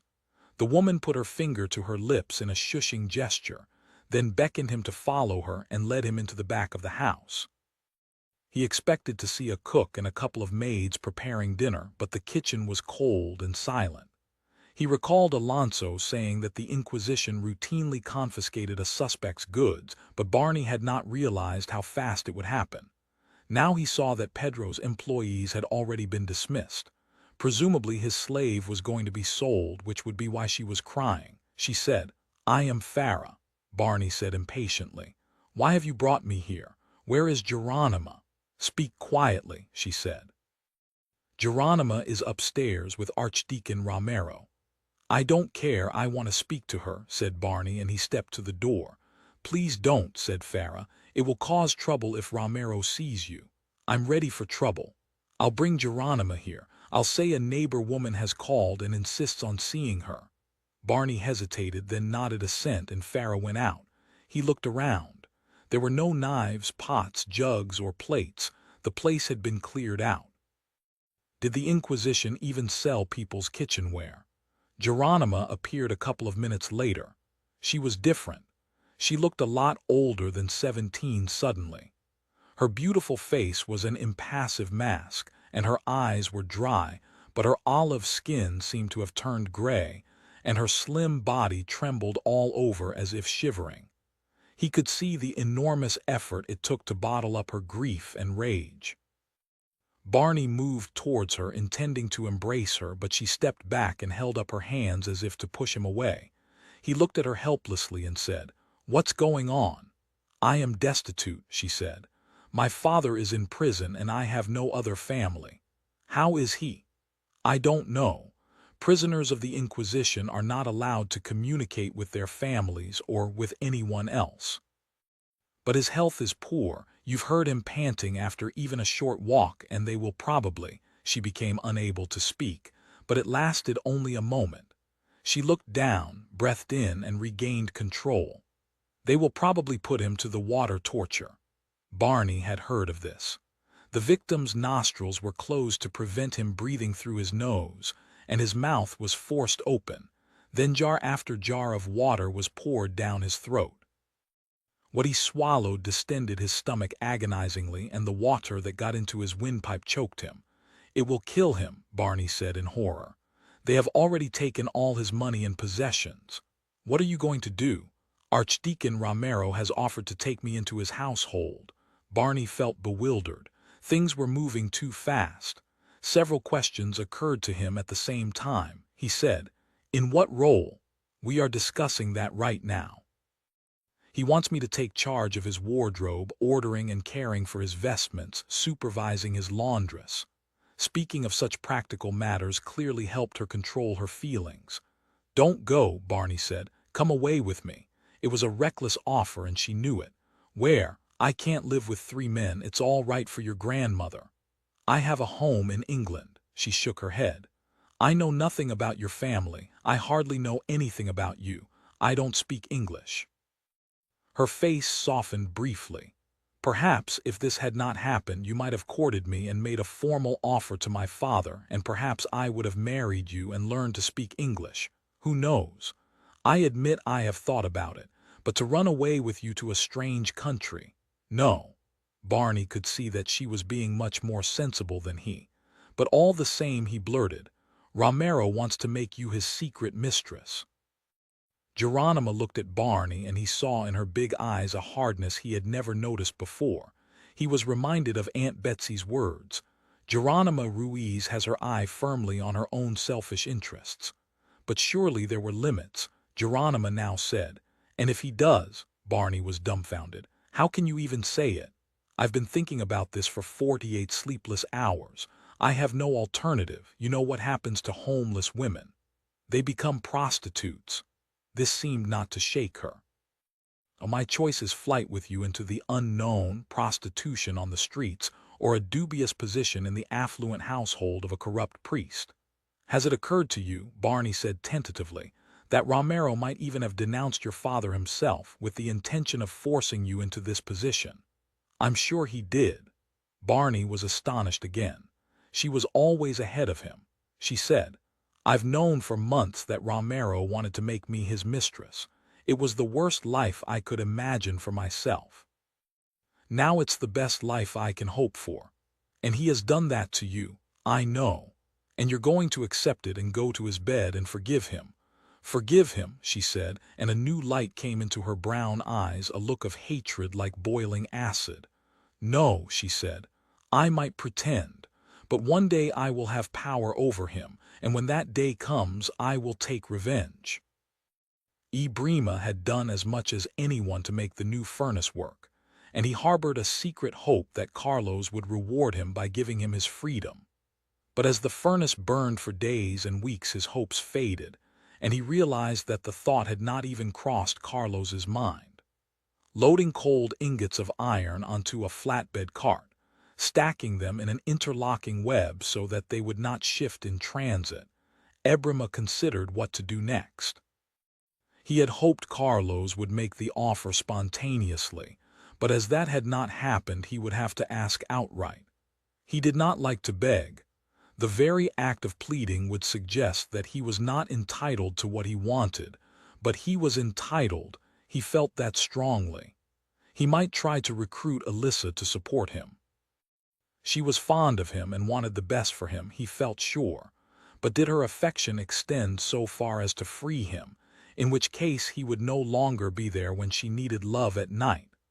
On balance, it would probably be best to take her into his confidence before he spoke to Carlos.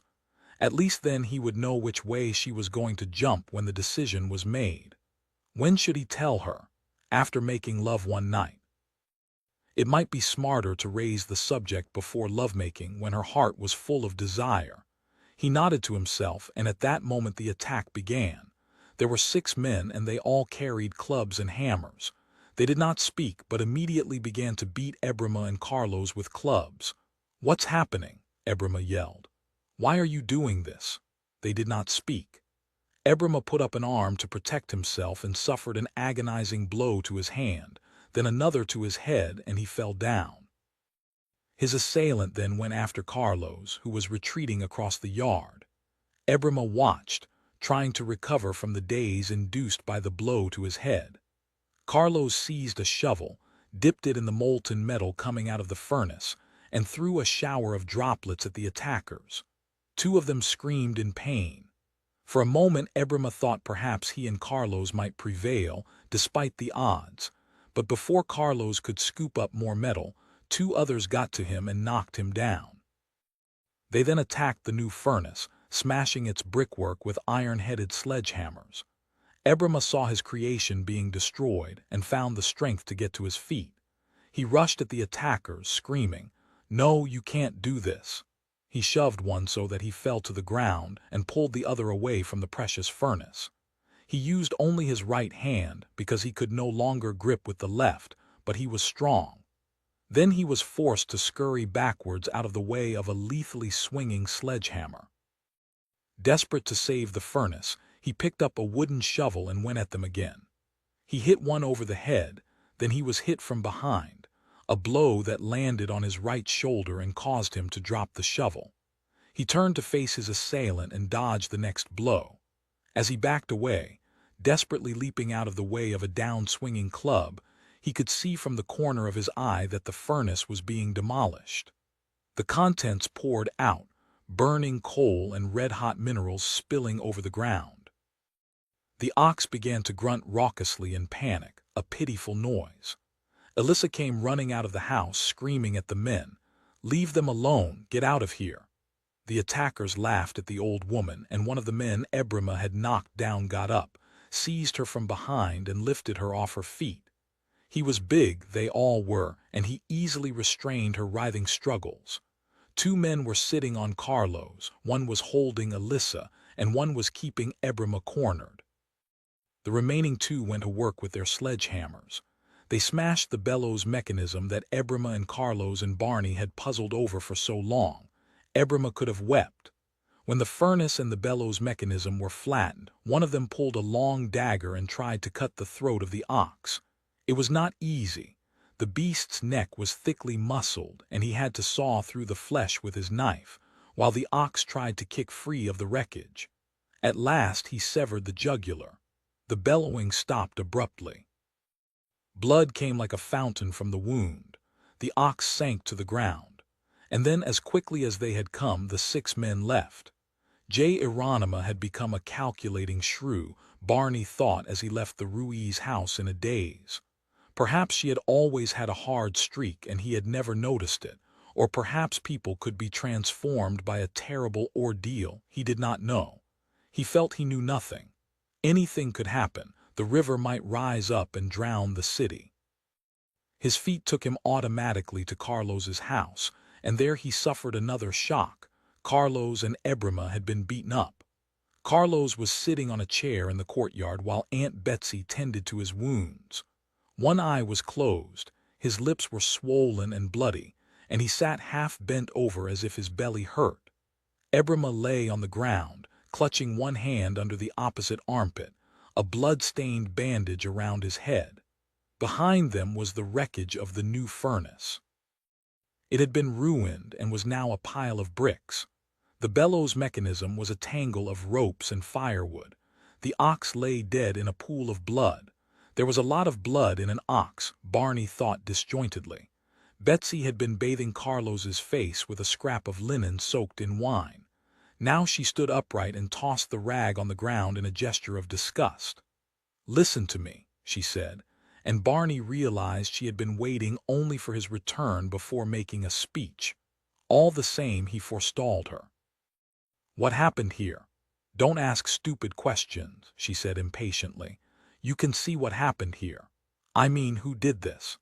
They were men we've never seen before, and almost certainly they're not from Seville. The real question is who hired them, and the answer is Sancho Sanchez. He's the one who's been whipping up resentment of Carlos's success, and he's the one who wants to buy the business.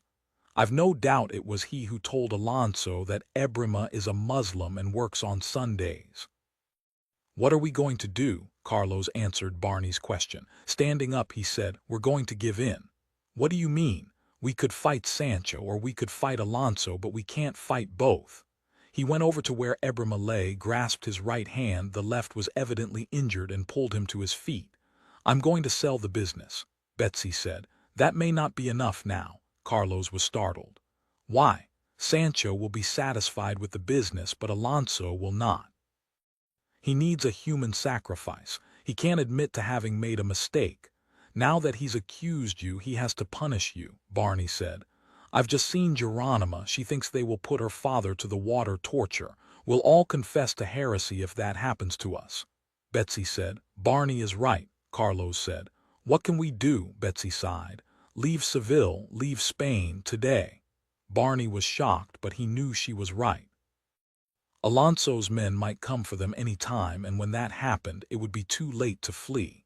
He looked apprehensively at the archway entrance to the courtyard, fearing that they might already be there, but there was no one, not yet. Was it even possible to go today? Perhaps, if there was a ship leaving on the afternoon tide, and if that ship needed crew, they would probably have no choice about where they went. Barney glanced up at the sun. It was after midday. If we're really going to do this, we need to hurry, he said. Despite the danger he was in, his spirits lifted at the prospect of going to sea. Ebrima spoke for the first time. If we don't go, we're dead men, he said, and I'll be the first. Barney said, what about you, Aunt Betsy? I'm too old to go far. Besides, they don't really care about me. I'm a woman. What will you do? I have a sister-in-law in Carmona. Barney recalled Betsy going there for a few weeks in the summer. I can walk to Carmona in a morning. Even if Alonso finds out where I am, I doubt that he'll bother with me. Carlos made up his mind. Barney, Ebrima, get whatever you want from the house and be back by a count of 100. None of them had many possessions. Barney tucked a small purse of money into his waist under his shirt. He put on his best boots and his heavy cloak. He did not own a sword. The heavy longsword was made for the battlefield, designed to be thrust into the vulnerable spots in the enemy's suit of armor, but unwieldy at close quarters. Barney sheathed a 2-foot-long Spanish dagger with a disc-shaped hilt and a double-edged steel blade. In a street brawl, a big knife such as this was more lethal than a sword. Back in the courtyard, Carlos was wearing a sword under his new coat with the fur collar. He hugged his grandmother, who was weeping. Barney kissed her on the cheek. Then Aunt Betsy said to Ebrima, "Kiss me one more time, my love." Ebrima took her in his arms. Barney frowned, and Carlos said, "Hey." Aunt Betsy kissed Ebrima passionately, her hand buried in his dark hair, while Carlos and Barney stared in astonishment. When they broke the kiss, she said, "I love you, Ebrima. I don't want you to go, but I can't let you stay here to die in the torture chamber of the Inquisition." "Thank you, Alyssa, for being kind to me," said Ebrima. They kissed again, then Betsy turned away and ran into the house. Barney thought, what the hell? Carlos looked amazed, but there was no time for questions. "Let's go," he said. "1 second," said Barney. He showed them his dagger. "If we meet Alonso's men on the way, I won't be taken alive." "Nor will I," said Carlos, touching the hilt of his sword. Ebrima pulled aside his cloak to reveal an iron-headed hammer thrust into his belt. The 3 men left, heading for the waterfront. They were alert for Alonso's men, but as they moved farther from the house, the danger receded. All the same, people stared at them, and Barney realized that they looked scary, with both Carlos and Ebrima bruised and still bleeding from the fight. After a few minutes, Carlos said to Ebrima, "Grandma," Ebrima spoke calmly, "slaves are always used for sex, you must know that." Barney said, "I didn't know it. We talked to one another in the marketplace. Just about every one of us is somebody's whore. Not the old ones, but slaves don't often live to be old." He looked at Barney. "Pedro Ruiz, your girlfriend's father, fucks Farah, though she has to get on top. Is that why she was crying? Because she's lost him? She was crying because now she will be sold and a stranger will fuck her." Ebrima turned to Carlos. "Francisco Villaverde, who is too proud to be your father-in-law, always buys slaves as small boys and buggers them until they grow up. Then he sells them to a farmer." Carlos was still incredulous. "So every night when I'm asleep, you've been going to Grandma's bedroom?" "Not every night, just when she asked me," Barney said. "Did you mind? Alyssa is an old woman, but she's warm and loving, and I was glad it wasn't a man." Barney felt as if he had been a child until today. He had known that priests could put a man in prison and torture him to death, but not that they could also take all his possessions and make his family destitute. He had not imagined that an archdeacon would take a girl into his house and make her his mistress, and he had had no idea what men and women did with their slaves. It was as if he had been living in a house with rooms he had never entered, sharing it with strange people he had never previously set eyes on. He was disoriented by the discovery of his own ignorance. It threw him off balance, and now his life was in danger and he was trying to leave Seville, leave Spain, all in a headlong rush. They arrived at the waterfront. The beach was busy, as always, with stevedores and carts. At first glance, Barney reckoned there were about 40 ships moored. The morning tide was preferred for departure, for then the ship had a whole day of sailing ahead, but usually one or two would leave in the afternoon. However, the tide was already on the turn. They would soon be away. The three men hurried to the water's edge and scanned the vessels, looking for signs of imminent departure. Hatches closed, captain on deck, crew in the rigging. A ship called Cervo was already moving out of its berth, the crew using long poles to keep it away from the barks on either side. There was still time to get aboard, just. Carlos cupped his hands around his mouth and shouted, "Skipper, do you want 3 strong deck hands?" "No," came the answer. "I've got a complete crew. How about 3 passengers? We can pay." "No room." He was probably planning something illegal, Barney speculated, and did not want it to be witnessed by people he did not know or trust. The commonest crime in these waters was offshore dealing in American silver to evade the king's taxes in Seville. But straightforward piracy was not unusual. They hurried along the river bank, but their luck was out. No one else seemed to be leaving. Barney felt desperate. Now what would they do? They reached the downstream limit of the harbor. It was marked by a fortress called the Golden Tower. At this point, an iron chain could be stretched from one bank to the other, so that raiders coming upstream from the sea could not attack the ships at anchor. Outside the fortress, a recruiter was at work, standing on a barrel, calling on young men to join the army. "There's a hot meal and a bottle of wine for every man who enlists now," he shouted to a crowd of onlookers. "Over there is a ship called Jose y Maria, and the 2 blessed saints watch over her and guard all who sail in her." He pointed, and Barney saw that he had an iron hand, presumably the artificial replacement for a real one lost in battle. Barney looked in the direction indicated and saw a big 3-masted galleon bristling with cannons, its deck already crowded with young men. The recruiter went on, "We're sailing this afternoon to a place where there are wicked heathens to be killed, and where the girls are as willing as they are pretty, as I can tell you, my lads, from personal experience, if you know what I mean." There was a knowing laugh from the crowd. "I don't want you if you're weak," he said scornfully. "I don't want you if you're timid. I don't want you if you're a girly boy, and you know what I mean by that. This is only for the strong, the brave, and the tough. This is for real men." On the deck of the Jose y Maria someone shouted, "All aboard!" "Last chance, lads," the recruiter called. "What is it to be? Stay at home with your mama, eating bread and milk and doing as you're told, or come with me, Captain Ironhand Gomez, for a man's life, travel and adventure, fame and fortune. All you have to do is walk up that gangway and the world is yours." Barney, Carlos, and Ebrima looked at one another. Carlos said, "Yes or no?" Barney said, "Yes." Ebrima said, "Yes." The 3 men walked to the ship, climbed the gangway, and went on board. 2 days later they were on the open sea. Ebrima had sailed many miles, but always as a captive, chained in the hold. Seeing the sea from the deck was a new and exhilarating experience. The recruits had nothing to do but speculate on their destination, which still had not been revealed. It was a military secret. Ebrima had an additional unanswered question: his future. When they had boarded the Jose y Maria, they had been met by an officer seated at a table with a ledger. "Name," he had said, "Barney Willard." The officer wrote in the book, then looked at Carlos.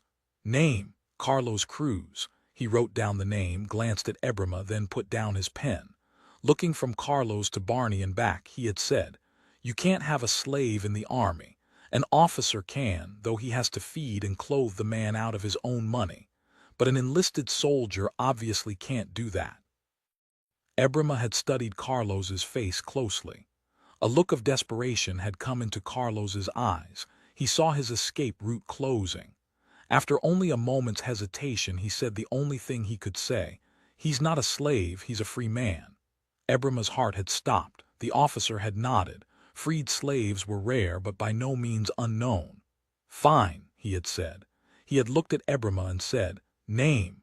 It had all been very quick, and when it was over, Ebrima still was not sure where he stood.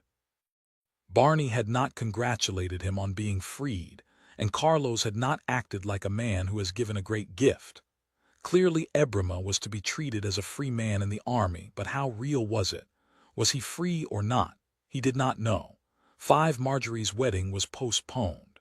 After the fall of Calais, England expected to be invaded, and Bart Shiring was deputed to raise 100 men-at-arms and garrison Coombe Harbor.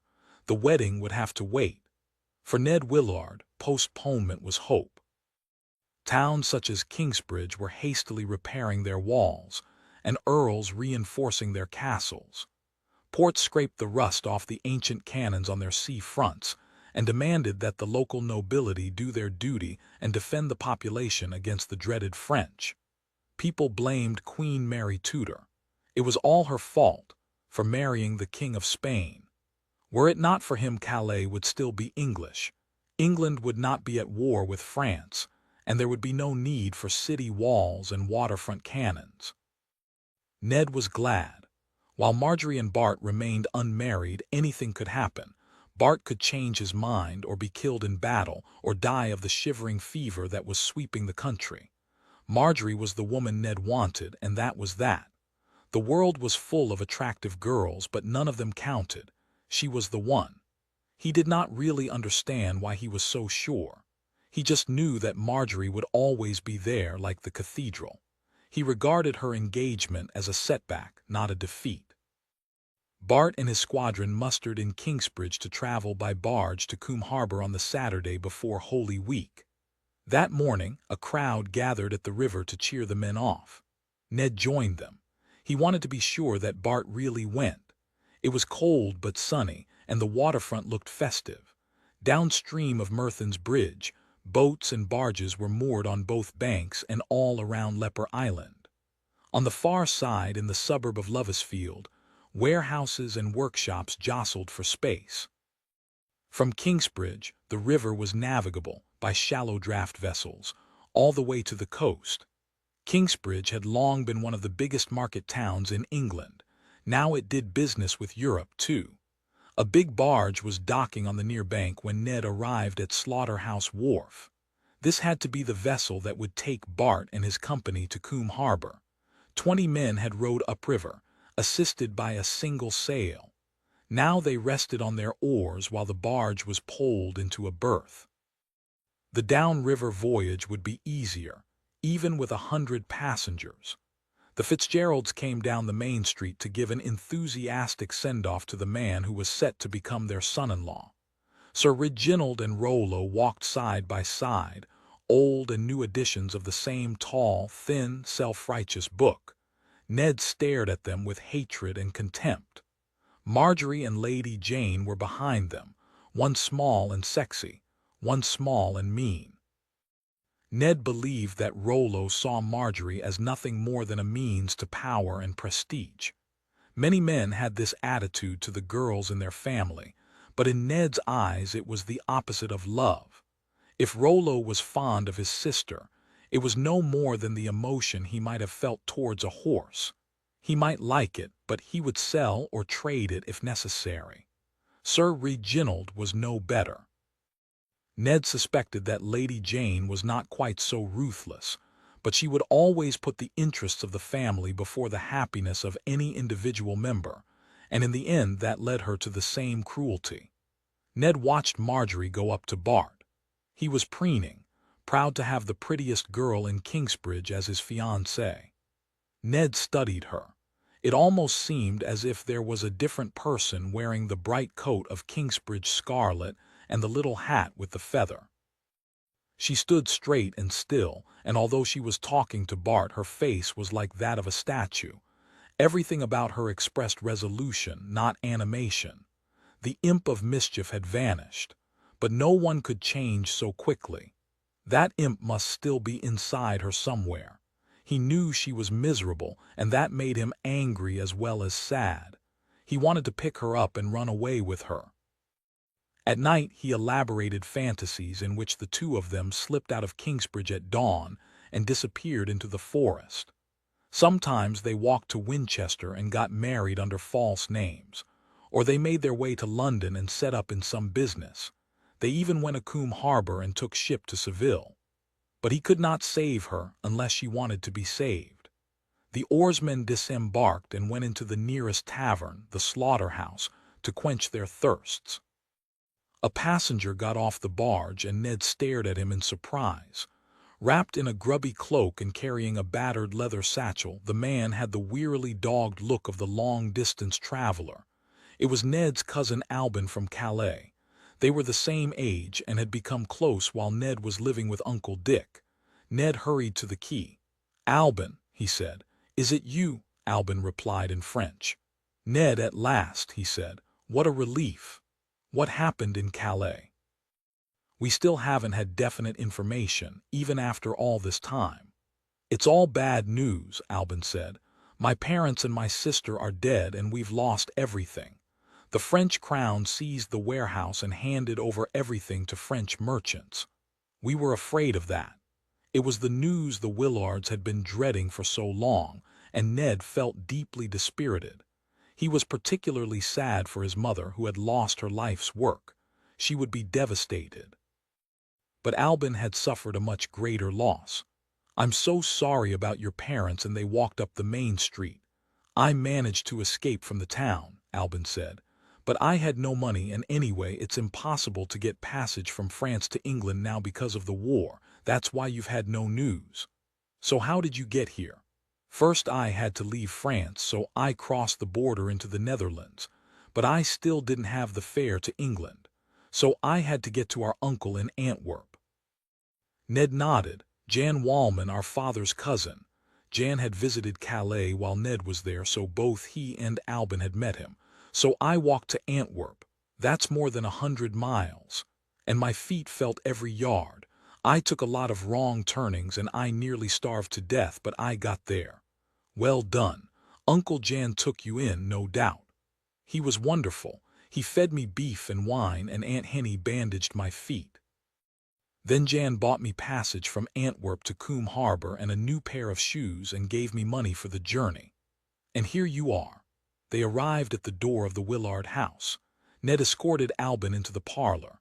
Alice was sitting at a table placed near the window for light, writing in a ledger. There was a big fire in the grate, and she was wrapped in a fur-lined cloak. "No one ever got warm keeping books," she sometimes said. "Mother, here's Albin, arrived from Calais." Alice put down her pen. "Welcome, Albin," she turned back to Ned. "Fetch your cousin something to eat and drink." Ned went to the kitchen and asked the housekeeper, Janet Fife, to serve wine and cake. Back in the parlor, Albin told his story. He spoke French, with Ned translating the parts his mother did not understand. It brought tears to Ned's eyes. The portly figure of his mother seemed to shrink in the chair as the grim details came out. Her brother-in-law dead, with wife and daughter. The warehouse given to a French merchant with all its contents, strangers living in Dick's house. "Poor Dick," Alice said quietly. "Poor Dick." Ned said, "I'm so sorry, Mother." Alice made an effort to sit upright and be positive. "We're not ruined, not quite. I still have this house and £400, and I own 6 houses by St. Mark's Church." The St. Mark's cottages were her inheritance from her father and brought a small income in rents. That's more wealth than most people see in a lifetime. Then she was struck by a worrying thought. "Though now I wish my £400 were not on loan to Sir Reginald Fitzgerald." "All the better," said Ned. "If he doesn't pay it back, we get the priory." "Speaking of that," said his mother, Albin, "do you know anything of an English ship called the St. Margaret?" "Why, yes," said Albin. It came into Calais for repairs the day before the French attack. What happened to the ship? It was seized by the French crown like all the other English property in Calais, spoils of war. The hold was full of furs. They were auctioned on the quayside. They sold for more than £500. Ned and Alice looked at each other. This was a bombshell. Alice said, "So Reginald has lost his investment. My goodness, I'm not sure he can survive this." Ned said, "And he'll forfeit the priory." Alice said grimly, "There will be trouble." "I know," said Ned. "He'll squeal, but we will have a new business." He began to brighten. "We can make a fresh start." Alice, always courteous, said, "Alban, you may like a wash and a clean shirt. Janet Fife will give you everything you need, and then we'll have dinner." "Thank you, Aunt Alice." "It is I who thank you for making this long journey and bringing me the facts at last, terrible though they are." Ned studied his mother's face. She had been rocked by the news, even though it was not unexpected. He felt desperate to do something to renew her spirits. "We could go and look at the priory now," he said. "We can begin to figure out how we'll parcel out space and whatnot." She looked apathetic, then she made an effort. "Why not?" she said. "It's ours now." She got to her feet. They left the house and crossed the market square to the south side of the cathedral. Ned's father, Edmund, had been mayor of Kingsbridge when King Henry Roman VIII began to abolish the monasteries. Alice had told Ned that Edmund and Prior Paul, the last prior of Kingsbridge, as things turned out, had seen what was coming, and conspired together to save the school.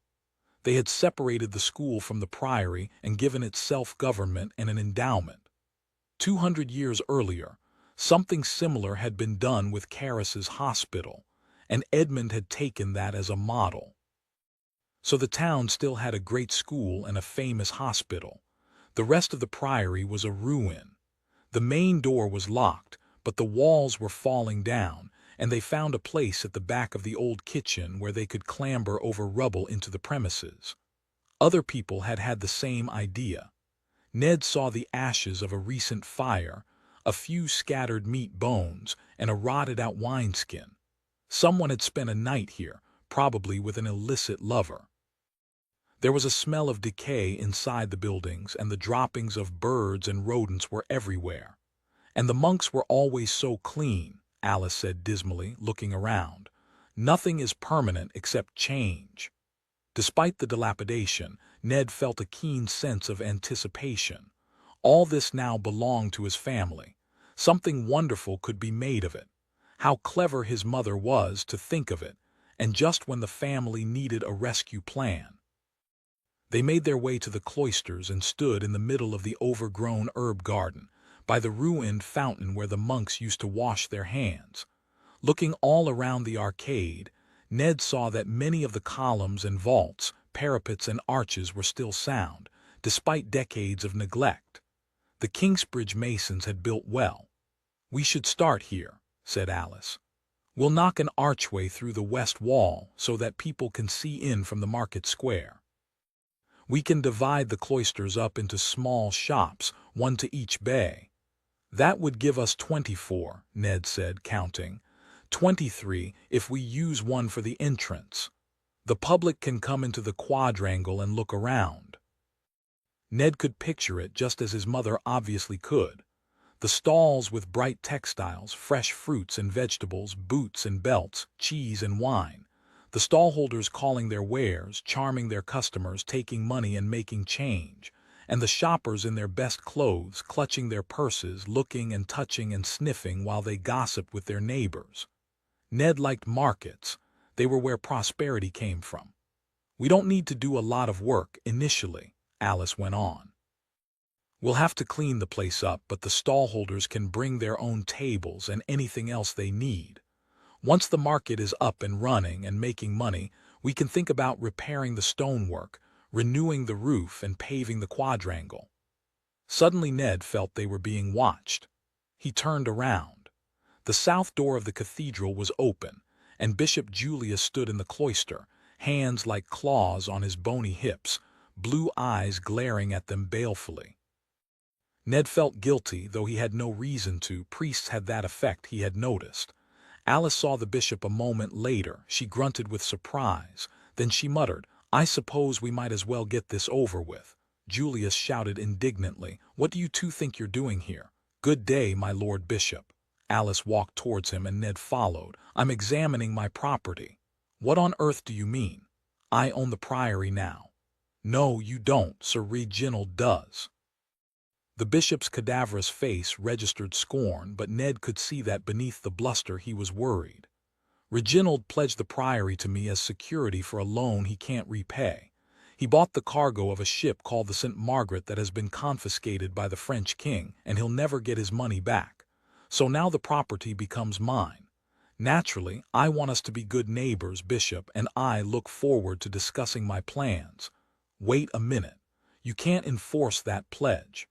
"On the contrary. Kingsbridge is a trading city with a reputation for respecting contracts. Our prosperity depends on that. So does yours. Reginald promised to sell the priory back to the church, to which it rightfully belongs. Then Sir Reginald broke his promise to you when he pledged it as security for his loan. All the same, I'd be happy to sell the property to you, if that's what you would like." Ned held his breath. He knew his mother did not really want to do this. Alice went on, "Pay me the amount Reginald owes me and the place is yours, £424. "424, Bishop Julius repeated, as if there was something odd about the number. "Yes." The priory was worth more than that, Ned thought. If Julius had any sense he would snap up this offer, but perhaps he did not have the money. The bishop said indignantly, "Reginald offered it to me at the price he paid for it, £80. That would have been a pious gift, not a business transaction. You should do the same. Reginald's habit of selling things for less than their worth may be the reason he's now penniless." The bishop shifted his ground. "What would you propose to do with these ruins?" "I'm not sure," Alice lied. "Let me develop some ideas, then come and talk to you." Ned guessed she did not want to give Julius the chance to start a campaign against the market even before the plans were finished. "Whatever you try to do, I'll stop you." That was not going to happen, Ned thought. Every alderman on the council knew how badly the town needed more space for citizens to sell their goods. Several of them were desperate for premises themselves and would be the first to rent space in the new market. "I hope we can work together," Alice said pacifically. Julius said intemperately, "You could be excommunicated for this." Alice remained calm. "The church has tried everything to get the monastic properties back, but Parliament won't permit it. Sacrilege. The monks became rich, lazy, and corrupt, and the people lost respect for them. That's why King Henry was able to get away with dissolving the monasteries. Henry VIII was a wicked man. I want to be your friend and ally, my Lord Bishop, but not at the price of impoverishing myself and my family. The priory is mine." "No, it's not," said Julius. "It belongs to God." Our Allo bought drinks for all Bart Shiring's men-at-arms before they embarked for Coombe Harbor. He could not afford it, but he was keen to stay on good terms with his sister's fiancé. He did not want the engagement to be broken off. The marriage was going to transform the fortunes of the Fitzgerald family. Marjorie would be a countess, and if she gave birth to a son, he would grow up to become an earl. The Fitzgeralds would almost be aristocracy. However, they had not yet made that coveted leap. An engagement was not a marriage. The willful Marjorie could renew her mutiny, encouraged by the detestable Ned Willard, or her ill-concealed reluctance could offend Bart and cause him to break it off in a fit of wounded pride. So Rollo spent money he could not spare to foster his friendship with Bart. It was not easy. The camaraderie of brothers-in-law had to be mixed with deference and laced with flattery. But Rollo could do that. Raising his tankard, he said, "My noble brother, may God's grace protect your strong right arm and help you repel the stinking French." That went down well. The men-at-arms cheered and drank. A handbell was rung, and they emptied their cups and went on board the barge. The Fitzgeralds waved from the quayside. When the barge was out of sight, Marjorie and the parents went home, but Rollo went back into the slaughterhouse. In the tavern he had noticed one man who was not celebrating but sitting in a corner on his own looking depressed. He recognized the dark lustrous hair and full lips of Donal Gloucester. He was interested. Donal was weak, and weak men could be useful. He bought 2 fresh tankards and went to sit with Donal. They were too far apart socially to be close friends, but they were the same age and had attended Kingsbridge Grammar School together. Rollo lifted his beer and said, "Death to the French." "They won't invade us," said Donal, but he drank anyway. "What makes you so sure?" "The King of France can't afford it. They might talk about an invasion, and they could do hit-and-run raids, but a real cross-channel armada would cost more than they have to spend." Rollo thought Donal might know what he was talking about. His employer, Filbert Cobley, was more familiar with the costs of ships than anyone else in Kingsbridge, and as an international trader he probably also understood the finances of the French crown. "So we should celebrate," he said. Donal grunted. Rollo said, "You look like a man who has had bad news, old schoolmate." "Do I? None of my business, of course. You might as well know. Everyone will soon. I proposed to Ruth Cobley and she turned me down." Rollo was surprised. Everyone expected Donal to marry Ruth. It was the commonest thing in the world for an employee to marry the boss's daughter.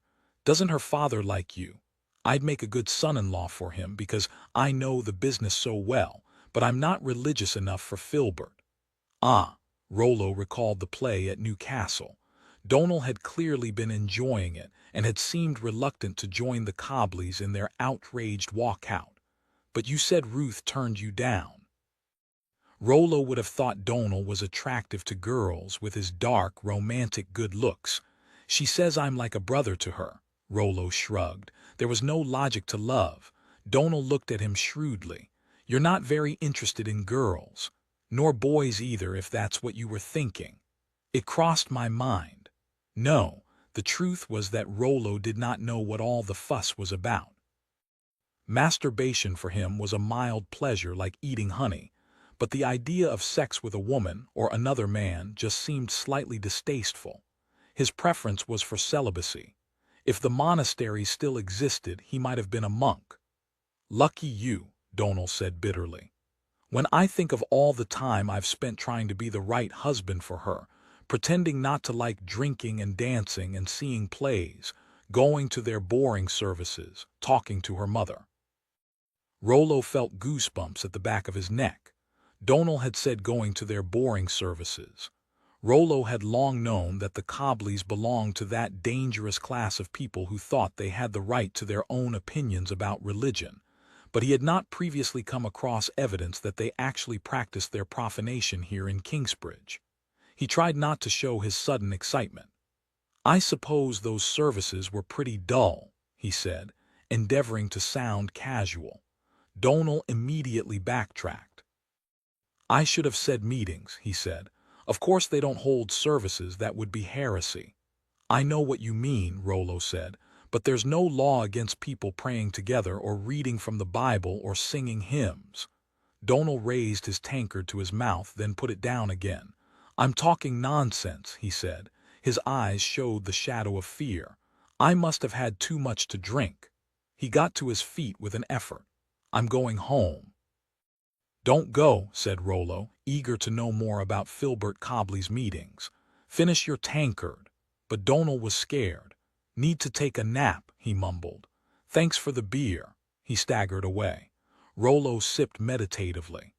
The Cobleys and their friends were widely suspected of secretly having Protestant beliefs, but they were careful, and there was never the least evidence of illicit behavior. As long as they kept their thoughts to themselves, they committed no offense. However, holding Protestant services was another matter. It was a sin and a crime, and the punishment was to be burned alive. And Donal, drunk and embittered, had momentarily lifted the veil. There was nothing much Rollo could do about it, for tomorrow Donal would surely deny everything and plead intoxication. But this information would prove useful one day. He decided to tell his father about it. He finished his drink and left. He arrived at the family home on the high street at the same time as Bishop Julius. "We gave our soldiers a jolly good send-off," he said cheerfully to the bishop. "Never mind about that," said Julius irascibly. "I've got something to tell Sir Reginald." Clearly he was angry, though fortunately his ire did not seem to be directed at the Fitzgeralds. Rollo led him into the great hall. "I'll fetch my father at once," Rollo said. "Please sit here in front of the fire." Julius gave a dismissive wave and began to pace up and down impatiently. Sir Reginald was taking a nap. Rollo woke him and told him the bishop was downstairs. Reginald groaned and got out of bed. "Give him a cup of wine while I dress," he said. A few minutes later the three men were seated in the hall. Julius began immediately. "Alice Willard has heard from Calais. The St. Margaret has been confiscated by the French and her cargo sold." Despair seized Rollo. "I knew it," he said. It had been his father's last throw of the dice, and he had lost. What would they do now? Sir Reginald flushed with anger. "What the devil was the ship doing in Calais?" Rollo answered him. "Jonas Bacon told us that when he met the ship its captain was intending to go into port for minor repairs, hence the delay. But Bacon didn't say the port was Calais." "No." Reginald's freckled face twisted with hatred. "He knew, though," he said. "And I'll bet Filbert did too when he sold us the cargo." Of course Filbert knew, the lying, hypocritical Protestant swindler. Rollo was boiling with rage. "We've been robbed," the bishop said. "If that's so, can you get your money back from Filbert?" "Never," said Reginald. "A town like this can't let people renege on contracts even when there has been sharp practice. The contract is sacred." Rollo, who had studied law, knew he was right. "The Court of Quarter Sessions will uphold the validity of the transaction," he said. Bishop Julius said, "If you've lost that money, will you be able to repay Alice Willard?" "No." "And you pledged the priory as security for the loan?" "Yes. Alice Willard told me this morning that the priory is hers now." "Damn her eyes," said Reginald. "So she's right." "Yes. You are going to let the church have the priory back, Reginald." "Don't ask for sympathy from me, Julius. I've just lost £400. 424, Willard told me." "Correct." Julius seemed to think the exact figure was significant, and Rollo wondered why, but he did not get a chance to ask. His father stood up restlessly and walked across the room and back again. "I'll get Filbert for this, I swear it. He'll find out that no one swindles Reginald Fitzgerald and gets away with it. I'll see him suffer, I don't know how." Rollo experienced a flash of inspiration, and he said, "I do." "What?" "I know how to get revenge on Filbert." Reginald stopped pacing and stared at Rollo with narrowed eyes. "What have you got in mind?" "Filbert's clerk, Donal Gloucester, was drunk in the slaughterhouse this afternoon. He's been rejected by Filbert's daughter. Drink loosened his tongue and resentment made him malicious. He told me that the Cobleys and their friends hold services." Bishop Julius was outraged. "Services? With no priest? That's heresy." As soon as I took him up on it, Donal changed his story and said they were only meetings. Then he looked guilty and clammed up. The bishop said, "I've long suspected that the rats perform Protestant rites in secret, but where and when and who attends?" "I don't know," said Rollo, "but Donal does." "Will he tell? Perhaps. Now that Ruth has rejected him, he no longer has any loyalty to the Cobley family. Let's find out. Let me go and see him. I'll take Osmond." Osmond Carter was the head of the watch. He was a big man with a brutal streak. "What will you say to Donal?"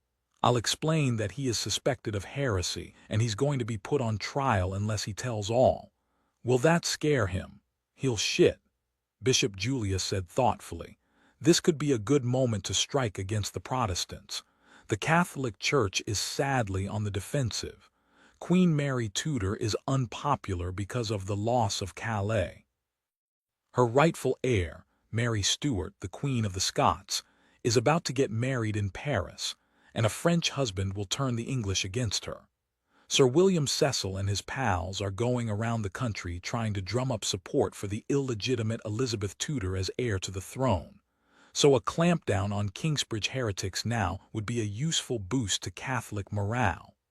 So, Rollo thought, we will be doing God's will as well as getting our revenge. He felt ferocity boil up in his heart. His father clearly felt the same. "Do it, Rollo," Reginald said. "Do it now." Rollo put on his coat and left the house. The guild hall was right across the street. Sheriff Matthewson had a room on the ground floor with a clerk, Paul Pettit, who wrote letters and kept documents in careful order in a chest. Matthewson could not always be relied upon to do the bidding of the Fitzgerald family.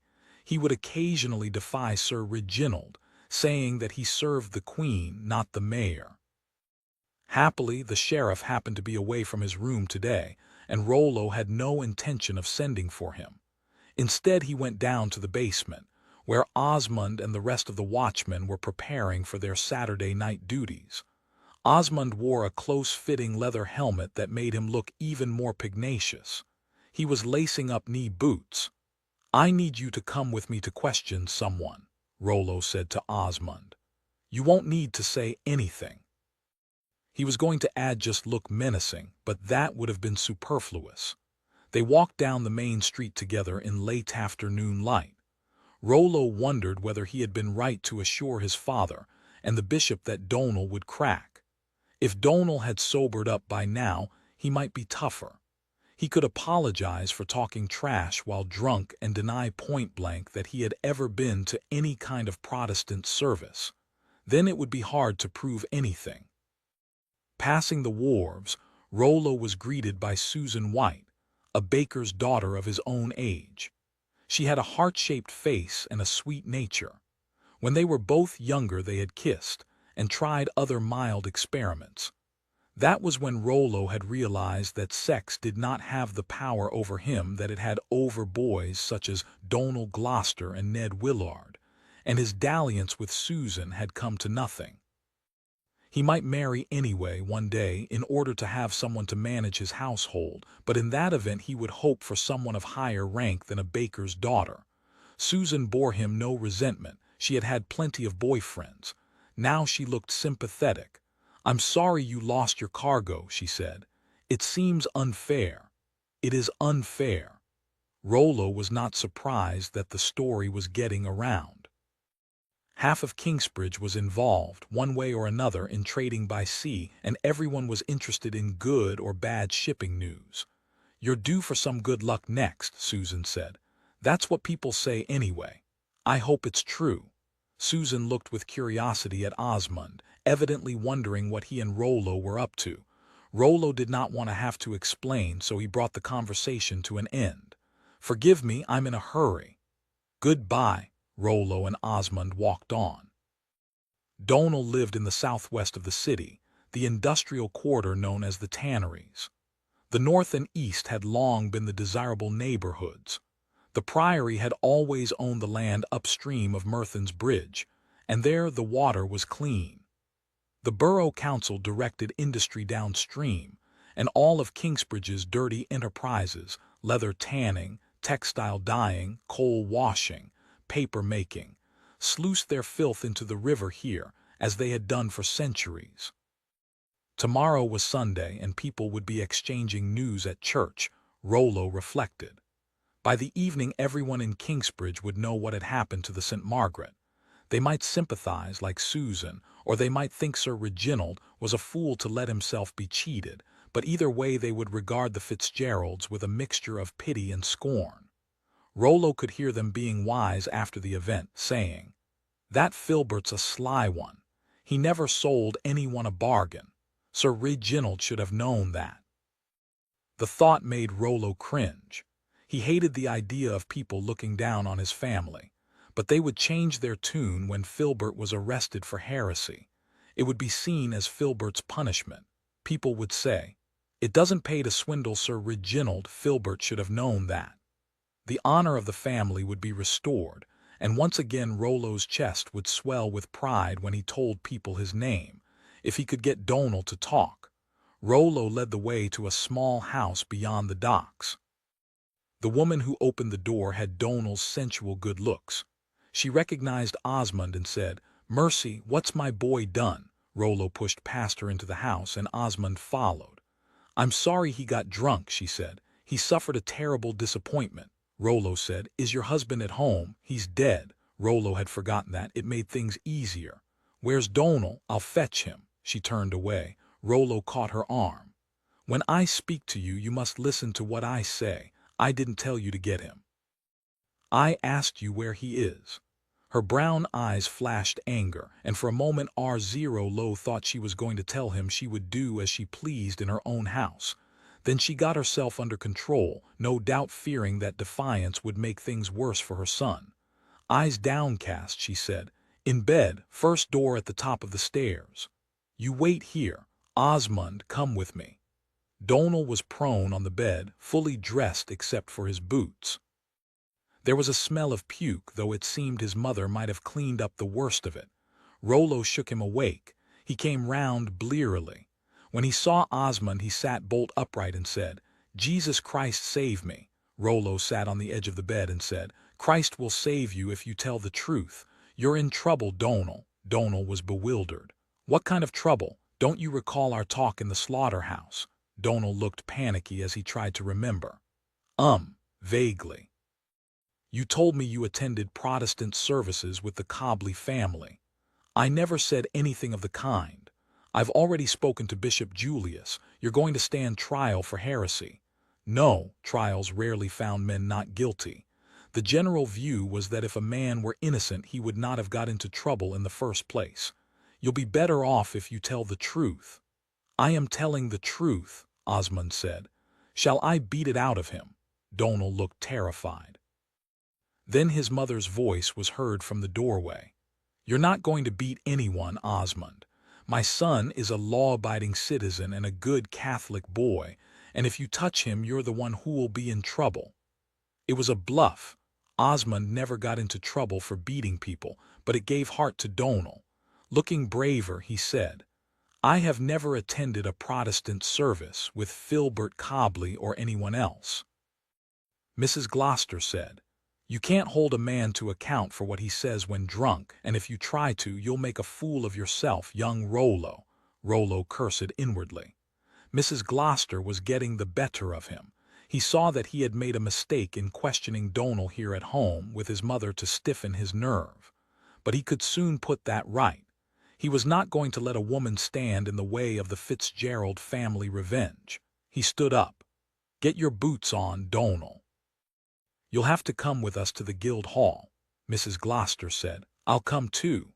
"No, you won't," said Rollo. Mrs. Gloucester's eyes flashed mutiny. Rollo added, "And if I see you there, you will be arrested too. You must have known Donal was going to blasphemous services, so you're guilty of concealing his crime." Mrs. Gloucester lowered her eyes again. Donal put his boots on. Rollo and Osmond escorted him up the main street to the crossroads and took him into the Guildhall through the basement entrance. Rollo sent one of the watchmen to fetch Sir Reginald, who arrived a few minutes later accompanied by Bishop Julius. "Well, young Donal," said Reginald with a pretense of affability, "I hope you've seen the sense of making a clean breast of things." Donal's voice was shaky, but his words were brave enough. "I don't know what I said when drunk, but I know the truth. I've never been to a Protestant service." Rollo began to worry that he might not crack after all. "Let me show you something," said Reginald. He went to a massive door, lifted the heavy bar, and opened it. "Come here and look." Donal obeyed reluctantly. Rollo followed.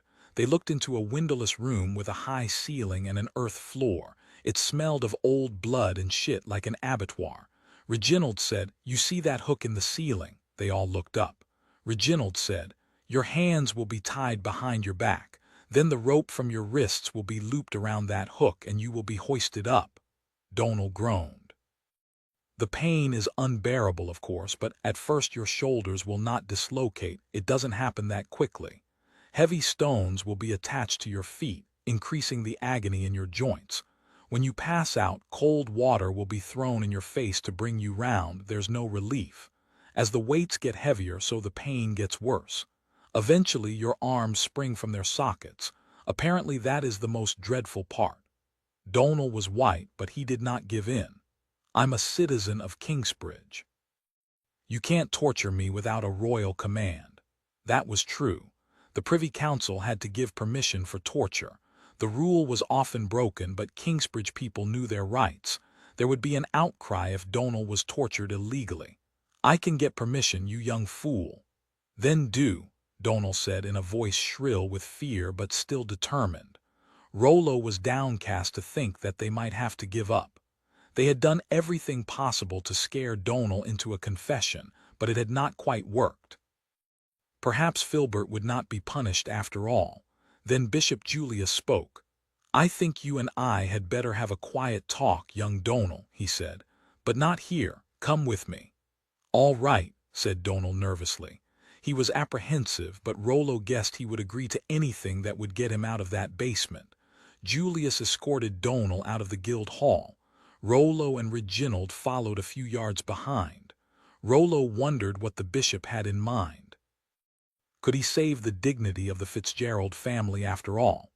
They went down the main street to the cathedral. Julius led them through a small door in the north side of the nave. The choir was singing evensong.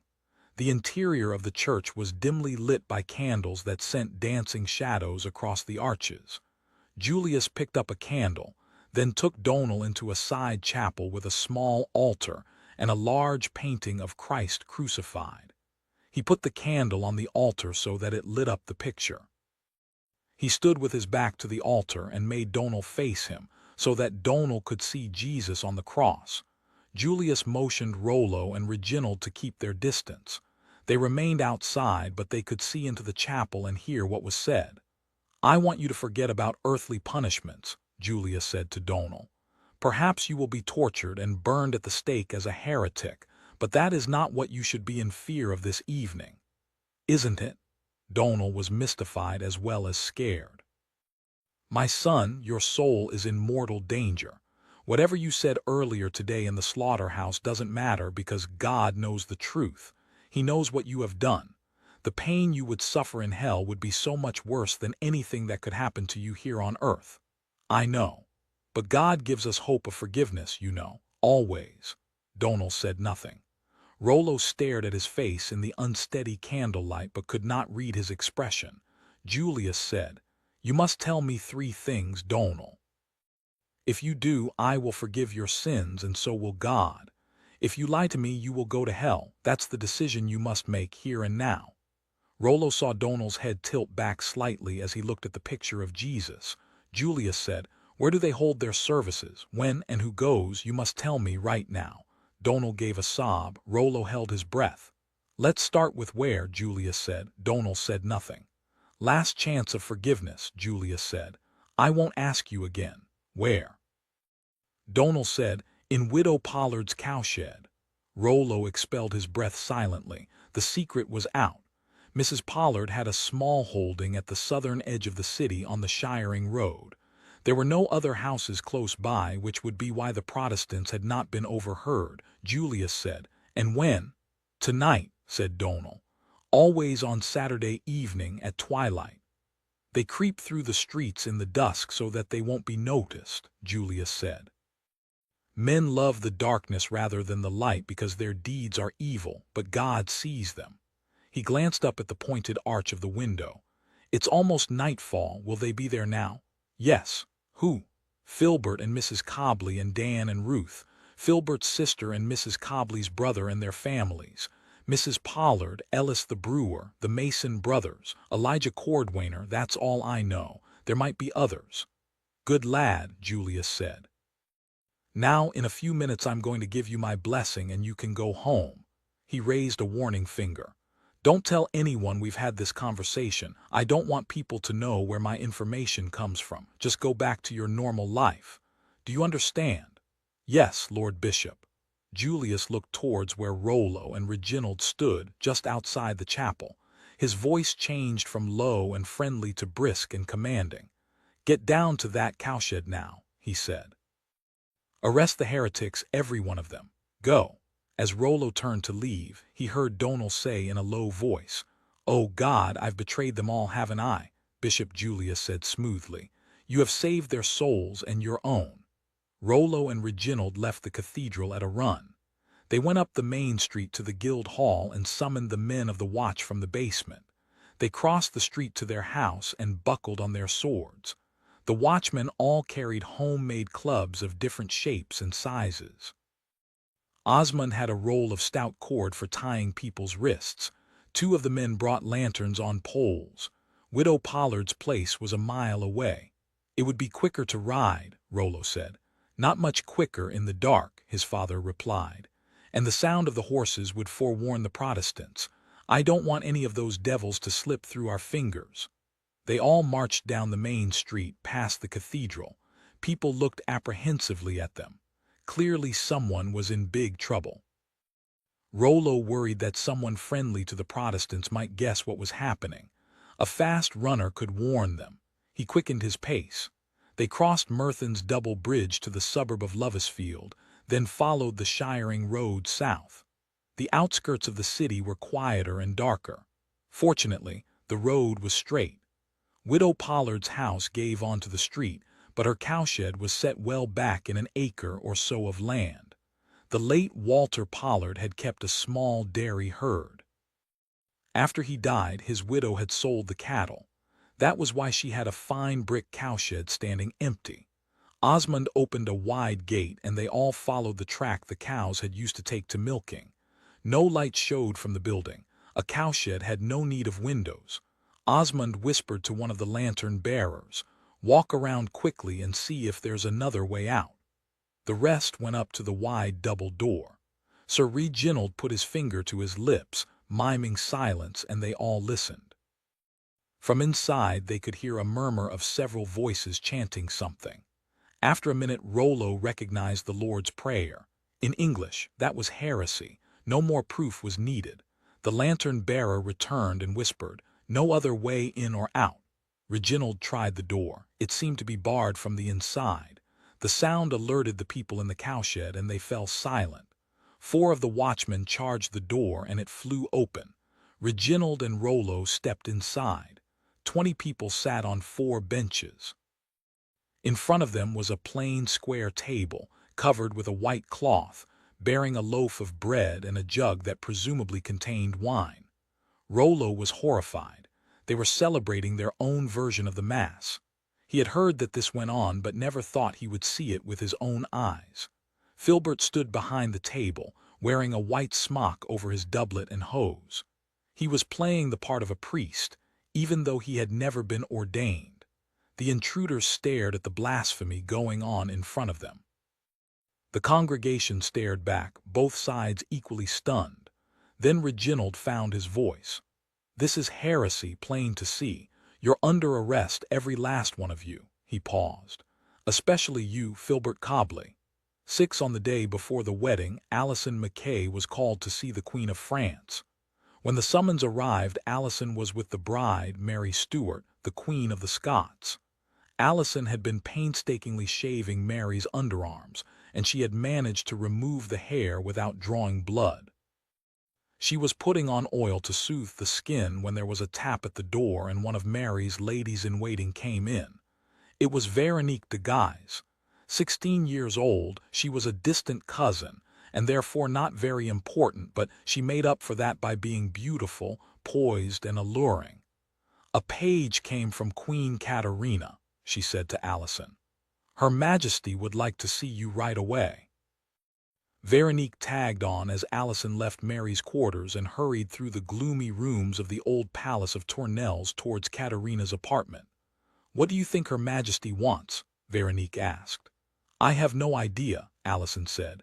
Veronique might be merely curious or something more sinister, a spy reporting back to Mary's powerful uncles. "Queen Caterina likes you," Veronique said. "She likes anyone who is kind to poor Francis." All the same, Alison felt apprehensive. Royal people were not obliged to be consistent, and a summons meant bad news as often as good. They were stopped on their way by a young man Alison did not recognize. He made a deep bow and said to Veronique, "What a pleasure to see you, Mademoiselle de Guise. You are a ray of sunshine in this dismal castle." Alison had not met him before. She would have remembered him, for he was attractive-looking with waves of fair hair, and well-dressed in a green and gold doublet. He was charming, too, though he was clearly more interested in Veronique than in Alison. He said, Is there any way I can be of use to you, Mademoiselle Veronique? No, thank you, Veronique said with a touch of impatience. He turned to Allison and bowed again, saying, And I'm honored to meet you, Miss Mackay. I am Pierre Almond. I have the honor to serve Mademoiselle de Guise's Uncle Charles, the Cardinal of Lorraine. Indeed, said Allison. In what capacity? I help with his very extensive correspondence. It sounded as if Pierre was a mere clerk, in which case it was ambitious of him to set his cap at Veronique de Guise. However, sometimes fortune favored the bold, and Monsieur Almond certainly was bold. Allison took the opportunity to shake off her shadow. I mustn't keep Her Majesty waiting, she said. Goodbye.